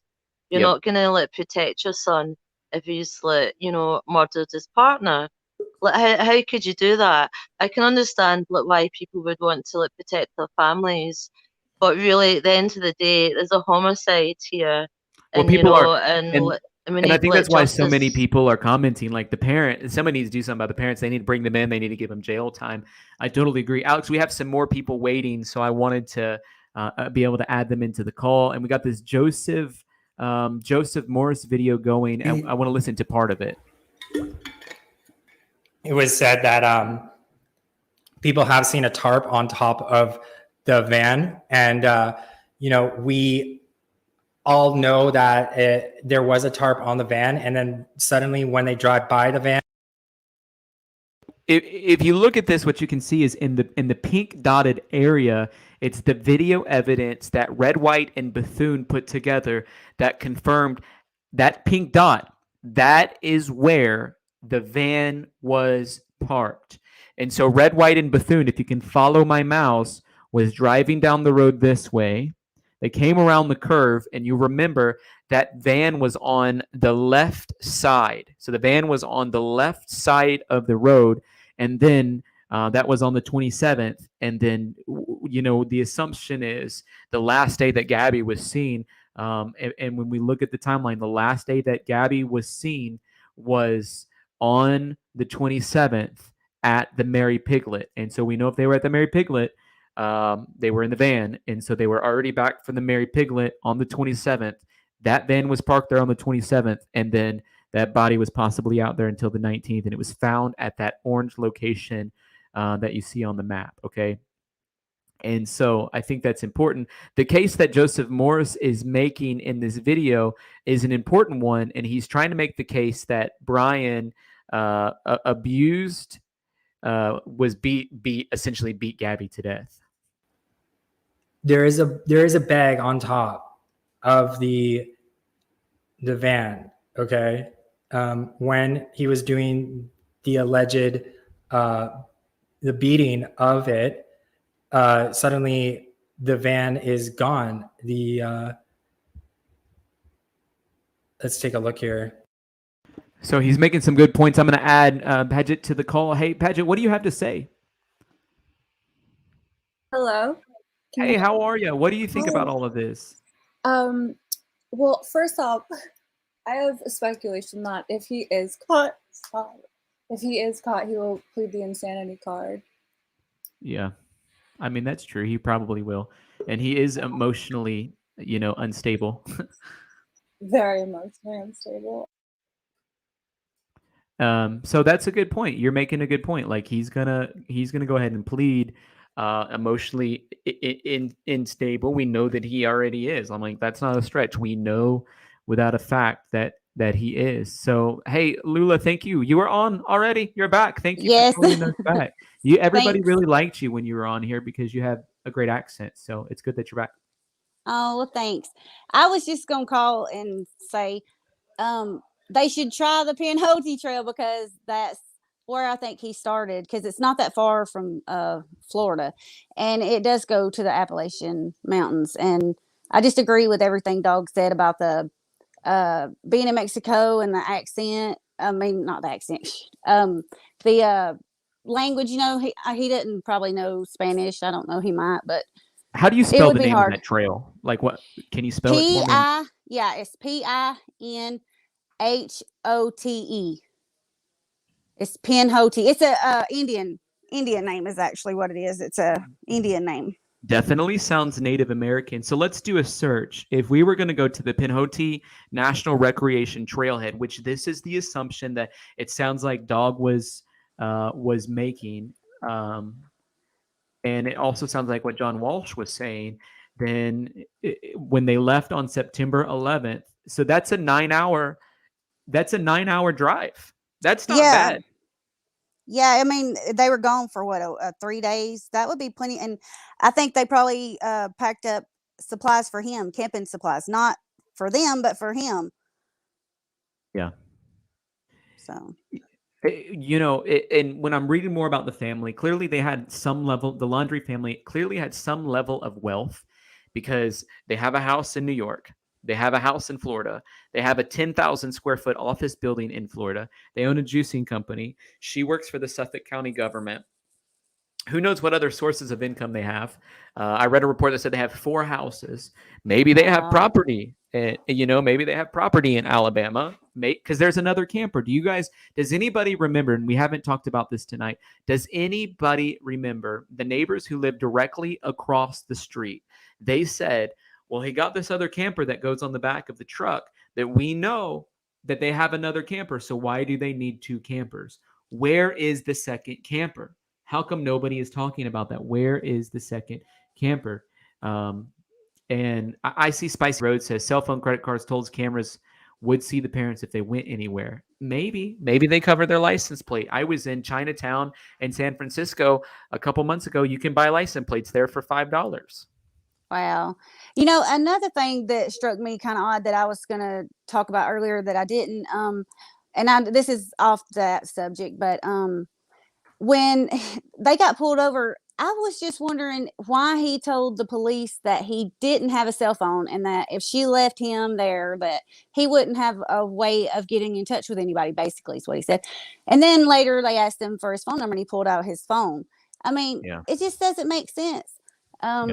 Why nobody questioned him, if I was, and I'm not blaming the cops. I think they did the best that they could, with what they had. But I mean, why wouldn't they say, well, why didn't you tell us you didn't have a phone if you did?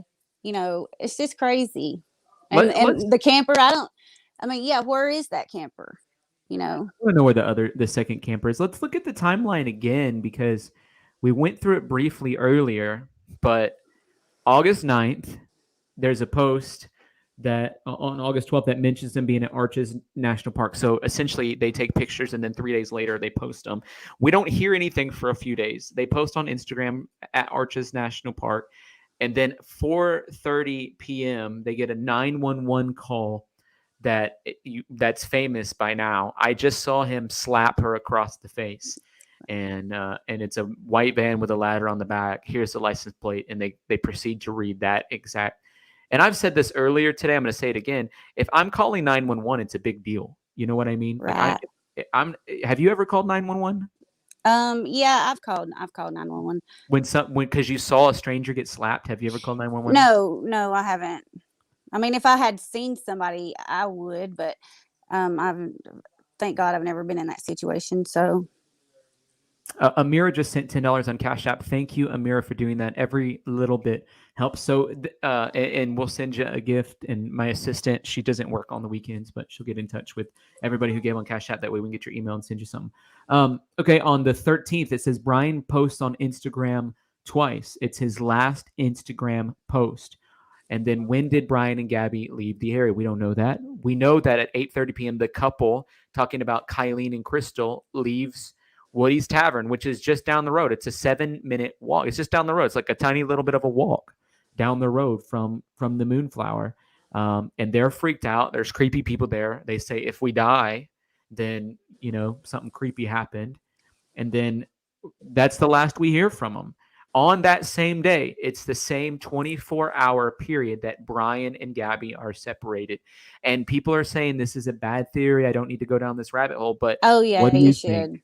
Do you think they're connected? I mean, I do. Something tells me, yeah. And then, when I read comments, and then I think, well, maybe not. But I do think that it could be because, I can see him being the creepy guy. I can see him being mad that he had to be separated from Gabby. And I can see him doing something like that. I mean, because he obviously killed her. That's my opinion. But, yeah, I can see him being the creepy guy. I really can. And it's just crazy. I mean, I really believe it could be him, but we'll see, I guess.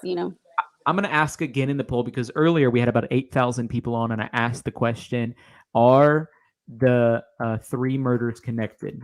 And honestly, most people, there's like 44% of people that said no and 56% of people that said yes. So it was right down the middle. Are the 3 murders connected? And I'm going to ask the community because there's some definite overlap. Somebody sent me an email a few minutes ago and said, here's the situation that people don't understand.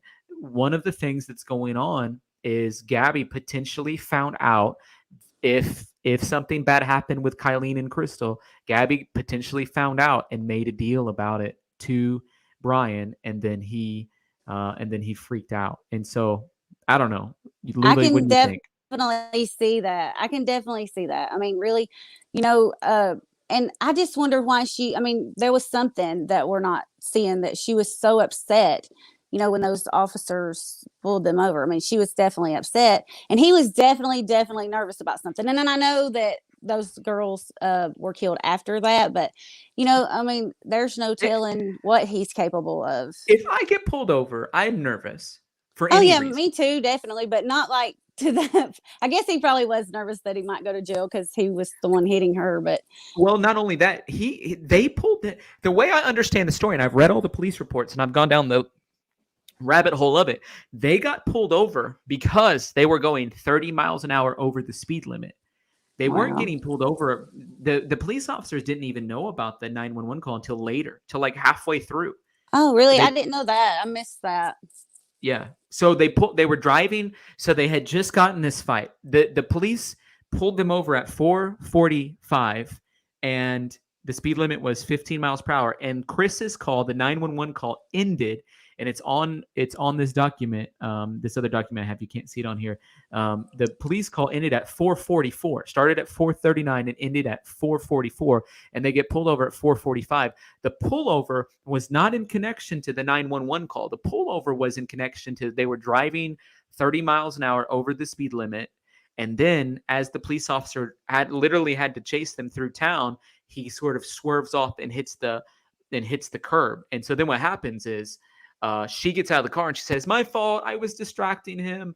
I was grabbing the wheel in whatever. And so that's what's going on. Then like halfway through, there's 3 different agencies. There's the local police, the city police, the sheriff's department from the county, and then the National Park Service all arrive on the scene. And then somewhere along the way, about 30 minutes in, they learn about the 911 call. Right.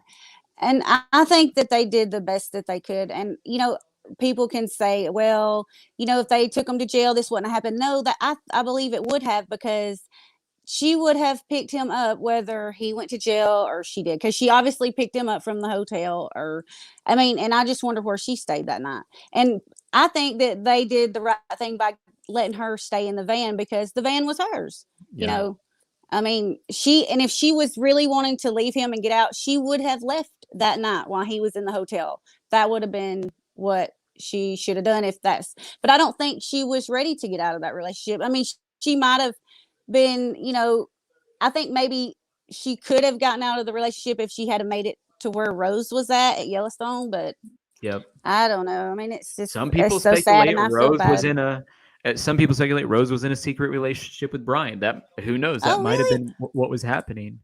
Oh, wow. I didn't know that either. Wow.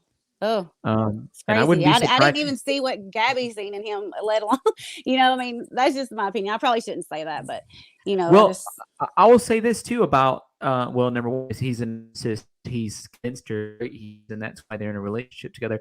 But number two, I would say even a little bit further, sort of down that whole rabbit hole, is like when I look at Chris Watts and I look at Brian, they are so familiar to me. The two of them Yeah. are so familiar to me.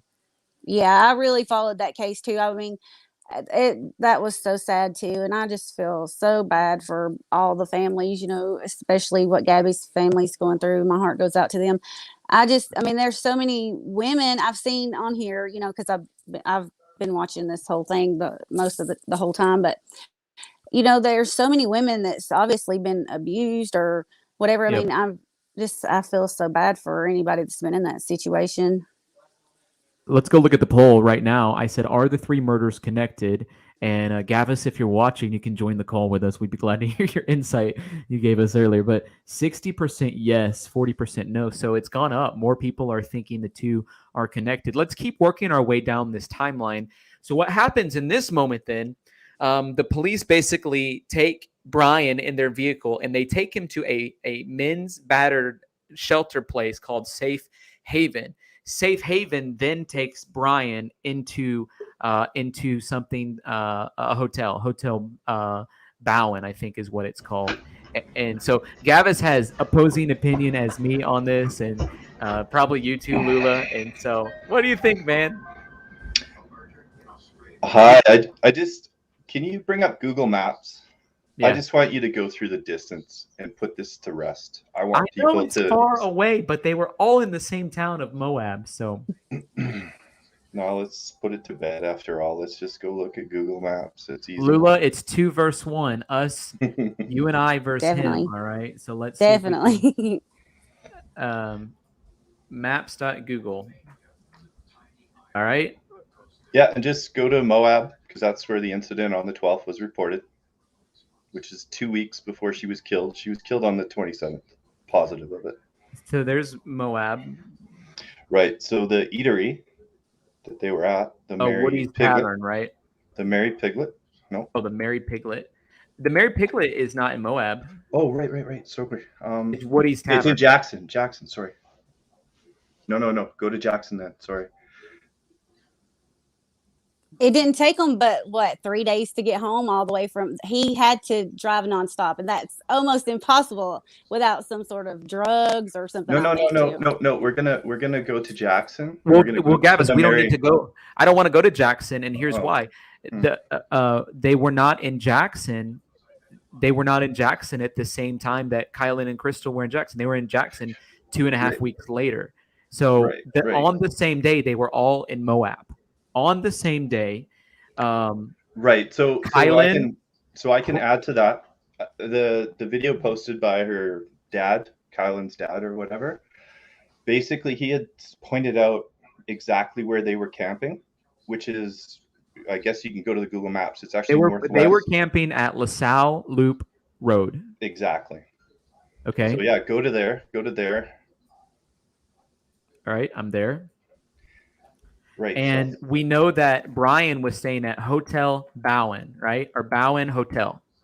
Right. What's the name? How do you guys spell that hotel that he was staying at? Bowen Motel. Here it is. I have no idea. Brian was staying at, and let's go ahead and remove Woody's.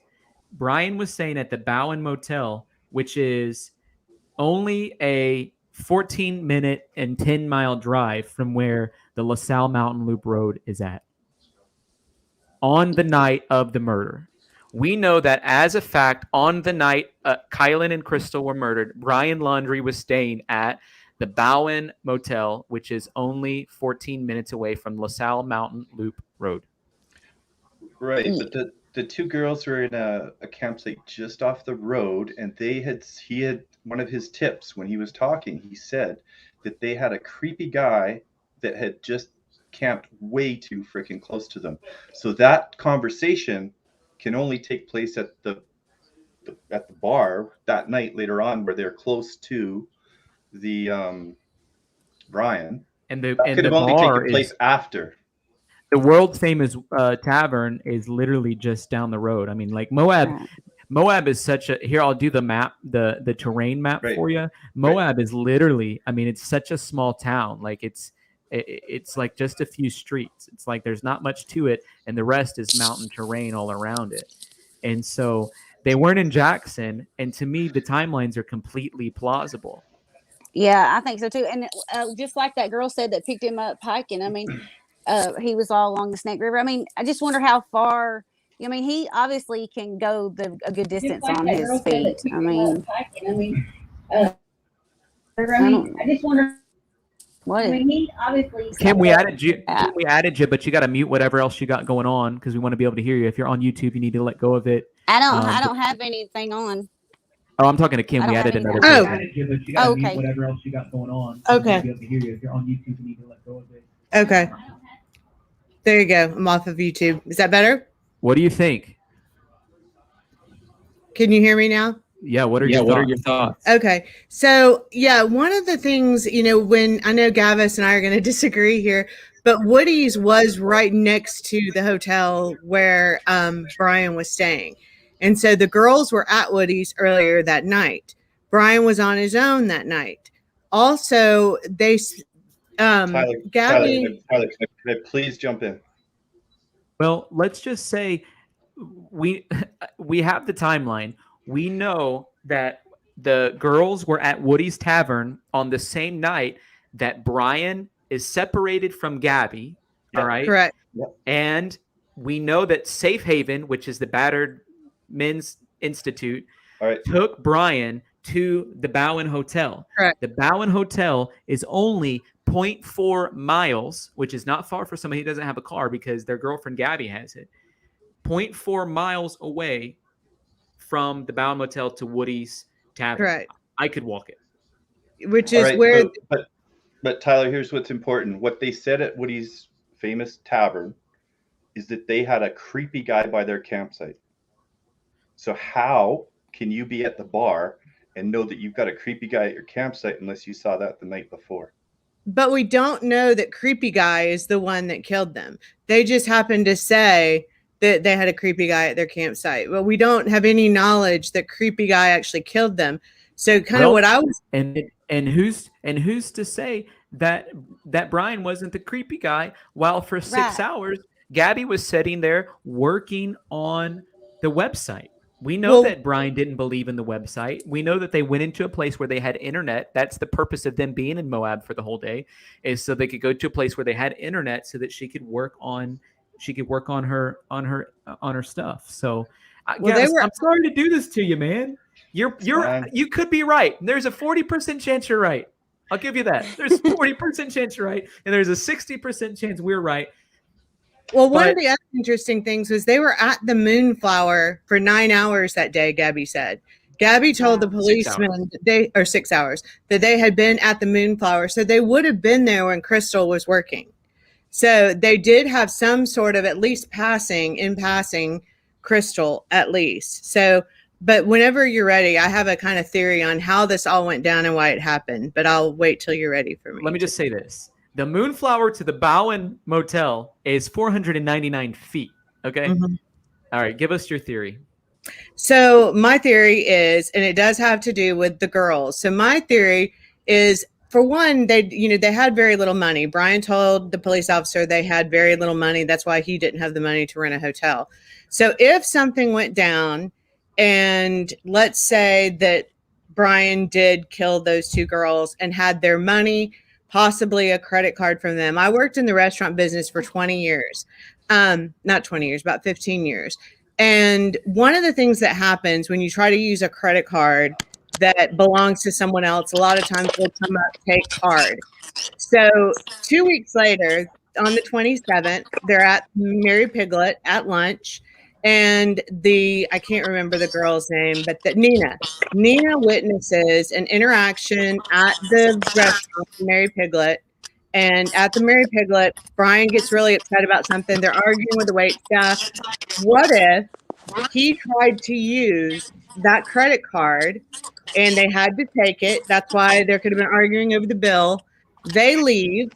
Gabby looks up the name on the credit card that he had, figures out that it's the girls, confronts him about that when they're back at the campground, and that could have been the precipitating event because she may not have known he had anything to do with it.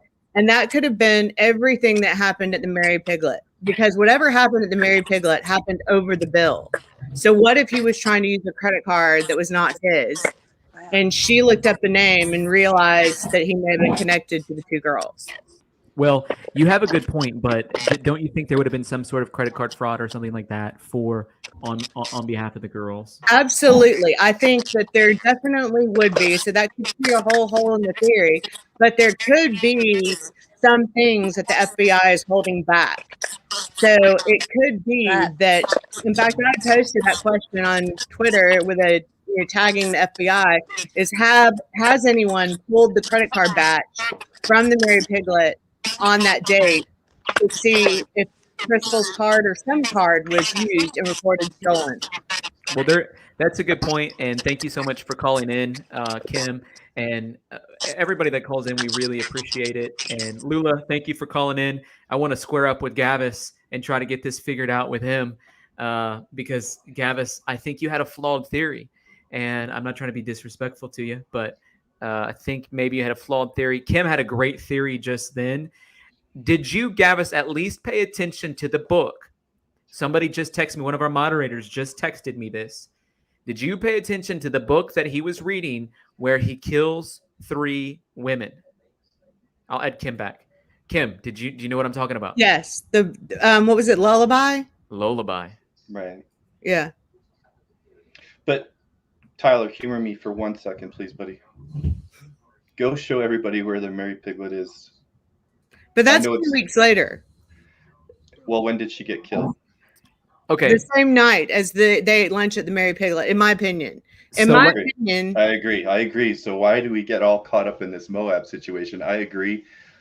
There's a lot of creepy guys, but I just don't think that there's nothing that says he has to commit 3 murders on the same day. Right. And I think that's the point that Kim's making. It's like Brian was in a money situation. By the way, Gabby wasn't in a money situation. Brian alluded that he was. Right. But Dr. Phil straight up asked the dad, did Gabby have money? And he said, yeah, she had plenty of money. Mhm. Money wasn't an issue. And if you're going to take off for several months and you just purchased a van and it costs, $12,000 for the van, but it costs about $40,000 in total to renovate those things in the way that they did. They might've done it more cheaply, but I assume she was saving up money. They were living with his parents. It's not like they had rent. She was working at the juice shop. So I'm just saying, Dr. We know Phil she had asked about- $1,000 because he took it on the way home. He had to spend that to get home. Yeah. But I mean, there's nothing to me that says he had to commit all the murders on the same night. Hypothetically speaking, if he murdered Crystal and Kylan, it happened on the night or the day that they were separated, August 13th, 14th time frame. Here's the timeline right here. We know that on August 13th, it was his last Instagram post. And this is whenever Gabby is separated from Brian. The Kylan and Crystal were at Woody's Tavern, which is next door, basically 4-mile walk to Moonflower or Bowen Hotel, and it's the last known sighting of the girls. And I watched this show called The Prophet on CNBC, and one of the things that they do is they go and help businesses. They were helping a van life business on one of the episodes. and there's the Dirt app, and I think that's what ended up buying Marcus Lamont on the show. But there's a Dirt app and all these other different apps that the van life people use. It's a small community, and Moab is one of the places where all of these van lifers go to hang out in the summertime. Okay. Yeah, that's kind of my thought, is not necessarily, Gavis, that they're related in the sense of that night, but that if he met those girls outside Woody's, you know, I mean, again, he's less than half a mile from there. If something happened and, you know, maybe they said, hey, aren't you the guy that we saw beating up his girlfriend? Who knows? I mean, that's all speculation. But chances are Crystal saw the interaction with him and Gabby. So if she sees him outside Woody's and saw, you know, him and maybe, I heard an interesting little bit. It was next to that turnout where they were camped. There's a hotel or something where they held a wedding.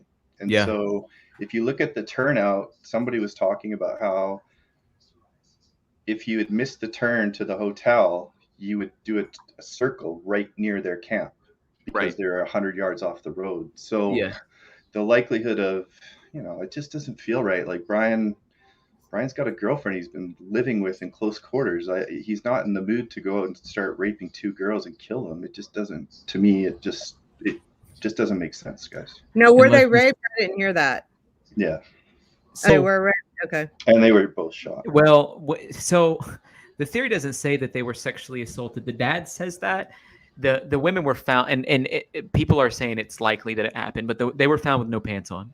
And they were a lesbian couple, so people don't know really if that's what was happening or if something else was happening, and somebody happened to stumble upon it. The biggest other suspector outside of if Brian did it was and I'll put the map back up on the screen just so we can see it. And this is going to be a point for Gavis. By the way, Kim, since you and I started making our case publicly, we went down from 60% in our favor down to 56%. And these are thousands of people voting. So Gavis is winning this argument right now. Technically, we're still on the lead, but he's gained 4 points on us. So we need to do a better job. Gotcha. Can I also say I'm from Canada? Does that help? That does not help, actually. I don't think that helps. They were camping at the LaSalle Mountain Loop Road. According to Kylan's dad, there was a wedding going on in this vicinity at a wedding venue of 100 people, and all of the 100 people were renting cabins in that campground. Okay. And so if Brian, on the same day, if Brian did not commit the murder of these other 2 girls, then it's likely that somebody that was involved with this wedding was a part of it, or maybe somebody else who was in the dispersed camping area. One thing Gavis might like, since we're talking about eliminating things, is the baker. I am from the Panhandle of Florida. I live in Georgia now, but I'm very close friends with the sheriff at Okaloosa County Sheriff. And they are 100% certain that they have found the guy that was on the Baker trail cam and that it was not Brian. So that one I'll agree with you on. He actually has a daughter that is Gabby's age. So I keep telling people if there was any chance that was Brian, he would not let it go. But once they posted that Baker trail cam footage, all of my friends on Facebook were lighting up Facebook saying, we know who that is. We know who that is. That guy's around here all the time. So that's one I feel confident that was definitely not him. So Katie just sent us a message she sent me an email. I want to read this. She says, "Hey Tyler, I believe that your caller that's speaking is wrong on a lot of points. I am a psychologist and there were a lot of red signs. I don't know if you heard about the spiritual goddess who had a theory of Brian having an affair and wasn't in love with Gabby the way that he was in love with him because he had another lover, and that Brian is alive and not in the States. Now, we must tell you that I had a dream of an encounter that Gabby was screaming for life. My family can connect with close death." I'll just say this to her point. I don't know much about some of what she's saying, but I'll say this: if you look at the case of Chris Watts, okay, the case of Chris Watts was he was having an affair and he wanted to get out of the affair. All right, and that's why he decided. One of the most common reasons, I think, that from what I've heard, I've done a lot of study on this subject for various reasons, but it's one of the most common reasons that men kill their partner is because they want to get out for another. Is breaking up that hard to do? Okay, let's keep going down through this list. So on the 13th, Gavis, you hate the timeline. It's just the facts, man. You hate the timeline. No, but I want to go to the good productive stuff. I hope that we just beat that up and it's done with, because Okay. I hear a lot of people call in, and it seems like we could be spending our time actually finding this. I get your point. I guess you're right about that. So I'll skip down to the 17th. We don't know where they were at the 17th through the 23rd. This could be helpful. Well, isn't there a note from Gabby's uncle that says he went back? Yeah. Hey, I just want to thank Carol who's $25. I'll be sending a copy of my book, Carol, and we'll send you as soon as my assistant is on the clock on Monday. We'll send you a link to the ebook as well. But yeah, what you're saying is there was a report that somebody hand wrote. We don't know if it was a relative of Brian or a relative of Gabby. Somebody hand wrote the timeline of what Brian was doing, and it included a few dates. And on the particular handwritten note, it said 8/17 to 8/23. It looked like a family member trying to figure out what was going on. 8/17 to 8/23, according to Gabby's uncle, is who we think it was from. Brian flew to Florida to help his dad in a storage unit. Okay. The report also said that he was moving Gabby's stuff out of the house and into storage. And we had somebody get on here the other day and said, ain't no female want their boyfriend and their boyfriend's dad to go get their stuff and move it into storage. I don't know about that. Unless she broke up with him because of this event. And having a 20 and 23-year-old son myself, and my 23-year-old son had a relationship that was real up and down with a girl very similar to this. If they broke up and were apart for those days, and he was actually going through the process of moving her stuff out of his house, I could see her calling him back and saying, wait, I don't want to be without you. Come back. He could have also used it as a controlling measure as well and said, you know what? I'm just going to go back, get all your stuff out of the house, put it in storage. Done. Yeah. Mm-hmm. Hey, by the way, if you're watching, can you hit the subscribe button? Because a lot of you, we have over 5,000 people. We have over 5,000 people watching, and many of the people are not subscribed to me. And so can you hit the subscribe button? That helps me out a lot. I just got a text message again from our moderator, and they said, did he go see Rose during the time he was in Florida? I haven't even thought about that. I hadn't either. Rose is so far north in Yellowstone. That's near the end of the... No, guys, come on. What? Rose was in Florida. She was meeting... No. She was in Yellowstone. She was just north of where she was killed. Not far away, actually. What's her last name? Use your Google Maps. I know where Yellowstone's at. I'm just saying. But I thought Rose was meeting them a few weeks. She was meeting them a few weeks later. Yeah, on the 29th. We're saying on the 17th when he flew home, did he go visit? Did he go visit Rose? Somebody made a theory on a Facebook group that I'm in that is plausible, is that if he did have mental issues and he was hearing voices, then chances are that he had some sort of bipolar schizoaffective disorder. It may be that he realized it was getting bad, and a lot of psychiatrists will not prescribe those medications unless they see you in person.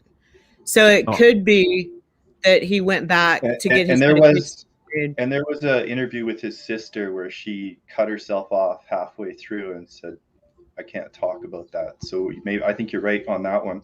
I think you're right. He could have just realized he was going too far down the rabbit hole and said, I better get out of here. I mean, that's another point. Like, and people with schizophrenia, number one, they often don't start showing symptoms until their early 20s. Your brain's not developed until you're 25. Man, I wish my friend that's a psychiatrist would join us. I don't know if he will. I'll ask him on Monday if he could add some time in. Again, there's a lot of reasons why I know this information, but there is also, there's a lot of proof of them. And I'm not saying this as an anti-marijuana thing, but there's a lot of proof of them smoking marijuana. There is something called marijuana-induced psychosis, and it creates a manifestation that is very similar to schizoaffective disorder. He was also on what's the ADHD drug? I can't think of it for some reason. With the Adderall.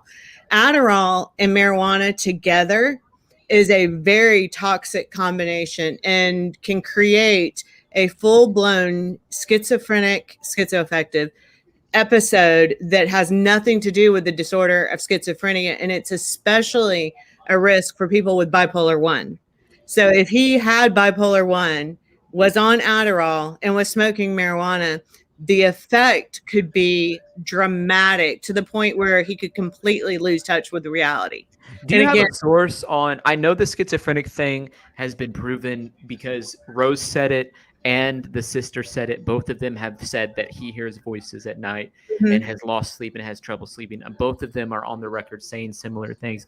I've not heard anything about him being on Adderall at all. Do you have a source for that? I want to make sure that what we're talking about, like to Gavis's point, we got to make sure it's rooted in facts. Absolutely. So there was, I believe it was on his Instagram talking about the adult ADHD.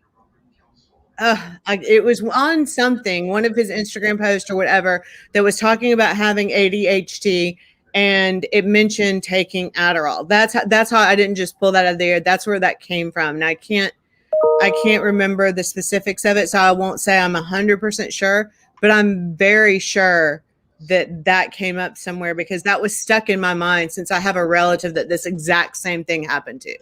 Kevin just sent us this. He said, here's the gist of the whole situation.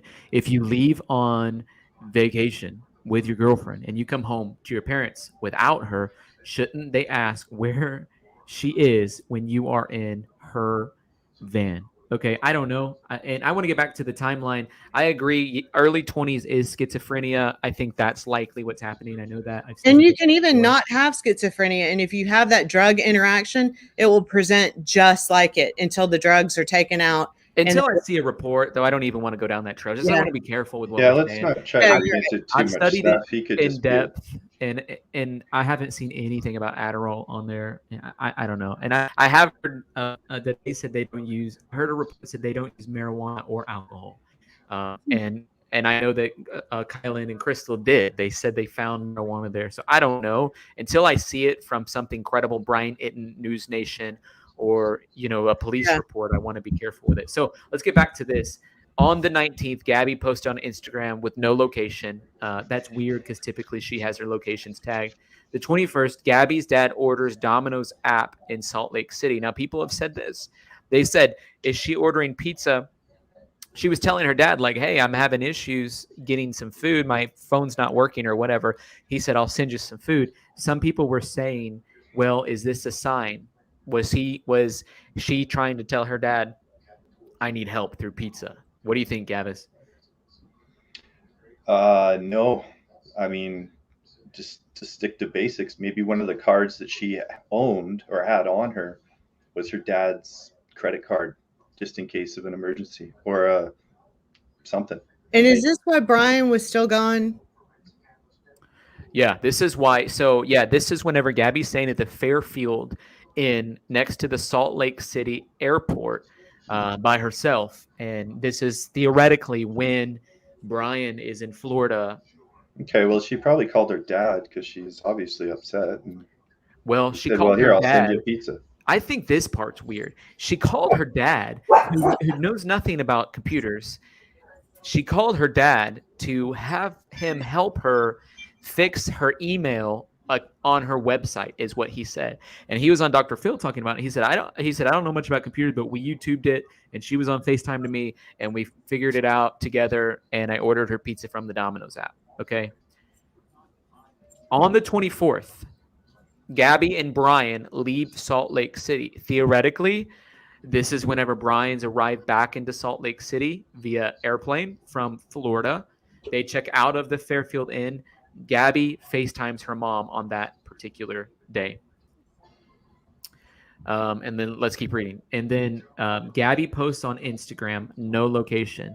The picture is from the Monarch in Ogden, Utah. This is her last Instagram post. Gabby tells her parents she's going to the Yellowstone, which is a 4 to 6 hour drive from Ogden, and they have a multiple text exchange. Skip forward to the 27th. An argument breaks out at the Mary Piglet. I wish we could have I wish we could track down the hostess and have her join the call. You guys even Oh, think that would be possible? that would be unbelievable. Oh Yeah. my God, this is where it all happens. Please go back to your Google Maps and show everybody where the Mary Piglet is.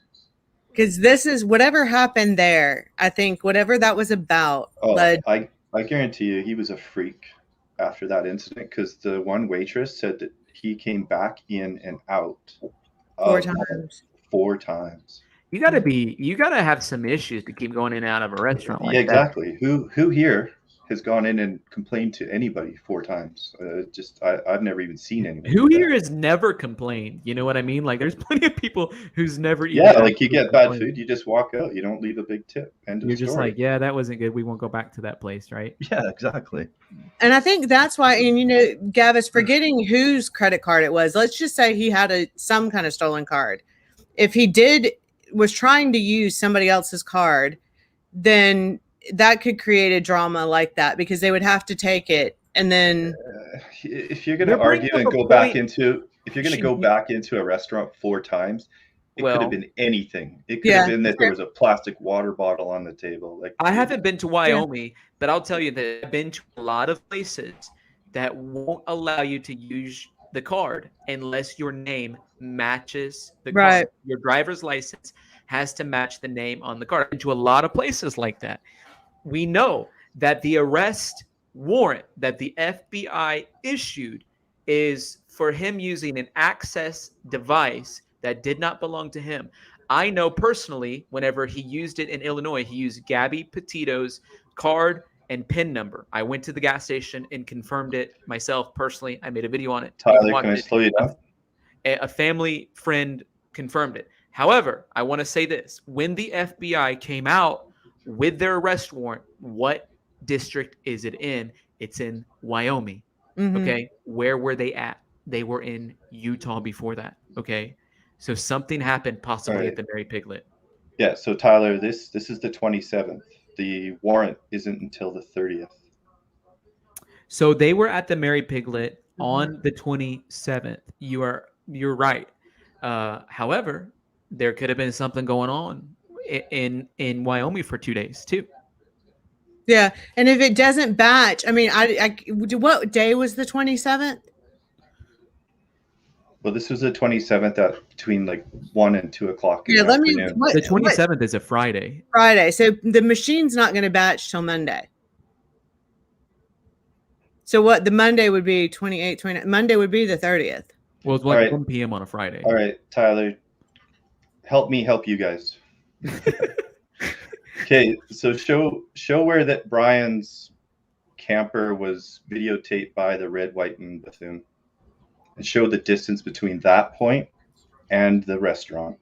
So we know from 2 o'clock till I think it's 5. They're driving him mad. What's that place called? The Spread Creek Dispersed Camping Area, right? Right. Yes. If you could bring it up on the screen, and I'll point you right to where to go. So if you look at the crotch where Morin is, go a little bit southeast of there. See where the big roads are? Yeah. Okay, go directly northeast of where you are right now. Follow the big road. No, northeast, other way. I'm going north. So see where Grand Teton National Park. See where the Mary Piglet is? Go northeast of the Mary Piglet. There you go. Okay, no, slow. So come down. Okay, so do you see Morin? So it's just Morin, Wyoming. Okay, but go to the right of down and to the right of Morin. Okay, down. Getting closer. Whew. So right between Morin and Mount Letty is exactly where they were camped. So in this general area here. I can't see your cursor and there's a bit of a delay. So if you go in between Morin and Mount Letty and zoom in, you'll see the Spread Creek. I'm going to just do, I'm going to try to find it and then just put it in there exactly. So so the point that you're making is about, let's just say this is the general. The point is it took a heck of a long time to get from that restaurant to the campsite by the time Red, White, and Bethune could have recorded them. Yeah. It's like an hour. I heard it was an hour and 10 minutes about.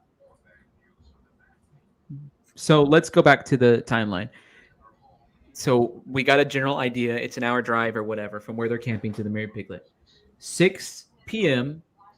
Family films, the Red, White, and Bethune films the parked van. Let me just put that Red, White, and Bethune because I want to be able to know. And also keep in mind, this is when that back van door closes. Right. And there's the shoes on the ground and a potential gun near the back left tire.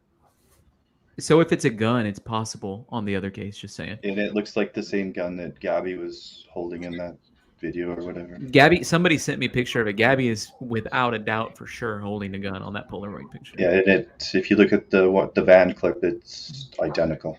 It's a small gun. Okay, if it is a gun, it's a small gun. To me, it's too grainy to tell, and it for sure looks like a book, and there could be something on top of it. It looked like one flip-flop to me. Somebody says a pair of flip-flops. I don't think that matters. The van door does close. Yes. And there's only one pair of flip-flops. Is that the point there? Should there be two? Or should there only be one because Brian's a barefoot master? The point that's important is that there's a very small window here. Yeah. And this is where it all took place. I agree with that. So Her body whatever was found happened at the 300 Mary yards. Piglet was the last draw. And we need all the 5,542 people that are watching right now. Can Need you to talk to the hostess. Can you get us the hostess on my new show that I started yesterday? This is only my second time ever doing a show like this. Although I have no idea how. A lot of people are joining in. And if you don't mind hitting the subscribe button, it helps. If there's breaking news tomorrow in the afternoon or late at night, I will come on to it. I don't usually do that kind of stuff on Sunday. I honor the Sabbath day, and but if there's something really breaking, maybe we'll do it. On Monday, we'll be back. Hit the subscribe button. In the meantime, does anybody know anybody at the Mary Piglet? If you know somebody at the Mary Piglet, come on, let's let's get them on here. Anybody know anybody in Jackson Hole, Wyoming? I could probably find that girl's name. She posted 3 videos of their interaction. They sat right beside Gabby and Baldo. Oh, the in fashion restaurant. designer that was there for a wedding. We could probably get her on, right? That would be great. Van Conversion says, who needs to have more information about people that are on schizophrenic disorders? This does not make them killers or controllers. Absolutely. I 100% agree with that. And I may want to make clear that I was not insinuating that. I'm just saying that it does speak to the potential that he might have had something going on. He might have had a break. But I 100% agree with you. It does not make them killers or future killers, for sure. I appreciate you guys helping. And listen, we're here and the panel. You guys, I didn't even know you until today. Gavis and Kim, you guys are a huge help to me.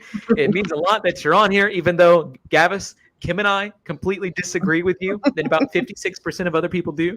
But at least you have 44% of I just sent you the video of the witness at the restaurant. Okay. Yeah, let's play this video and then and what I like about this, people were reading her. I didn't doubt for a second because she posted it to her Instagram story. It wasn't like I didn't feel like she was trying to gain anything from it at all. I just felt like she was just literally just like, oh my gosh, I need to tell people about this. She kind of credits her boyfriend as being the one with a photographic memory.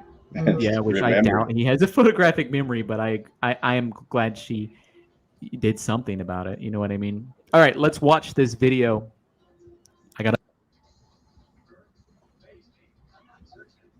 You guys, excuse my French, but I'm freaking the fuck out. Matt and I just realized, because I don't know, because I'm a freaking dumbass and I did not put 2 and 2 together, that we not only saw, but saw like a blowout of a situation between Gabby Petitio and Brian Laundrie in Wyoming when we were there. I'm freaking the fuck out. Yes, we have already talked to authorities. Like, how? I want to apologize real quick about the language. I didn't realize she used such bad language. I probably would have tried to find an edited version of it. Anyways, we got to go, and hopefully she won't drop some F-bombs in the future. I did not put 2 and 2 together that this happened. Like, I don't know. So I'm following this case. Matt and I, he's a guy. He has other shit going on. He could probably care less. I'm filling him in this case a couple days ago, and I guess maybe he Googled it and saw a picture of Brian. Matt has an insane photographic memory. And so for 2 days now, he's like, I fucking know that guy, Brian. Like, I don't know how, but I know this guy, Brian. Like, I've seen him before. When Matt says that, anyway, we were in Wyoming. So Matt woke up this morning and he's freaking out. And he's like, oh my God, I know how he looks familiar. Nina, we saw them in Wyoming. They were the couple fighting at the restaurant. We were at this restaurant, you guys, Friday, August 27th, 1 p.m., sitting right next to them. They got kicked out of the restaurant and were fighting with the hostess.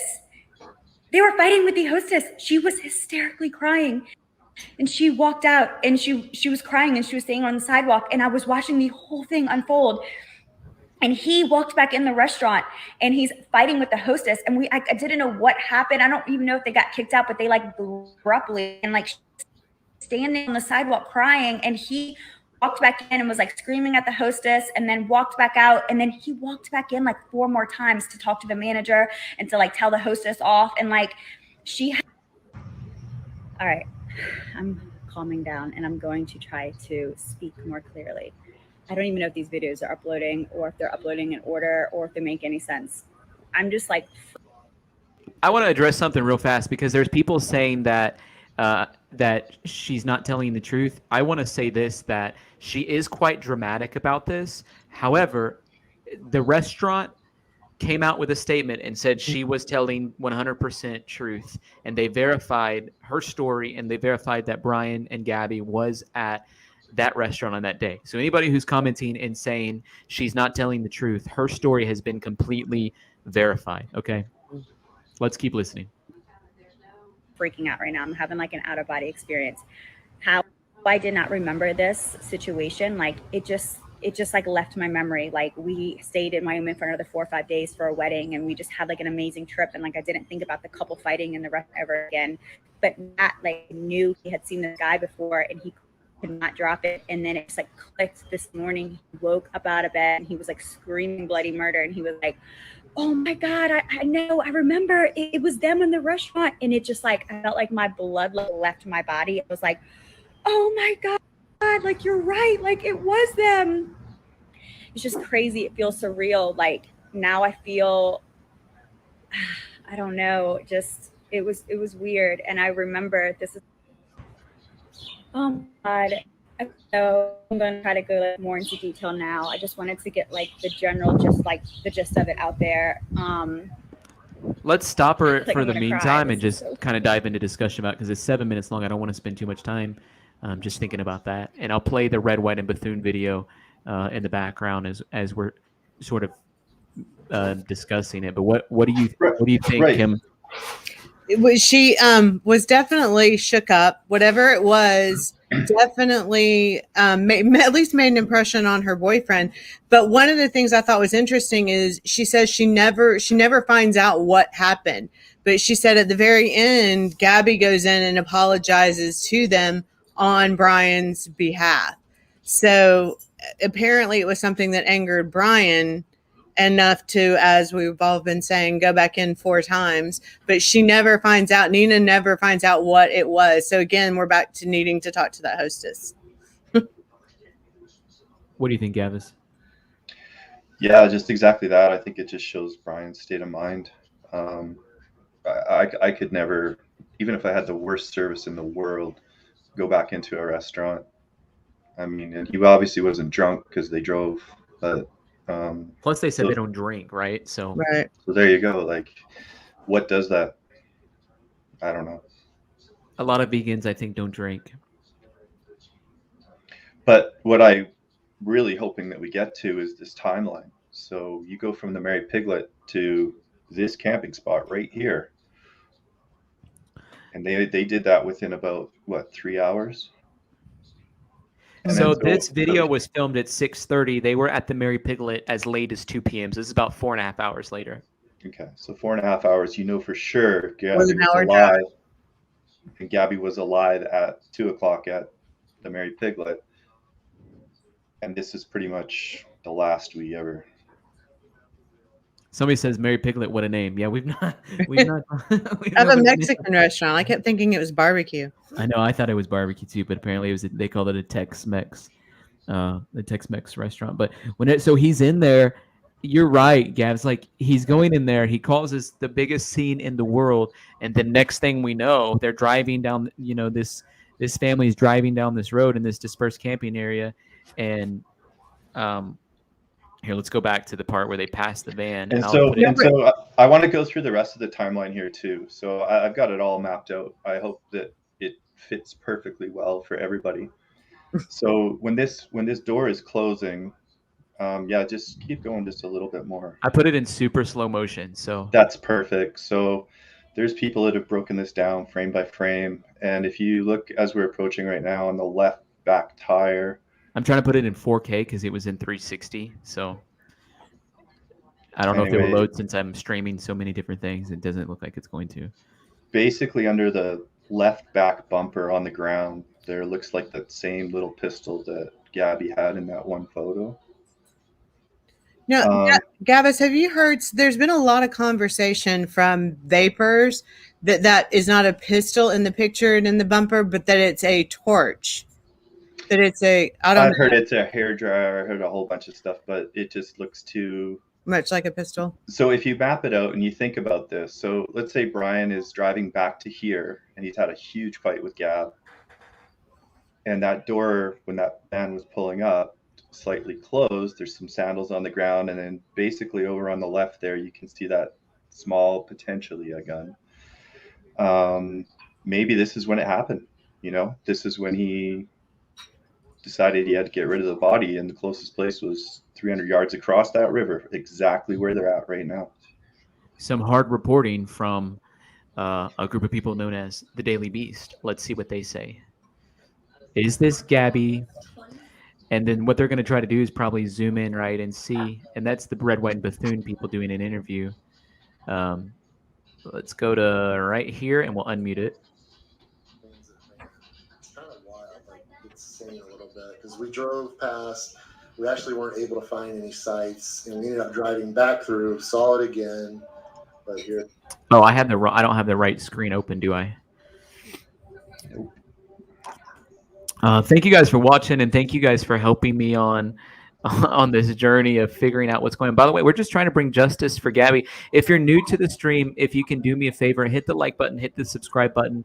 If you like the content we're creating, it helps us get out in the YouTube algorithm. Okay. It is on the left. And I slowed it down so you can possibly see it a little bit better. Kind of freaky for a late Saturday evening, but we just kind of had a brain fart. Oh my God, there's that van. So if anybody can help, I know the FBI is looking. Let's go back a little bit and watch it. We drove past. We actually weren't able to find any sites, and we ended up driving back through, saw it again, but here it is on the left. So. And I slowed it down so you can possibly. I just feel like, Gavis, that is just too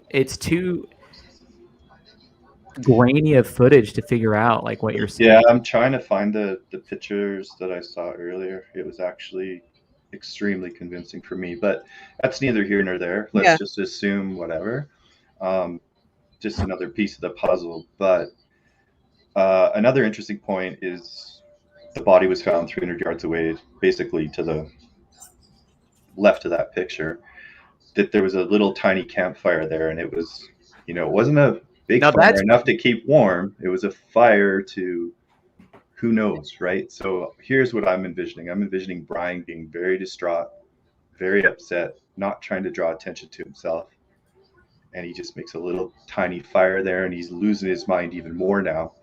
And then from here, I think he starts walking straight up the Snake River, just on his head all fuzzed up or whatever.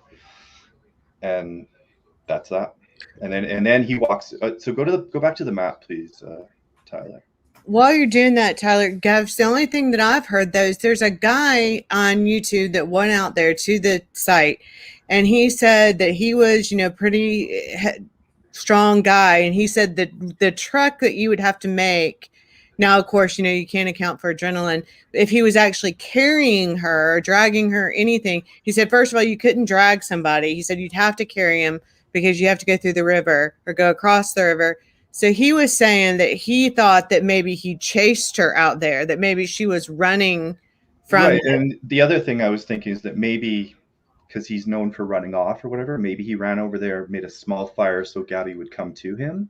But Gabby's also pretty small. I mean, she's 110, 90 pounds. Like that's not, I mean, you have to do that to pass. Especially if you've got adrenaline going. But I'm just mentioning what he said because he walked the distance and said he didn't think it would be possible, that he thought it had to happen there. I mean, you guys are making great points, and I want to, if I can find the video of the guy who was out there. I mean, it was kind of the guy was pretty blurry with it, but there was a guy who you're talking about who's walking out there, and he was actually showing like this is the location where the body was at. Right.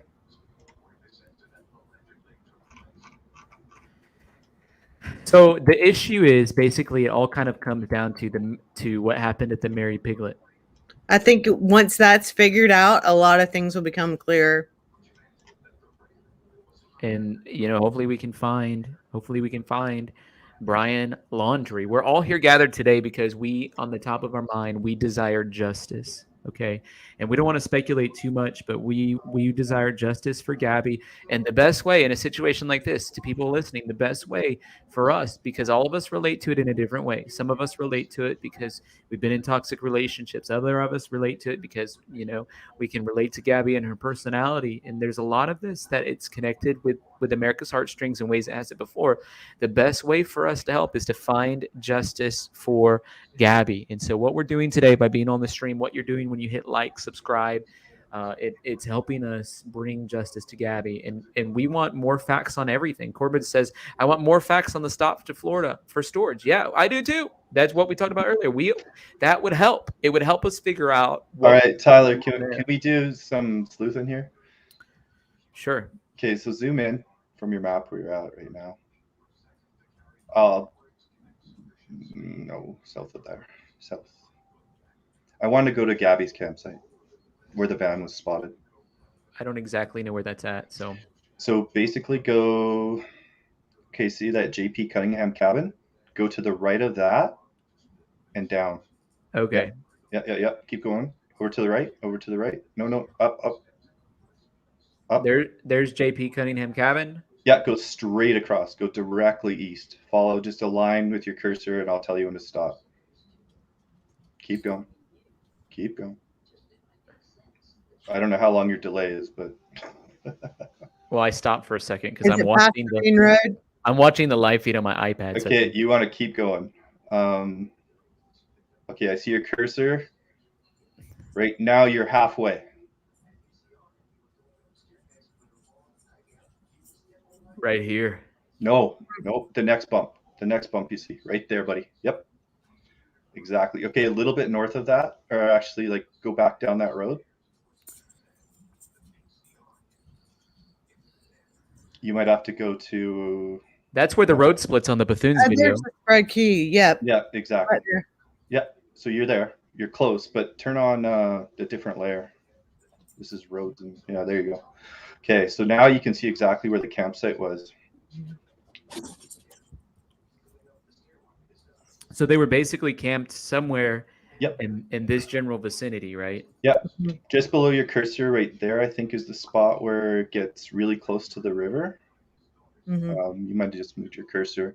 And then, yeah, her body was found basically like up here. Yeah, exactly. So it's like he drug her down to the creek, right? Essentially. Assume. Yeah. So then I think what happened, because that would have been the night of the 27th. And then I think he got into a mental blackout or whatever. And then he just started following the spread creek up to the northwest there.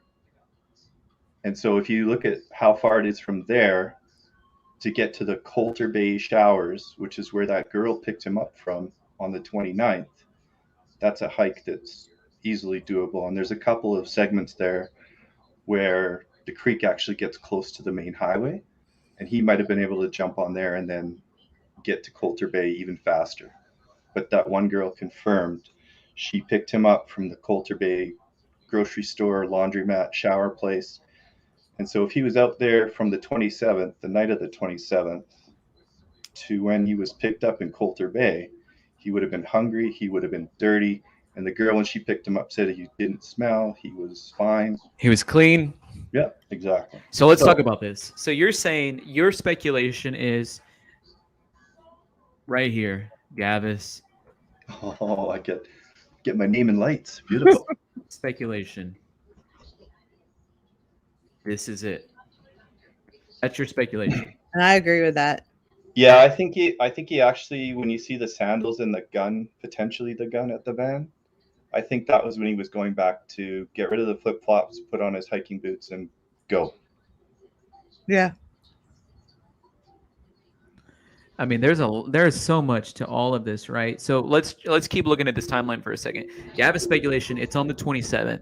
So then where's he at on the 28th? What's your speculation there? Freaking out. He's hiking up the river. He's just going straight up the river. So if you look at the map, you can see which way the river flows. And I think he's just walking straight up the stream and in a fog of hurt and pain or whatever it is. But yeah. Mm-hmm. I got a donation from Patricia. Thanks, Patricia. Thank you for supporting my channel and my stream. It really means a lot that you would be willing to do that. And really, anybody that is interested in supporting, you can PayPal Tyler Feller, or you can Cash App Tyler Feller 22. I don't have my super chats ready for like 2 more weeks, but they should be ready in about 2 weeks, and you can join and do super chats then. But all support is super helpful. Okay. Pearl says this: what a shame they didn't describe that creepy guy or take a photo. You know what was interesting in the Red, White, and Bethune video? They're like, we wanted to stop and have a conversation, but we didn't because they closed the van door or whatever. They didn't say that, but that's essentially, they felt like it was a bad situation. Was there a lot of people that camped out there? No. And that site that he was actually parked at was actually not considered a parking site. He went there for purpose. Close to the river. Saw those big trees. If you look at the videos from the other people that have gone there, there's big trees out there. So, but were they not camping in the dispersed camping anyways? Because you don't have to pay when you're camping in dispersed camping. Right. Yeah, but I think there's actually like designated sites that probably might have a fire pit or something. Like if you look further up the road from where that is, there's like a whole turnaround site off the road. So I just remember one of the girls that went out there after the fact, who actually went to Gabby's memorial, she said that where this was, this is not even a site where any normal person would camp. So wow. That shows the convenience of being close to the river, backed in. There's the door open. Boom, he's out. So, Bo Bloomer is on your side, Gavis. I thought I've gotten everybody here by now, haven't I? No, you haven't won. The majority is still with Kim and I when it comes to our theory on the other murders. On this particular situation, can you put a different poll up then? Because the other one doesn't matter. Well, nobody was disputing the other one. My timeline's basically the same as yours. Yeah, I totally agree that it happened on the 27th too. So I think whatever happened to the Mary Piglet. So now it's Scott and everyone against Tyler. Listen, I agree with Shane. Gavis needs a copy of my book. Where are the moderators? We have great moderators, and I've been live now for 5 hours. They probably got tired of being on here. Nobody wants to go down a 5-hour rabbit hole with me. Okay. Okay. Hey, no, Tyler, no. Is anybody watching the sisters' home? Yeah, they're surveilling everybody at this point. Yeah. They've raided the sisters' home, and they're watching. So Tyler, I got more good tidbits for you. What is it? So go back to the aerial Google Maps or whatever. Okay, I already closed out of that, so give me a second to open it up. Oh, sorry about that. You can just go to Coulter Bay. That'll be easier to find. And while you're doing that, I will say a question popped up a minute ago about, did his parents not think it was strange? And yeah, they should have. But if you had a couple that had the dynamic that they had, it would not be too surprising if he showed up and said, we got in a fight. She told me to take the van. She told me she was staying there. I think the parents may question it, but it wouldn't be as strange as it sounds to us if that was the dynamic of their relationship, where they were always seeing each other and stuff. They were constantly on again, off again, weren't they? So just go up to Coulter Bay. We're gonna stick to your timeline here, Tyler. So There's just go into Coulter the Bay. middle. Yeah, go straight into that. Yeah, zoom in, way in. You got to zoom into. I got to take you to where the showers are. Yeah, you're close. Probably. The red dot is about where it is, but you have to zoom in a little closer. There's the public bathroom right there. No, it's where your red dot is. Yeah. Okay, so there's the general store, and there's the showers. So just right there is where that lady picked him up on the 29th on that road. Yep.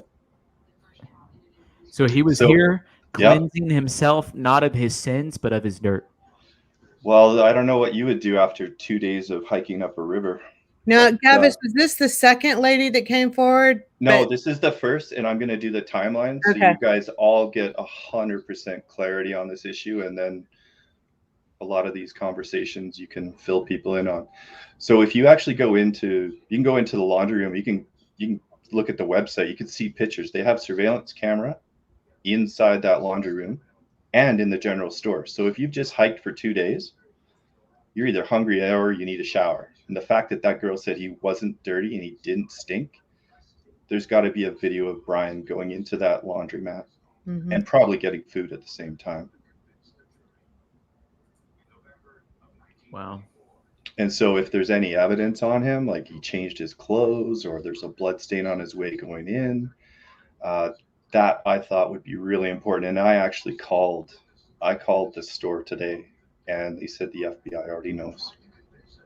One of the things that we're talking about, the ash that was for sure found, is it possible that the ash was him burning the clothes that he was wearing? It looked like it was still too small of a fire. I actually think that he could have just lit that fire so Gabby might have known where he was. I think your other host here, she brought up a good point. How did he get Gabby all the way over these rocks and these streams? Maybe Gabby came because she saw the Brian was there and with a fire. I don't know. I want to say this, and this is so important to me because we live in a culture that is so separated on mask or not mask, vaccinated, not vaccinated, Trump, Biden, conservative, liberal. And one of the things that this case has brought on this stream, and I don't know about others, but I know on this stream, is there's not one discussion about any of that. And we're uniting as a group of people who I know have diverse political, diverse COVID, diverse economic stances on every issue. And yet this one issue has brought us all together. And listen, America, we need to be a whole lot more like that. We need to surround each other with common causes for good. And there's a lot in the world we can do that on. And this is just one of those situations. So I'm just going to say, I'm not going to get political. I'm just going to say I'm refraining from being political because I can still have my opinion and yet respect and even admire and have honor for the people around me. And we all need to be doing that. Okay? It's so funny that you say that because I told my husband that exact same thing at dinner tonight. I said, I'm having conversations with people on Twitter about this case that would never have happened a month ago because of the different varying things. I 100% agree with you. I mean, that's so Tyler, true. Like, are you ready? Yeah, Gavis is like he's on it, man.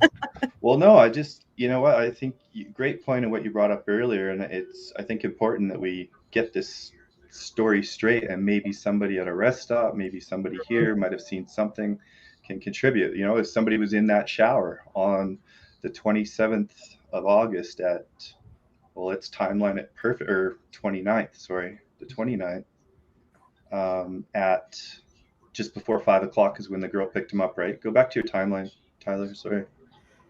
You know what I could do is I could turn that into a post, and I'll do it while you're walking through the timeline. And the point is I just wanted to show where that first girl dropped him off at. So well, what I'm saying is, if I can make a post on Twitter and say who was at this place in Coulter Bay on August 27th, you know. Yeah. Mhm. Yep. Absolutely. 29th.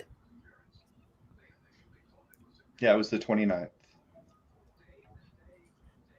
So Miranda Baker. So that's her name. So when Miranda Baker picks Brian up at 5:30, just before 5:30, that Baldo was inside either the store or the shower place or both, or was hanging out there for a couple hours before he got his ride.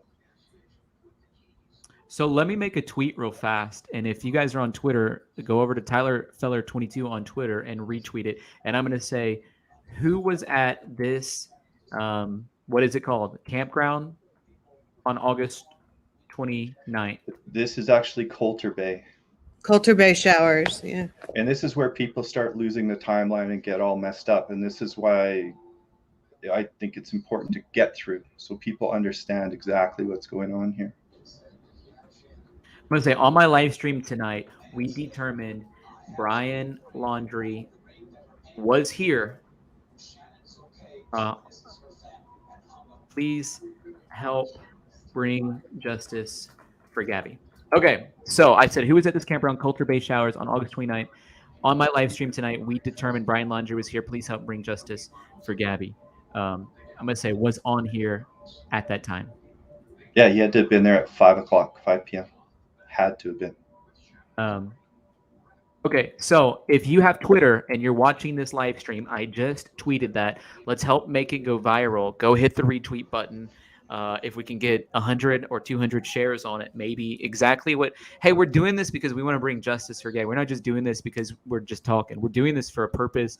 People don't make documents and research Coulter Bay just because we want to have a good conversation. We're doing it because there's a man who hasn't been found yet. Okay. There's a man who hasn't been found yet. And if people can help us figure all of this out and get more down to it, this is going to be good for us. It's going to be good for Gabby. It's going to be good for the nation. And so if you can, go over to Twitter, Tyler Feller 22, hit the share button. If some of your emails, by the way, are hitting into my junk folder, and I have like 27 emails in my junk folder. And so some of them I'm not able to get. If you have a weird email, sometimes it does that. Email press@tylerfeller.com with any information that you have or need covered. We just got an email with lots of different theories on it, and there's some questions on there. And I need time, Martha, to go through that email before I can address some of those, just so you know. So what happens next, Gavis? He's picked up. So this is beautiful. So we have to go back to the Google map, and I'll show you exactly what happened and why Brian freaked out. So Okay. Miranda Baker says that they were assuming they were driving him back to Jackson. So if you go to the map, I'll show you. So let's go through that. Let's go through 5:30 and 6:15, just so we know what's happening on the 29th before we go back to the map. At 5:30 p.m., Miranda Baker, he picks up Brian, who is hitchhiking alone in Coulter Bay. She confirmed that. It's 27 miles from the campsite. That's why you're saying it took 2 days to get there, because it's going to take him 2 days probably, or 1.5 days to hike from where he was camping to Coulter Bay. All right? Under duress. Yeah. And then at 6:15, Norma Jean, who I think I read was on her way home from church or on her way to church, picked up Brian near the Pacific Creek Landing and dropped him off at 6:30 at the Spread Creek camping area. So we know that that's the timeline. We know that those things happen. All right, let's go back, like you're saying, to Google Maps, and then we'll be able to go from there. But I wanted to make sure we establish those timelines. That way, people who are not in the loop are going to be more in the loop. Beautiful. Okay, so here we are. We're on the map. Is it sharing? Can you see it? Right. So when he talked to Miranda, Miranda said or assumed that when he said Jackson, that they were going to go back to Jackson Hole, which is kind of the terminology that everyone uses in there. So if you head out of town and you start heading to Jackson, you'll notice so let me that zoom out. And Jackson's south, right? Like directly south. Yeah. Yeah, it actually kind of hugs the. Yeah. Oh, so they would have had to go down to Moran, likely, right, and then go down. No, and this is why he freaked out. So see that? Yeah, see where the camera is? Yep. Jackson Lake Dam. Yep. That's where Miranda Baker dropped him off. Okay. There's a little pullout, and that's where the other girl picked him up. So what happens is they start going down what's called John D. Rockefeller. By the way, that last name, Feller, that's a pretty good last name. John D. Rockefeller Parkway. And then instead of continuing down to Moran, where he thought was going to happen, probably was going to likely say, let me off here. She takes the turn down the Teton Park Road, and it's off of the path of where he's going. So she was heading to Jackson, the scenic route, probably the way the locals drive. And he didn't want anything to do with it. Am I understanding that correctly? That's exactly perfect. And she said he freaked out massively. So here's another Brian freaks out again. No, it's a little bit further. There's an actual, she said she left him. If you zoom right in, you can see the little turnabout where she dropped him. Yeah. Where's it at? Keep going. Oh, yeah. You go to the, see that? Yeah, I think it was right in the. Yeah, right there. Yeah, use the other layer. So right in that little, on the other side of the bridge here, to the south. No, right near the dam. Right near the dam. That's where she dropped him off. That's where the first driver, Miranda, dropped him off. And then the girl from church picked Brian up there and drove him all the way back to the campground. Just to the entrance of the campground, not to their van, to the entrance of the campsite. So Brian's already showing guilt there. And he said he was going to surprise his girlfriend, who was back working on their website. Yeah. So he's right here in this area, making up lies, essentially. Well, no, he just knew he got on the wrong road.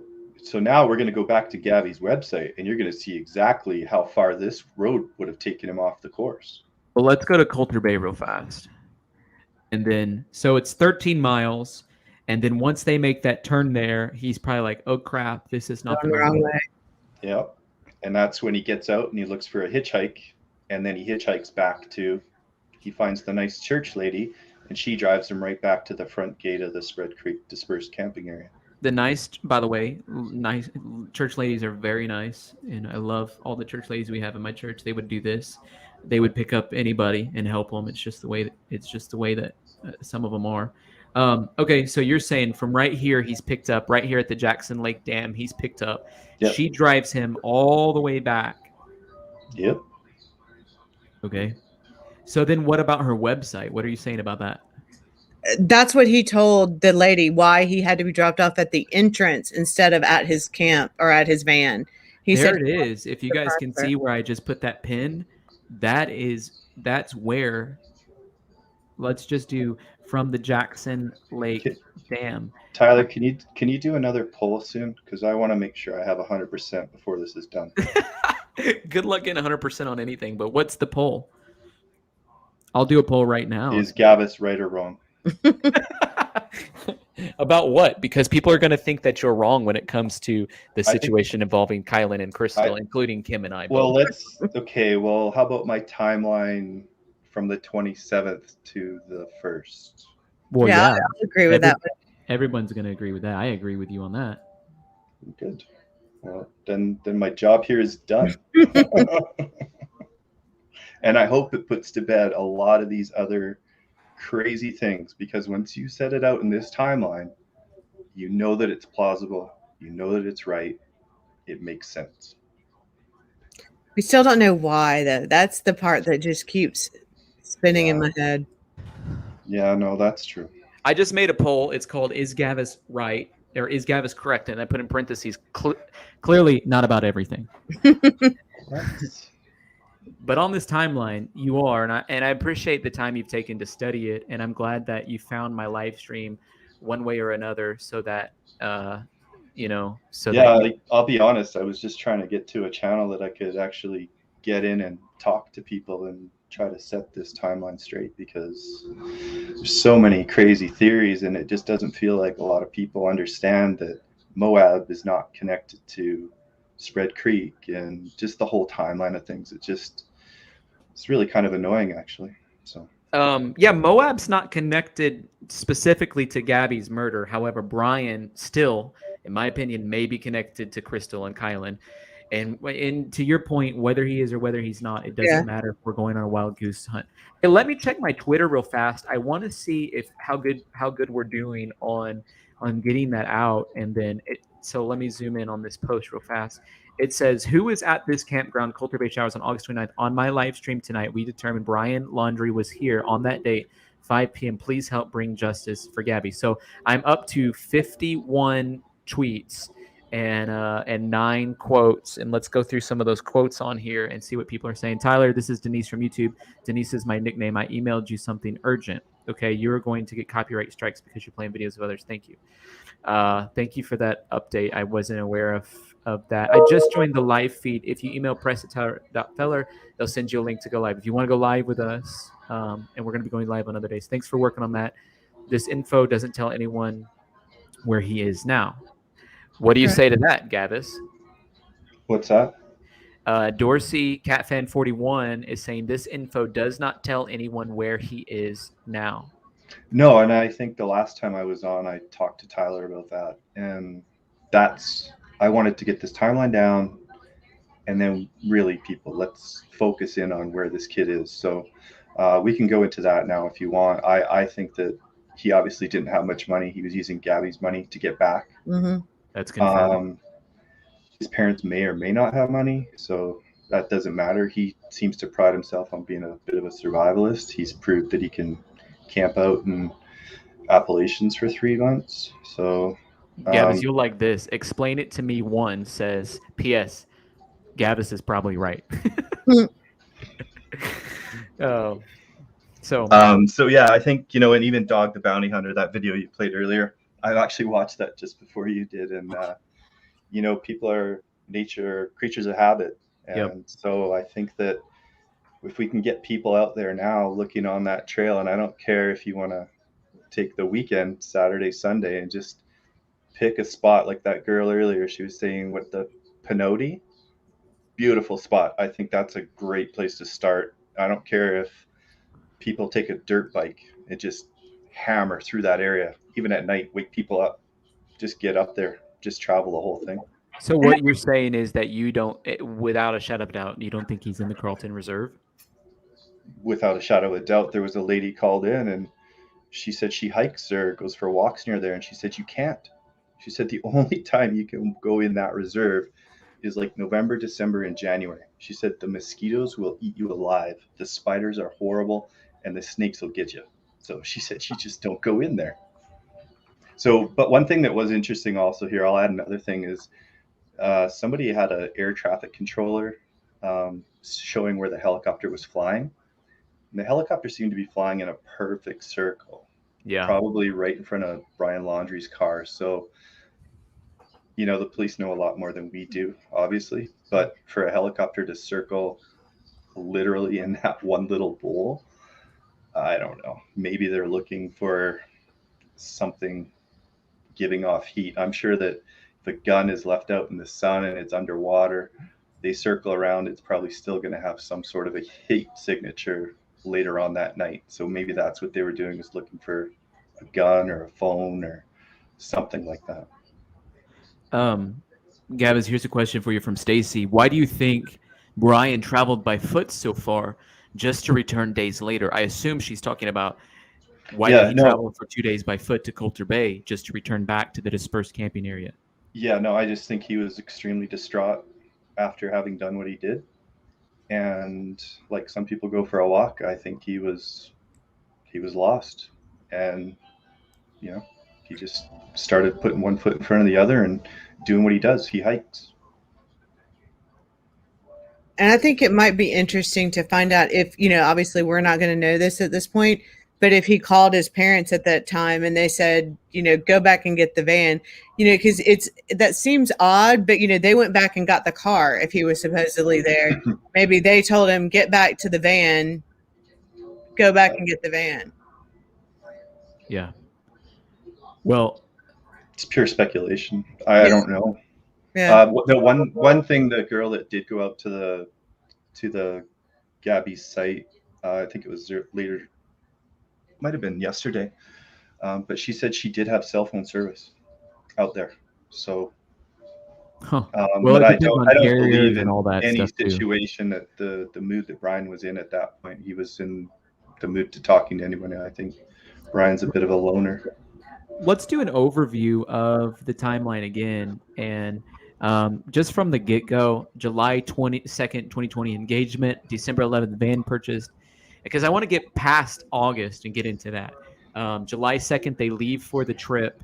We already know that. July 4th through August 11th, they go on a journey. You can see where they're at. On the 12th, they're at Arches National Park. On the 12th, there's an altercation. We've gone through that altercation with the body cam footage. On 25th, Petito's last known whereabouts. This is inaccurate, right? Because we knew she was at the Mary Piglet on the 27th, right? August 30th, last communication with the family. Again, that was a weird text, right? Stan. Some people said, did that stand for send the authorities now? Kim, what do you think? Well, so the Stan thing, there's somebody that said that their last stop, and I actually heard somebody on your show talk about this earlier, was they were supposed to meet up with her grandmother. So if Stan is the husband of that grandmother, I could see them calling, and if they're continuing to call and Brian has Gabby's phone, he's going to want them to stop calling, because every time somebody calls that phone, it's going to create a ping our location. So Yeah. I could see him saying to, and forgetting that Gabby's not going to call her grandfather Stan, and saying, can you help Stan talk to him because he keeps calling me? So that's my thought. I don't think it's to send the authorities now, or because I think she was already dead at that point. Yeah. Yeah. So that text message was on the 30th. Yeah. By my theory, she died somewhere between probably 3:30 on the 27th and my theory is she's 5:30 gone by then too, and it was a fake text, in my opinion. I mean, we don't know for sure, but I'm just gonna say.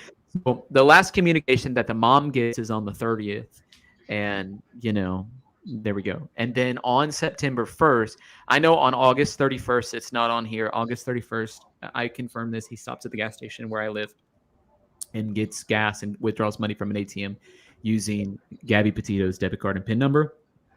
I confirm that personally. August 31st, that's in Illinois. And that's 14 hours from Northport, right?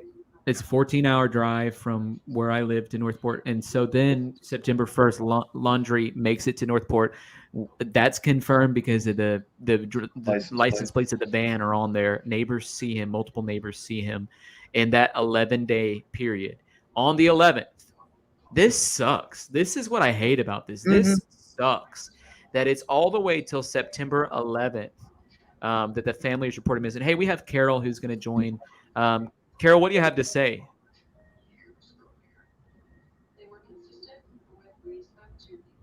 Can you hear us, Carol? Hey, Tyler, Hey, you hear me? We can hear you. What are your thoughts on that? Yes, I have so many thoughts. Yes, can you hear me? Yes. Okay, great. Okay, so my Wi-Fi has been screwing up. All right, I'm going to go back to Anderson Cooper had John Walsh on earlier.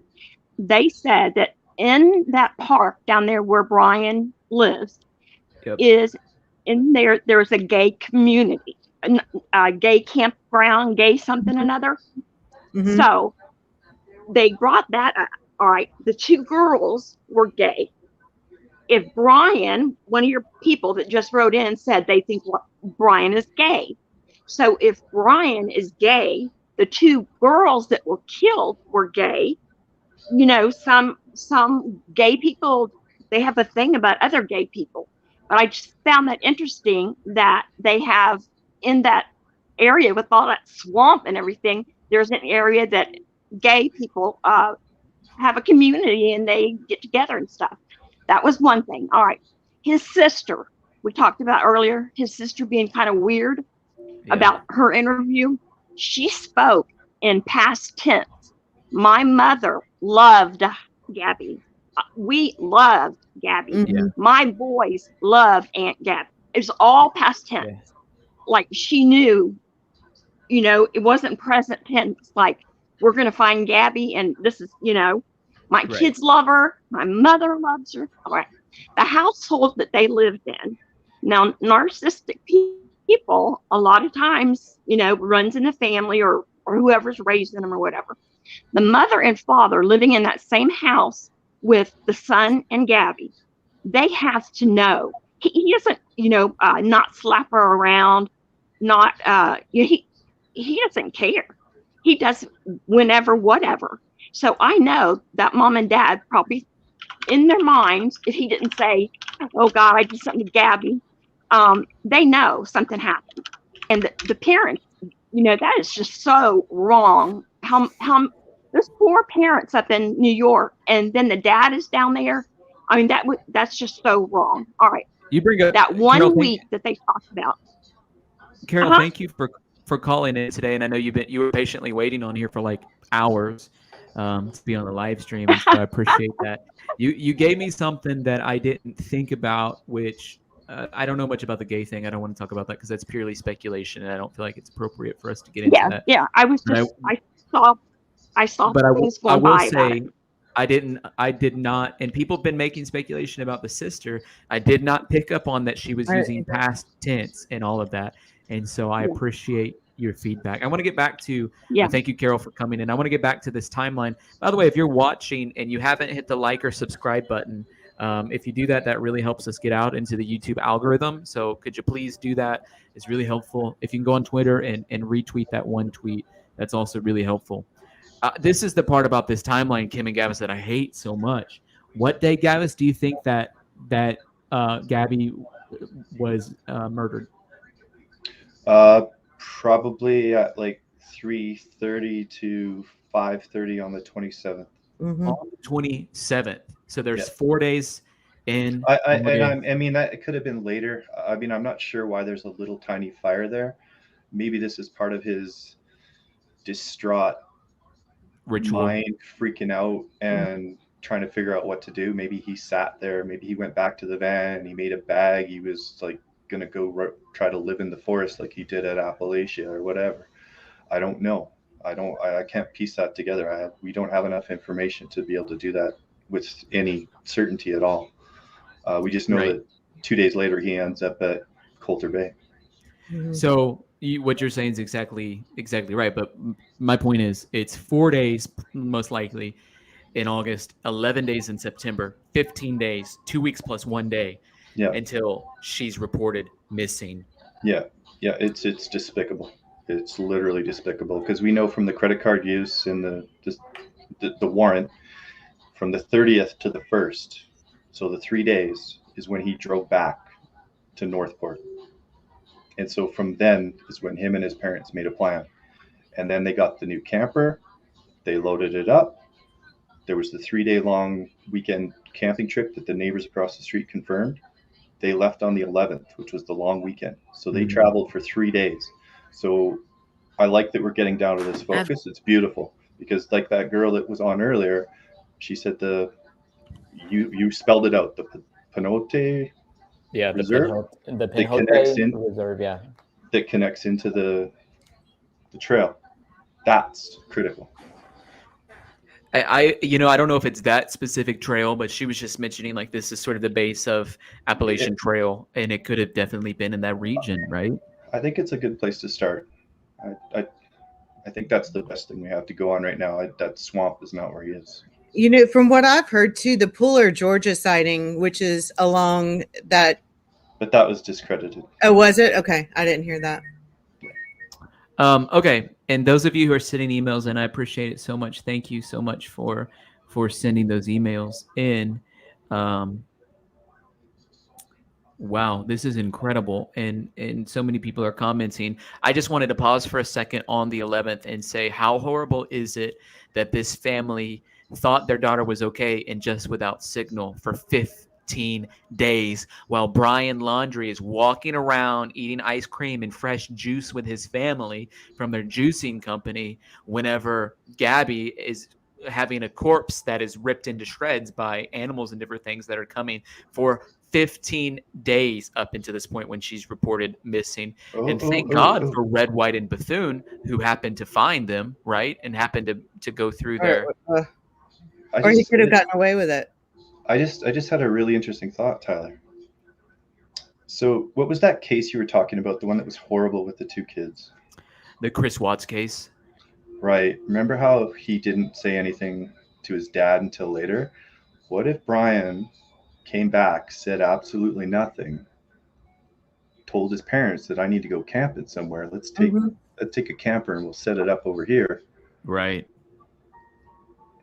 Honestly, that's what I think. As the mom of 2 boys, I think, and one of them being that age, I think he came home and didn't say much. I think they knew the nature of I'm not saying they're without fault at all, because at this point, but I think in the beginning, it's very likely that he came home, said, we got in a fight as usual. She wanted to stay there. Let's go camping, and just really didn't tell his parents much of anything. They didn't return the calls because he kept making excuses for things. We got in a fight. We got pulled over. And I think he only revealed the truth as he had to. Yep. People are asking if I have a YouTube channel. No, I would be banned so quickly. You can see how hostile I am. So. Well, we welcomed you on my channel, and as long as I don't get in trouble like that person tweeted me, we'll be all right. I think I'll be okay because we were giving credit to everybody. It's not like we were stealing people's content. We were literally saying who all of the content was coming from. And we're not. My channel currently is not making any money off of this unless anybody's sending PayPal or Cash Then you App. shouldn't. Yeah, you should. If it's not monetized, you shouldn't have any problem. Yeah, we're happy to have you, Gavis. I hope you're able to join us on Monday or before that if there's any other things that come out. But let's keep going through this. September 11th, the family reports Petito missing. Oh, I hate that it took so long for this to happen. And then finally on September 15th, Laundrie's named a person of interest. Laundrie spent 10 days at this time, with his family. And by the 15th, he's named the person of interest. And then when is he reported missing?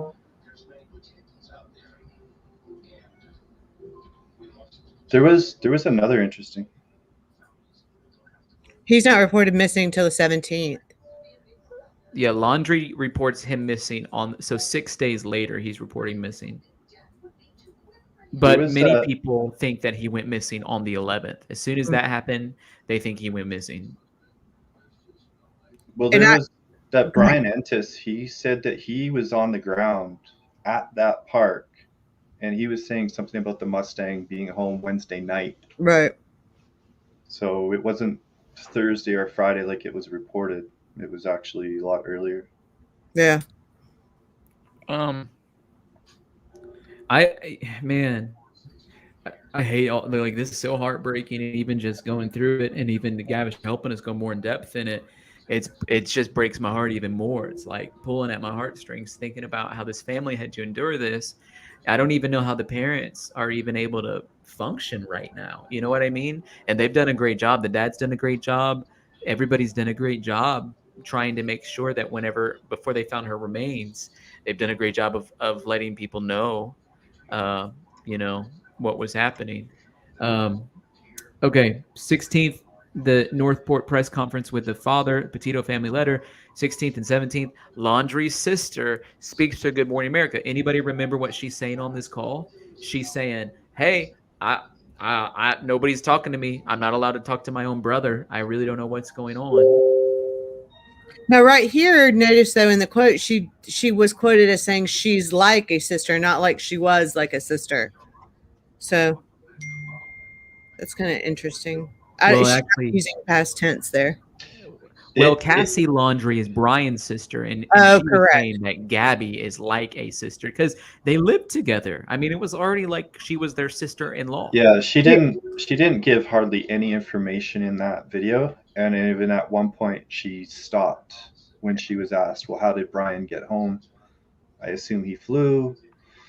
So it sounded like they were already well lawyered up at this time, and any good lawyer is going to do exactly what the Laundrie family has done at this point, and just keep your mouth shut. Yeah, it's just my point. I think the other, like Carol was saying that she was using past tense, but she's quoted as using present tense. Oh, is she? See, Yeah. I didn't pay. I mean, that interview, September 17th, and for those of us who've been on the rabbit hole of this case for the past 2 weeks, September 17th feels like 10 years ago because there's been so many different developments since then.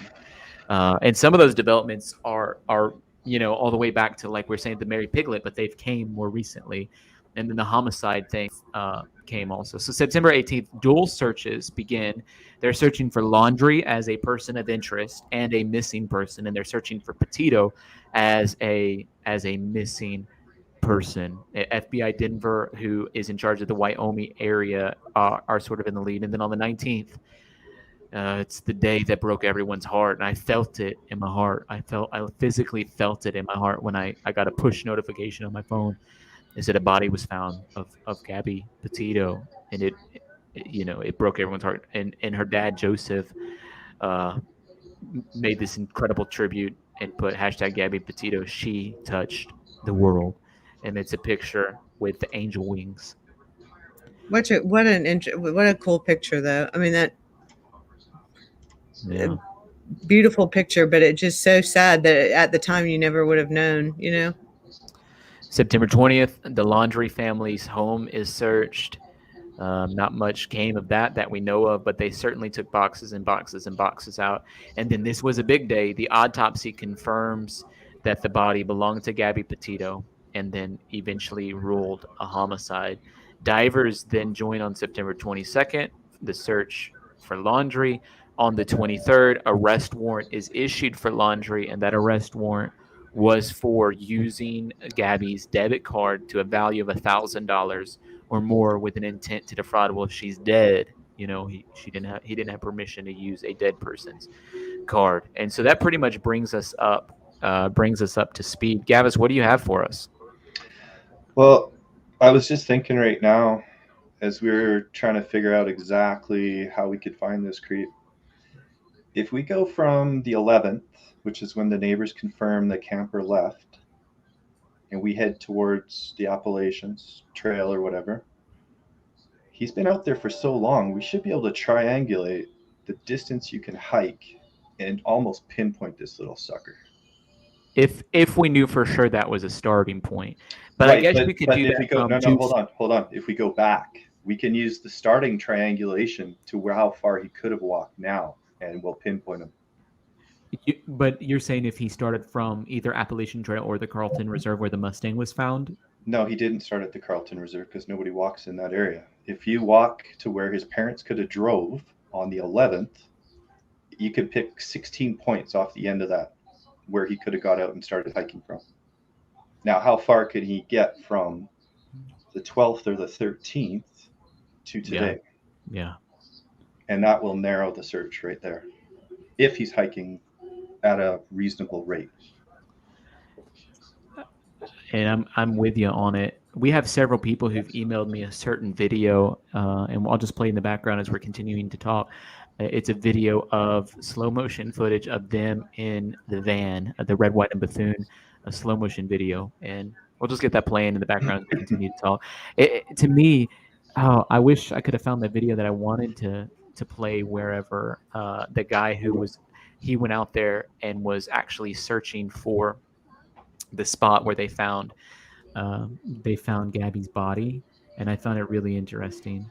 The guy who actually was out there. Here's the van footage that's in slow-mo with additional analysis. People are saying when he pulled up, to me that's not a person. Like, I don't, even if it was, what does it matter? You know what I mean? No, there's lots of half-dead tree stumps there too, so no.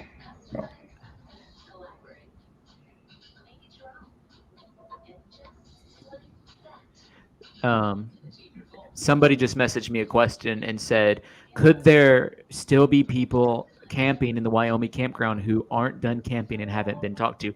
I thought about that. It's very likely. However, if they didn't hear anything at this point, it's not really going to matter.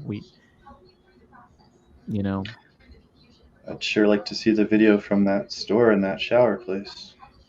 I wonder if they have a DVR that dates back that far. By the way, Amber Wing It says Amber Wing requested $20. So I guess people are now asking me to send them money for having a live stream on Cash App. You know, that same guy that went out to the location, one of the things I didn't know that talking about break your heart, broke my heart even more was I did not realize her stepfather was out there when they found her.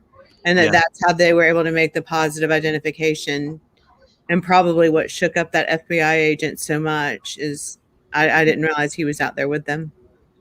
Yeah, I think there's 2 actual grave sites out there, or 2 crosses on the ground. There's 2 crosses, and that's why I'm wanting to find that video. One of the crosses we know the stepfather put down, but I want to know, is the 2 crosses there because the body was split into double remains, first off, and then second off, you know. No, the first cross is near this side of the bank. The one that Gabby's uncle or dad built was the one that's 300 and something off across. Oh, okay. So that's the actual one. That's interesting.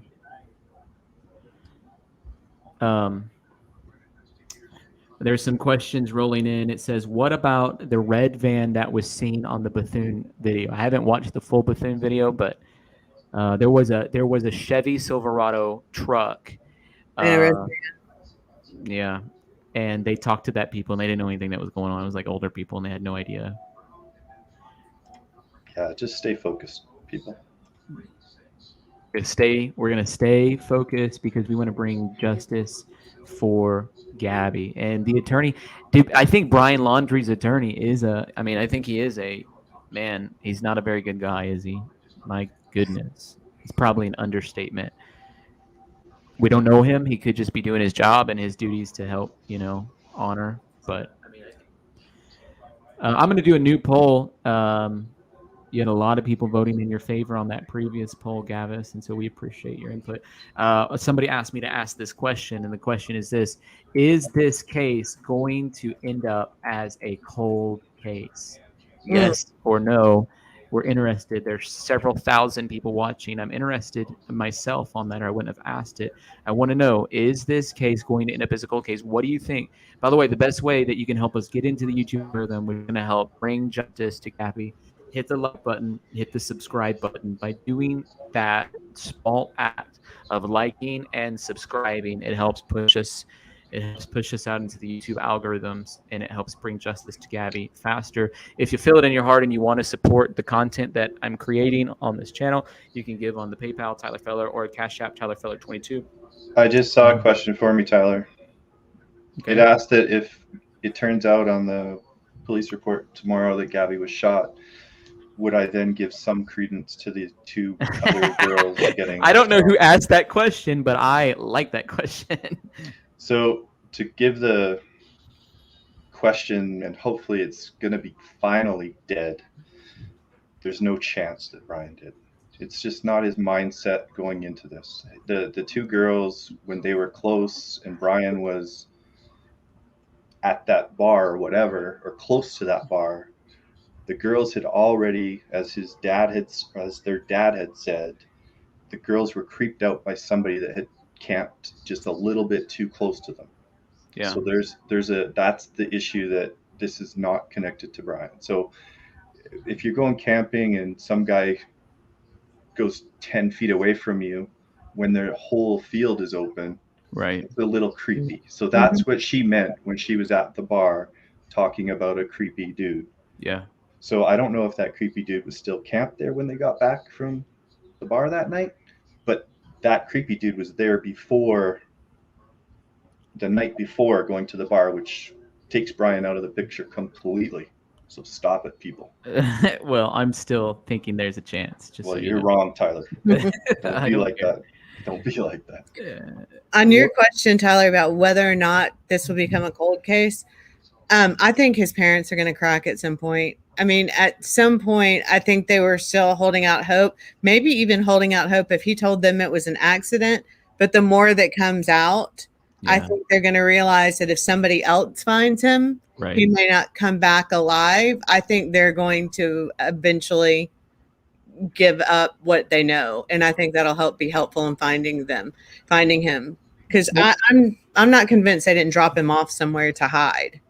Yeah, right now we have over 600 votes, and 80% of people it's tracking right now are saying, right, 79% right now with over 600 votes, they're saying this case will not end up as a cold case, and then 20% of people are saying, yeah, it's going to end up as a cold case. So here's a question for Gavis and Kim both. Was he with his parents when they went on vacation, and where did they go? And I assume he's talking about the September 11th camping trip. I think he was with them. I mean, the neighbor said he was with them, and that's kind of odd. I mean, that's not a very big camper unless you have a specific intention to go with two parents and your 23-year-old son. Right. That just seems a little odd right there, that there was not a bigger intention for why they were going. Yeah. Yeah, no, I agree with 10,000%. So I think that's where we all need to start cyber sleuthing. And how far can you drive in 3 days? Because it took them, 3 days to go and come back? So in a day and a half, how far can you drive to get close to somewhere that you can get off the grid? Well, interestingly, I have friends here in North Georgia who have talked about looking for him in the North Georgia mountains. I guess that's where, I'm not a hiker, but I guess that's where the Appalachian Trail, kind of the top of it is. And I will tell you, from here to Northport, where he is a 10-hour drive. And that's if you're going slow. I mean, so you can make it from here to Orlando in 8 hours. Right. So you can get pretty far. From Northport, Florida, it's reasonable to get midway up into Georgia, where an Appalachian Trail starts. It's reasonable. That's where I'm at. Yeah. It's reasonable to get to the Pinhoti Trail that Lula was talking about earlier. I think that if we could get a record of all of their properties, somebody emailed me when I said they had 4 properties. They said, no, they have 9 properties. Okay. If they have property in one of those states, especially in my church, we have all kinds of people. I have a man in my church who bought property and created something completely off grid, solar power. He has an airplane. He built his own landing strip for his airplane out there. He wants to be able to go by himself and land. I mean, these people, I'm not saying they did it, but I'm saying it's possible they have something like that completely off grid. He could be living in their own family created paradise for all we know. Yeah, I think that's a super point. I think now we're actually getting somewhere. This is good. Yeah, so is the new camper sitting in the driveway? That is the new camper. And right. nobody So how perfect would it be to take another camper, drop it off at the new place full of supplies for this donkey in the backyard, put it up on bricks or whatever, got enough propane, it's good for a long time. And that's probably exactly the advice his lawyers gave him was, is there some place you can go that you're going to be completely away from everybody? So maybe this trail thing is not the right way to think. His parents own property in New York, and, up there in that whole, if I remember correctly, one of the places they own it is up there near north of New York, somewhere in that Cooperstown area. And we've driven around in there, and that, to talk about desolate. I mean, you can go, for miles and miles and miles and not see another building. So I think you're on the right track, Gavis. Nobody has said, his neighbor actually has asked the question, and nobody has answered that I have seen, where did the old camper go? Because this white one is a new camper that was bought the weekend of the 11th, is what the neighbor said. Yeah. So where is the old one? This is how we find this little Baldo. This is it, guys. Get on your horses. Let's do it. Let's get him before Monday. Actually, you know what would be poetic is to get him tomorrow. Yeah, I mean, if somebody could find out the information about what the tag number or something was on the old camper, or what the old camper looked like, if it was maybe on Google Maps, their address showing the old camper. You could probably talk to that Ennis guy. You can go down and talk to the neighbors right now. Yeah, and find out what that old camper looked like. What make and model? Was it a Scamp or what was it? Somebody commented earlier, and I think it was just totally out of line. They didn't understand what was happening, but they said they interpreted, when that neighbor was talking about campers, that the second camper was the van. And when I watched the video, the guy was like, They already have a camper. Why would they get another camper? He wasn't talking about that. Okay. And Buttercup Baby was saying proof of sale. Listen, where I live in Illinois, and it's hunting country here with the big white-tailed deers, the big bucks. I could go buy a number of things, vehicles, campers, 50 other things off of Craigslist or Facebook Marketplace, and they're four-wheelers, side-by-sides, and there's no proof of sale. It's just the way some people live. And so I'm going to say there's not even a serial number on those things. some of the campers have serial numbers. The ones that you hook to your truck, I don't think is going to even matter. True. That's a good point. Tyler Thomas said, Tyler, check your email. Brian's alibi theory. I'm getting a lot of emails, and some of them are going to spam. And so I think what Thomas was saying was that he was going to Coulter Bay because he wanted to have an alibi for himself. And some people have speculated that that's why he was trying to get a ride. But after hearing what Gavis was saying, I'm more convinced that that's not what was happening. Guys, I think we can solve this in like 10 minutes. Let's find out how far you can drive and where these potential properties are. We could probably eliminate half of them and be down to 4 within 20 minutes. Yeah, I don't know. I can figure out how far to drive. That's easy. What I can't figure out is how do we know what property they own? Yeah, and if they own property and it's within that day and a half. I mean, Dog Bounty's probably watching this right now trying to go get this bounty, but that's the solution to this answer. That's what we got to do, guys. We have a new caller I want to add just for a second to see what they have to say. Hey, Lisa, thank you for joining us. What do you have to say? Hi, hon. I already talked to you guys once before. It's Love Your Guts. I have a question about the camper because one of the interviews where the fellow neighbor was interviewed, he had stated that they just bought the camper. Now, has that been confirmed or any proof of when they bought the camper? Because there's so many stories around it. It does look brand new. Was it taken off of the property and checked? I don't remember seeing, and I have been following this on WFLLA, and I'm constantly going through YouTube and checking all kinds of updates, and I've yet to see where they inspected the parents' red truck or they inspected the actual trailer that goes on that truck. And also, a neighbor had stated, or there was a post where someone had questioned, why are the plates switched? Meaning, why are the car plates on the truck and the truck plates on the car? Those are all great points, Lisa. You were cutting out a little bit, so I went and disconnected you. Kim, what were you going to say? Brian Inton actually made that same comment. He's the WFLA guy. He actually made the comment that he has not seen the white camper searched. And the neighbor did specifically say that the white camper was bought that weekend that they went camping, because he said that he figured they were just going out to take it, for a test run to put their own touch on it. Not his exact words, but very close. So it was bought that weekend. It was new. Yeah, and that answers your question, Lisa, about the camper being a recent purchase. And I know this in my own neighborhood. If somebody buys a camper like that, I notice it. I mean, there's like 6 houses around me. I notice anytime anybody gets a new vehicle. I notice if there's a strange vehicle. I notice if there's a camper that wasn't there before. And so I'm going to know if they've had a different camper. What if one of the properties they had was more like just land? That's what I'm saying. They probably have some land that they bought either as an investment or it's just kind of off-grid type thing. Maybe it's in the Appalachians where Rose was saying that Brian had went and stayed for 3 months before, you know? And I would say this too. Like I mentioned this in the call I had yesterday, where I know people do this. They put their land in a trust, irrevocable trust, in the name of a family member. So even if we search the name of Roberta Laundrie, Christopher Laundrie, it could be in a family trust, the property can.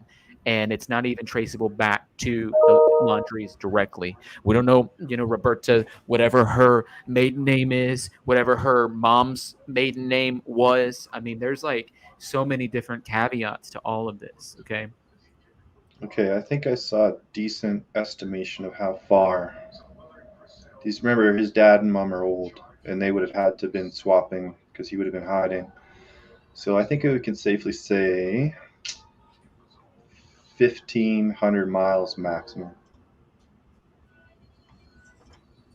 in a day and a half. And Emma, that's great information. She says from her research, they own a property in New York. That's what I heard too. And then 2 in Florida, the home they currently live in, and then 1 other. That condo, interestingly, in Florida, I think they just sold. The other property they own in Florida is a 10,000 square foot office building for their juicer services company. Okay. Do we have anything within 1,500 miles? Well, then New York, no, is that within 1,500 miles? Probably the best way to do it is figure out, because in 2019, Gabby and Brian did a road trip together. Did they stop on an Appalachian Trail, Georgia or Alabama? Maybe if we went through their posts and looked through that, would that be helpful? Would that be a way to try to figure that out? Is there a place along the Appalachian Trail? Because somebody was on here last night saying, hey, they stopped in Indiana. Where did they stop at in Indiana? And I was like, well, why is that important? But now as we're having this discussion, it feels a bit more important to me to really realize where are some of the other places that they could have been hanging out at. So to answer your one question, or to address your 1,500 miles, from Northport, Florida to, and I'm just going to say Cooperstown, New York, because for some reason I remember the property they own being somewhere near there, is 1,344 miles. That's almost perfect, boys. Let's get to New York and start looking. So there must be a property that they owned in New York, because that. Why would you just go on a camping trip for exactly 3 days, right? Well, they live in Long Island. And they know that area, right? So probably they had land out there as well. So I think we got to get out there. I want to know where this Deep South farm is they were at 64 weeks ago. A little romantic getaway to the mountains and Deep South farm. That's in Georgia. That's in Elijay, Georgia. Elijay, Georgia? Yeah, Elijay. It's pretty north Georgia. Very not pretty north. Very north Georgia. Almost out of Georgia, but it's in Elijay, Georgia. It's actually, looking it up online, it's a wedding venue. Elijay, Georgia. Is it possible he could have started or went to Elijay? That is in Appalachian Trail. That's that. Look at it. Look at where that's at. That's right on the foothills of what becomes the national forest, right there. Mm-hmm. And it seems like maybe they were looking at that for their wedding site, because Deep South Farm is a wedding venue in North Georgia. That's crazy that you know that.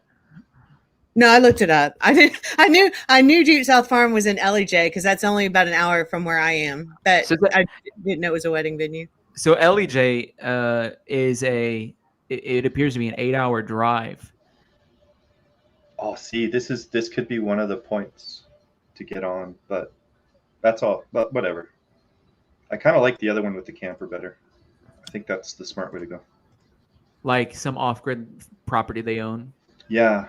But that's what I'm trying to do. Is I'm trying to say, like, is the thing that they were at, do they have property in that city and they happen to visit the Elijay, the Deep South farm while they're in Elijay? Like, that's what I'm saying. Like, if we go through his previous locations, he's likely, if they have family property somewhere else, he's likely to do some visiting. Look.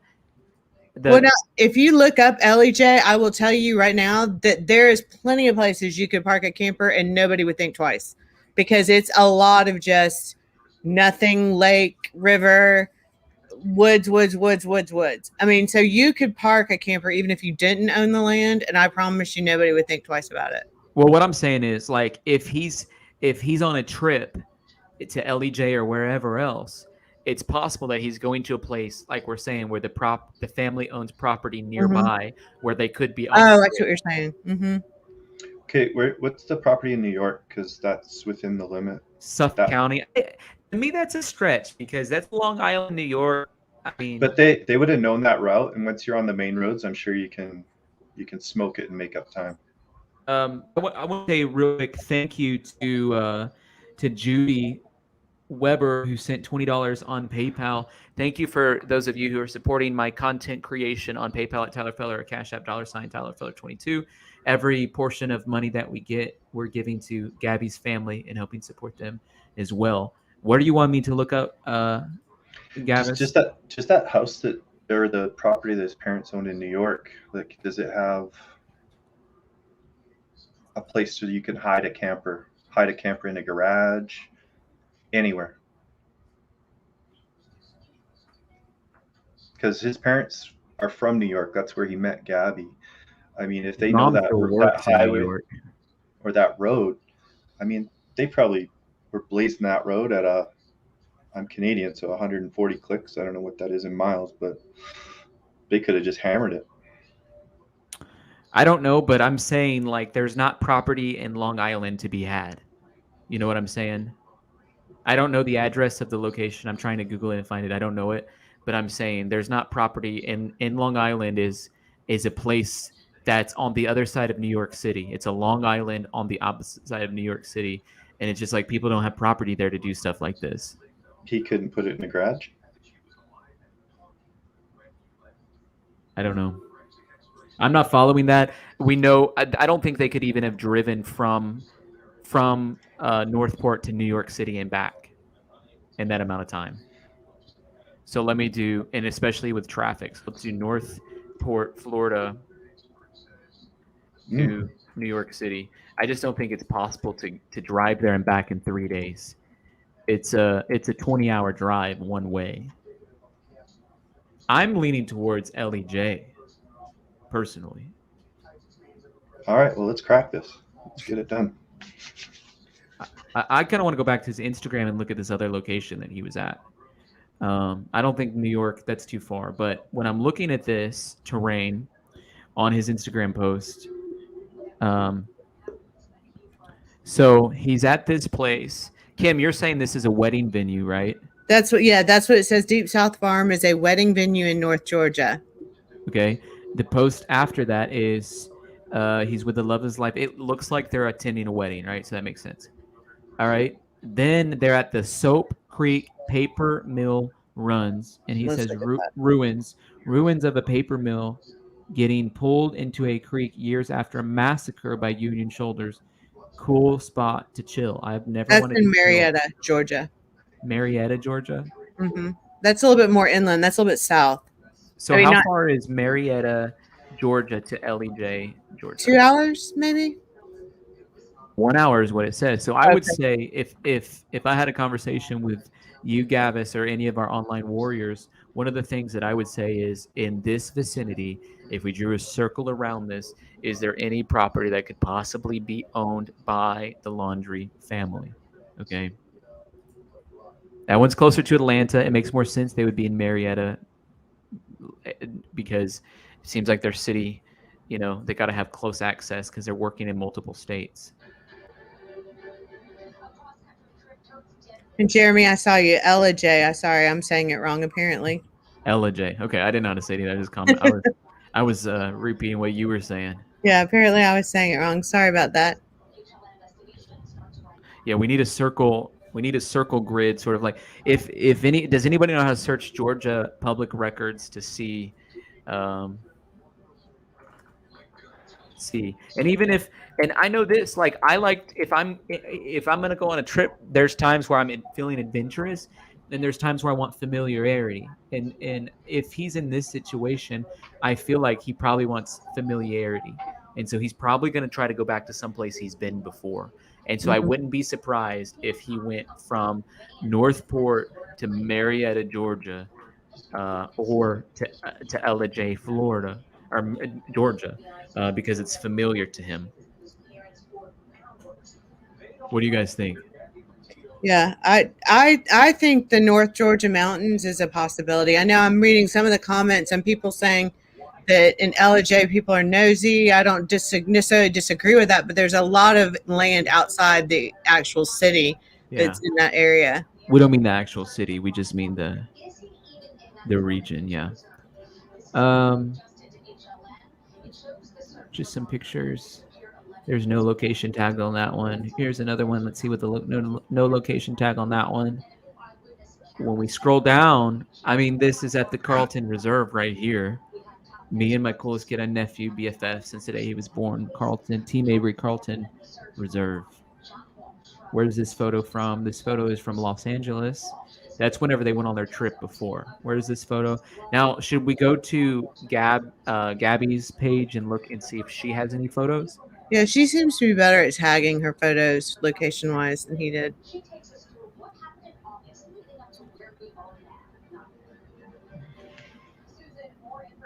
Yeah, Rose also made a comment that every time Gabby would make a post, that Baldo would make one right afterwards. See, and it was timed. You could see that it was done. Oh, that's really interesting.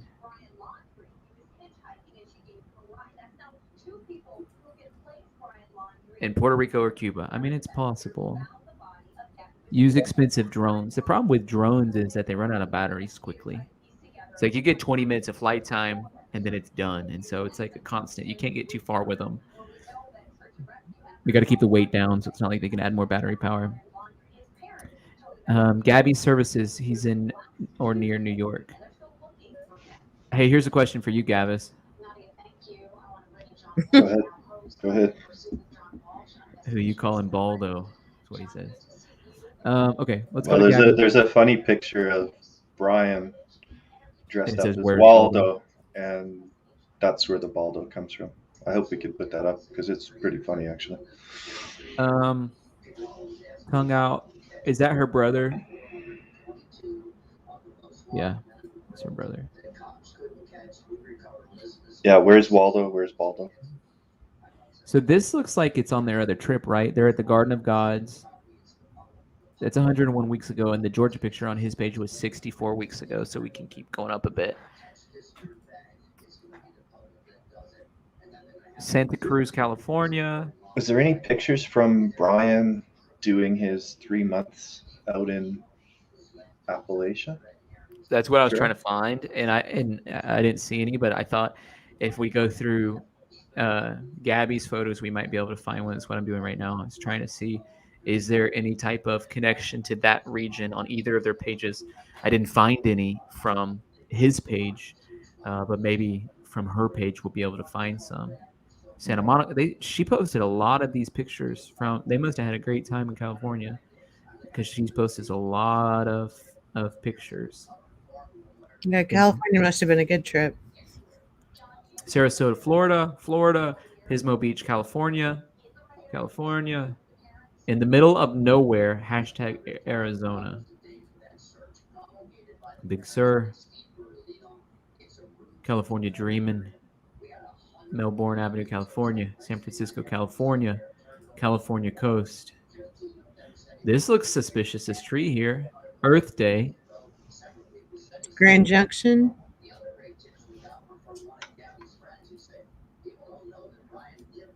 Huh. I think these are just random pictures and all at the same location.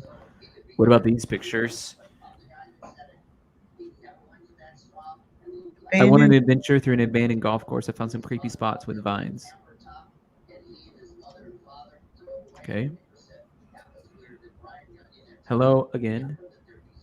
Soap Creek. Where's that at? SOPE, right? Yeah. Can somebody tell me where Soap? That is a stream in Georgia. It is in Marietta. Is it in Marietta? Yes. Ding, ding, ding, ding, ding, ding. You know, Marietta is so close to Atlanta, but I just didn't even realize Marietta had areas like this, honestly. And look what she's reading, a Chuck Palahniuk book or whatever he says. And look, people are commenting, like, interesting book to read. Evan, my co-host, for some reason watching the stream but not co-hosting with us, sends me directions. Could you imagine, guys, if we crack this right now? Wouldn't that be awesome? Soap Creek, Georgia, says Christopher in the comments with 27 likes. Wow.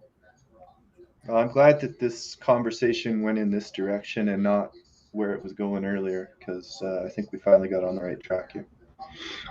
Hey, you know what? Sometimes you got to take the rural route to get to the beautiful destination, and that's all we're Well, doing. I don't have the patience you do because I would have been banned a long time ago. Well, I've been on this live stream now for 6 hours, so I have plenty of patience, and I really need to get off of here before too long because I'm usually in bed on Saturdays at this time. And Tam, you're right. Tam Bennett said that North Georgia has a lot of, and I lost the comment, but she was saying something about North Georgia having a lot of places that remind people of the Grand Canyon. And North Georgia is, I mean, you got Helen up there, you've got Dahlonega, you've got, a lot of places that are just pure solid woods and a lot of lakes and rivers that connect, and it's a pretty good place if you were trying to hide, I would think. Okay, the next thing we've got to do here, remember guys, stay on target here. Let's go look for campgrounds in that area where you can just leave a camper in a campground area and park it. There is one in Ellijay. There's a campground in Ellijay, but I'm going to look near Soap Creek. Yeah, look near Soap Creek. I think that's the place. United States Department of Agriculture campground. The campground provides access to the southern trails of the West Elk Wilderness.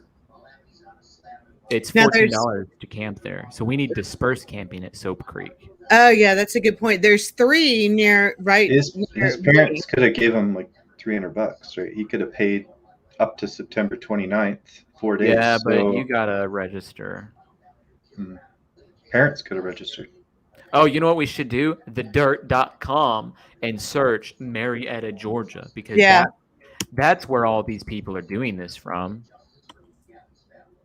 Like, this is where they're getting their, get it, dirt. I just searched campgrounds near Soap Creek, Georgia, dispersed camping, and there is a thing called Trail Time Adventures that is, it seems to be a popular dispersed. Yeah, and it's in near the Chattahoochee National Forest. What a weird word, Chattahoochee. Yeah, it's a hard. There is a completely dispersed. Now the Chattahoochee is. I've only lived in Georgia for 7 years. I was Florida before that, so all the Georgia people, please excuse me if I say something wrong. 8 years, but there is.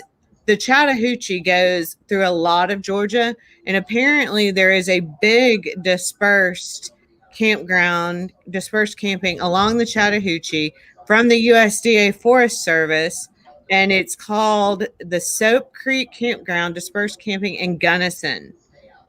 Okay, and then there's also, oh, go ahead. I'm sorry. Let me Google Soap Creek Dispersed Camping in Gunnison. Right. And there's another one called the Low Gap. Well, this soap is spelled differently. So yeah, Gunnison's in Georgia. Because that soap is spelled differently. Oh, you're right. You're right. So then I would say I would look at the dispersed camping, which is the Low Gap campground. Way down yonder on the Chattahoochee. Okay, what'd you call it? The Low Gap campground. Yeah. Low Gap Campground, USD Forest. Oh, there I found it on the dirt. Believe it or not, I'm going to go back and go. Low Gap Creek on the dirt is another one of our campgrounds. Located in the Chattahoochee Wildlife Area by the Mark Trail, it's a 13-site developed campground, and it's as close as it gets to dispersed camping with amenities. This clandestine, real quick for the people who don't know what that word means, let me just get the definition for you. Kept secret or done secretly. This secret campground. All right, people. Am I reading that right? Yeah. All right, people, get in your cars and go find out. That's about 45 minutes from me. I'm trying to talk my husband into going there tomorrow. This secret campground. Make yourself 125 grand.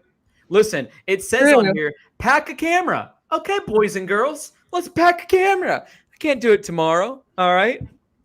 But let's pack a camera, all right? Yeah, I mean, we really could go check it out. I have 2, a 20 and a 23-year-old, and my husband I can take with me. You might need to bring some firearms. Those are legal in Georgia. Yeah. I'd be really careful about that. Like Doc said, you know, you don't want to just walk up and go, "Hey, you're Brian." No, You know, for you sure. want to Bring mace, bring a firearm, bring. Somebody said, which is kind of funny, Soap Creek for dirty laundry. Ooh. New developments. We have reason to believe Brian Laundrie. Like, I don't want the FBI calling me, so I don't want to post this on my Twitter.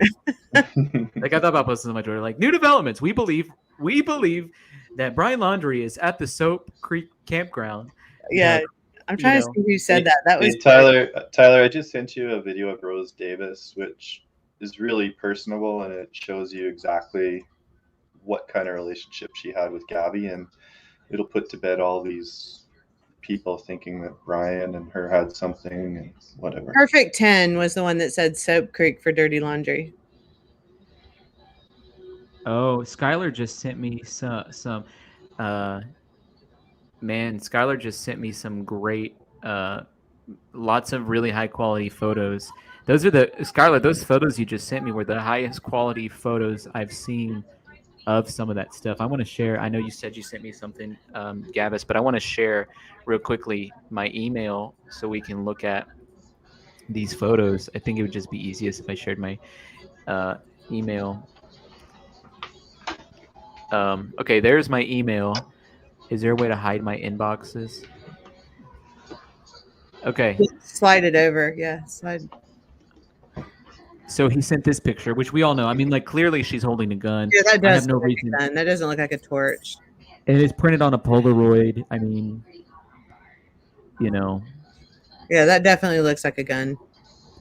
And then here's some high quality photos of this.